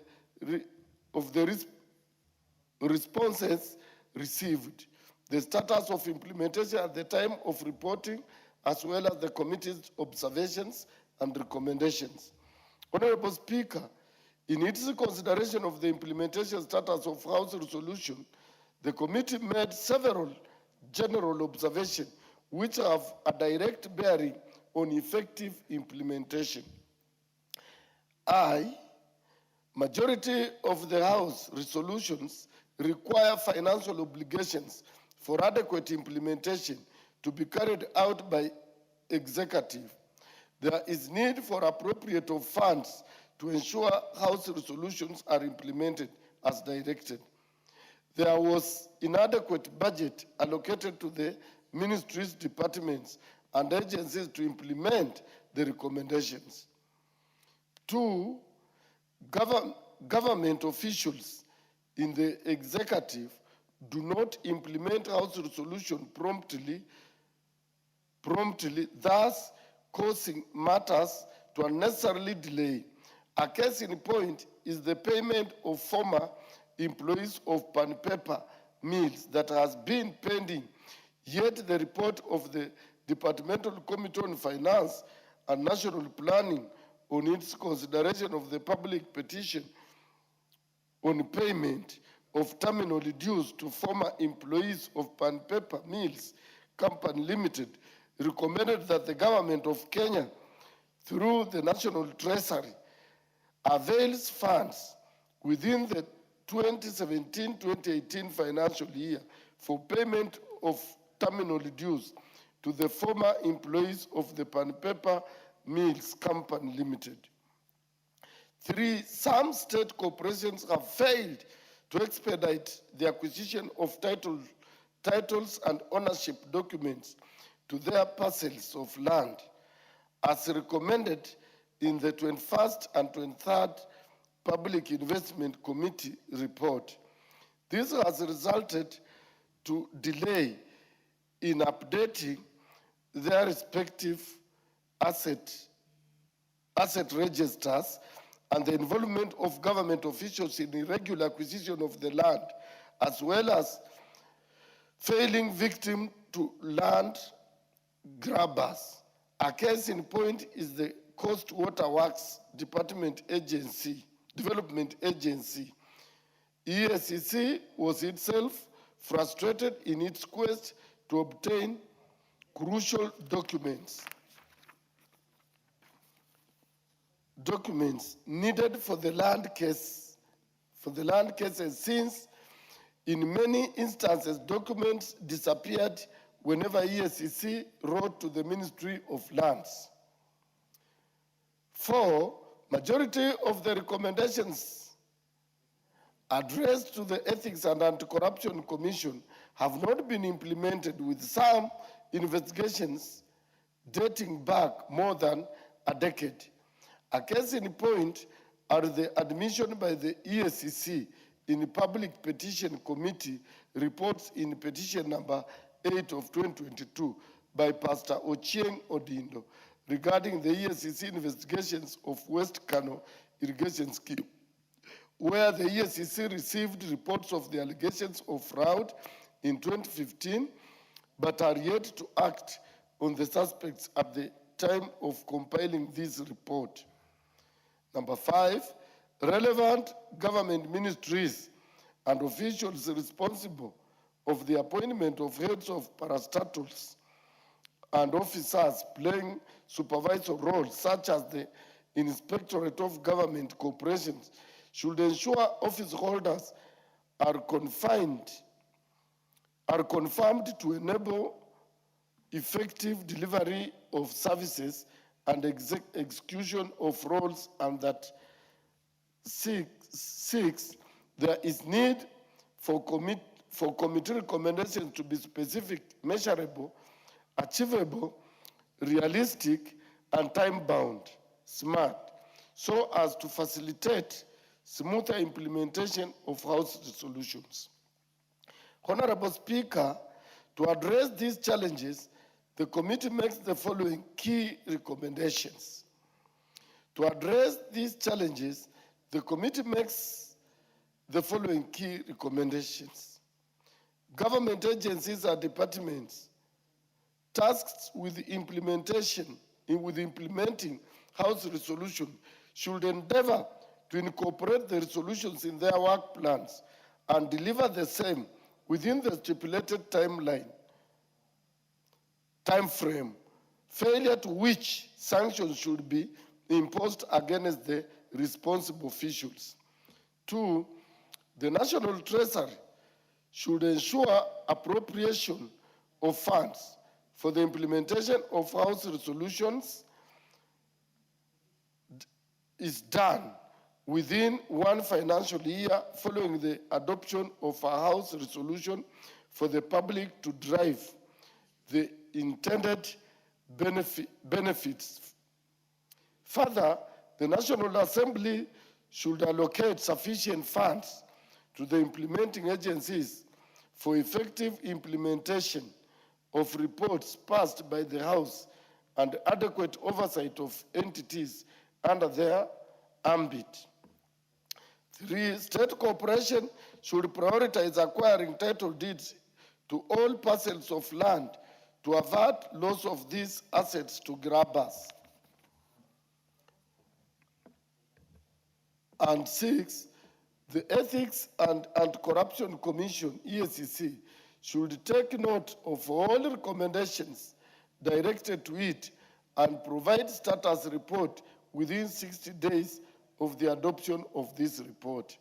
Honorable Speaker, the committee is persuaded that if these recommendations are adopted and implemented, they will significantly enhance accountability, transparency, efficiency, prudent financial management, commercial viability of state corporations, and ultimately ensure value for money for the Kenyan people. Honorable Speaker, having carefully considered the proceedings and findings of the Committee on Implementation, I beg to move and urge this House, this Honorable House, to adopt the third report of the Committee on Implementation. I thank you, Honorable Speaker, and now request Honorable Mulanya to second the motion. Thank you, Honorable Speaker. Mulanya? Thank you, Honorable Speaker. Honorable Speaker, having listened to the Chair on Committee on Implementation, I wish to support this report, and I rise to second the same. And Honorable Speaker, there are issues that are cutting across the issue that raised by the Honorable Chair, especially the issue of lack of funding, is curtailing the efforts of both the committee and even the state agencies. Honorable Speaker, this afternoon we had issues being raised about implementation of the reports or resolution of this House. And the fact that our duty is oversight. Oversight goes with the implementation on what we deliberate upon. It will be an excess in futility if we deliberate, spend hours sitting here, debate, come up with the resolution, then we fail to implement on the same. And at the same time, if we push the state agencies to implement the report that we have, yet they don't have enough budget allocation from the government, it becomes also an impediment to them because they'll sit there with the report, and as you have heard from the Chair, some of the issues that you have a report for implementation, then it takes like 10 years. Even if you send, for instance, the EACC, if it's a forensic issue that needs investigation and prosecution, then when you spend more time with the report sitting there, the same culprit that we're investigating will go back and destroy the evidence that is supposed to be used in prosecution of the culprit that committed this particular offense. There is the issue of, like the issue of pen paper mills that has been raised in the report. We note that, and as a member coming from the Western region, we had many people, even from my constituency, who served pen paper mills. But from the time they lost their employment, they have never been paid their dues. So we have a report, and even a report that was sent to the Department Committee on Finance and National Planning on its consideration for the public petition on payment of terminal dues to former employees from Pen Paper Mills Limited, that recommended that the government of Kenya through the National Treasury avails fund within 2017-2018 financial year for payment of terminal dues and for former employees. And all this has not been implemented. Yes, and we are in 2022. From 2017, we are in 2026. Madam Speaker, as a legal person, when you go to court, like the judiciary, the way they enforce their decisions, at the end, when you get a court, you need to have enforcement so that the person who have accessed courts for justice will get his or her right when that particular decision is being implemented or enforced through auctioneer or even the police. But here, we have issue that has been raised here that we have decisions or resolution by the House that have never been implemented. So we have the issues of title deed as raised by the chair. When we have public land that does not have title deed, under the law, the person who acquired the first title gets a title that is irrevocable. So we'll get a situation where, but we are losing public land, not because nobody's taking care, just because of our own laxity by failing to provide necessary funds to support the committee and also support the state agencies. Therefore, with those few remarks, I second this particular report.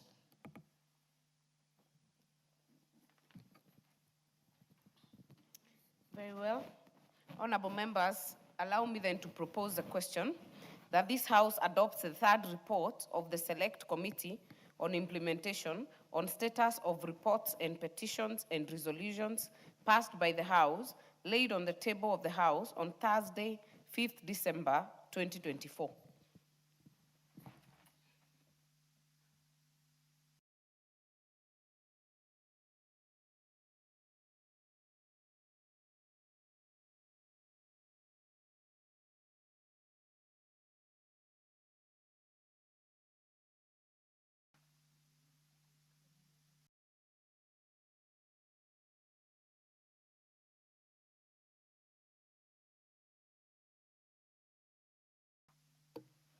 Honorable Owen, you have the floor, so get to your seat as quickly as possible.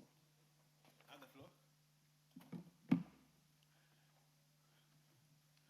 Why have I been given the floor?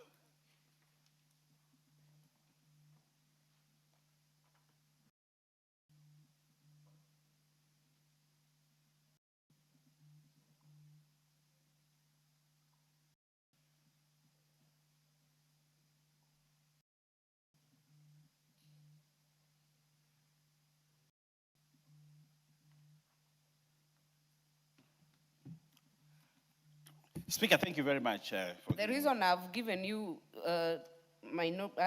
Deputy Majority Leader is because earlier in the sitting, there was the issue of implementation and members have raised very many questions, including the Leader of Majority, on the implementation of the petitions and resolutions of the House.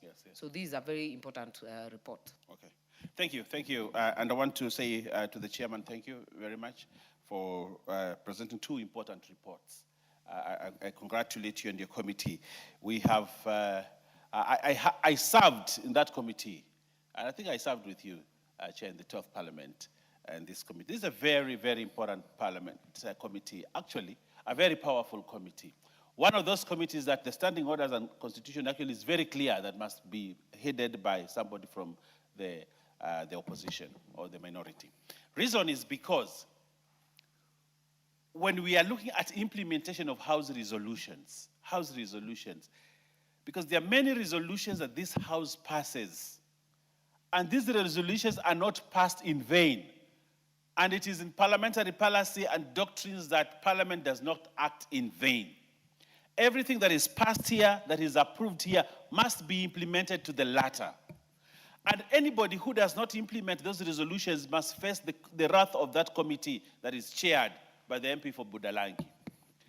And I want to say this. Honorable MP for Budalangi did something very good for me. We passed a House resolution here on the issue of Baricho water. And it was not followed up. And there were resolutions on solarization, there were resolutions on power tariffs, there were resolutions on that. And these resolutions came to be done partly because this committee took its interest, actually went and visited and asked the question why. Today I want to report to you, Chairman, that the solarization has been done now. It has been done now. That's the power of the House. That is the power of the committee. If you go to Baricho today, in fact, it should be your interest to go and visit to see the fruits of your work. Actually, you will see solarization has been done. What we are waiting for is the reduction on the tariff on energy. That is what we are waiting for. But on the component of solarization, it has been done. And that is how powerful this House committee is. And there are many members here, and I want to urge members, there are many members, the report of a member is passed in this House. Then they imagine that because it has been passed, that's the end of it. They never follow up to tell the chairman of implementation, this resolution for my report was not implemented. Kindly follow up. And that is how Parliament needs to work, and that's how members of Parliament work. Because if we do not follow up ourselves, we just bring here reports, petitions, requests for statements, people make promises, and when they make promises, you sit down and say, I have achieved. You have not achieved until it is implemented because you spent Parliament resources. Now, the committee that does that is the Committee of Honorable Wanjala. And Honorable Wanjala, while I commend you on the good job that you have done, I also want to call members of Parliament to follow up on their reports. And when they are not implemented, they should go to the chairman and tell him this must be followed up. I remember also another thing that Honorable Wanjala did for me because I follow up issues.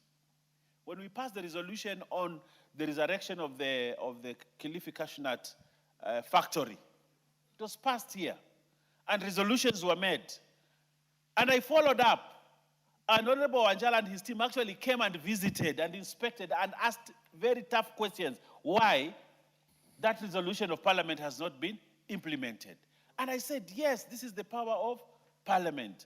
And that is why we need to change the way we do things. We do not, Honorable Speaker, just pass resolutions for us to be said, you know, you presented something. Has that which you brought to this House, has it been implemented? If it has not, Parliament has provided a way through in which you can force the implementation of that resolution. So, Honorable Wanjala, I want to thank you. And I want to thank those members who followed up with you. And I want to urge other members of this House that every time a resolution of the House is passed, please make sure that the Committee of Honorable Wanjala is aware, and that sometimes on their own motion, I have seen also that, on their own motion of the committee, they have followed up issues and we have seen them being implemented because Honorable Wanjala and his team went and demanded that they be implemented because they are resolutions of the House. And therefore, I want to sincerely, from the bottom of my heart, thank you. I want also to say sorry for the loss last week of your relative, and therefore you are not able to be here. But I have seen you at work. I have seen your energy at work. I have seen your passion to ensure that Parliament resolutions are passed. And therefore, I congratulate you and I support. I thank you, Honorable Chair. Honorable members, this debate will continue. It's a very important report, and we hope that the debate will continue in the next sitting. Order, members. And the time being 7:01 p.m., this House stands adjourned until tomorrow, Wednesday, 19th August 2026 at 9:30 a.m.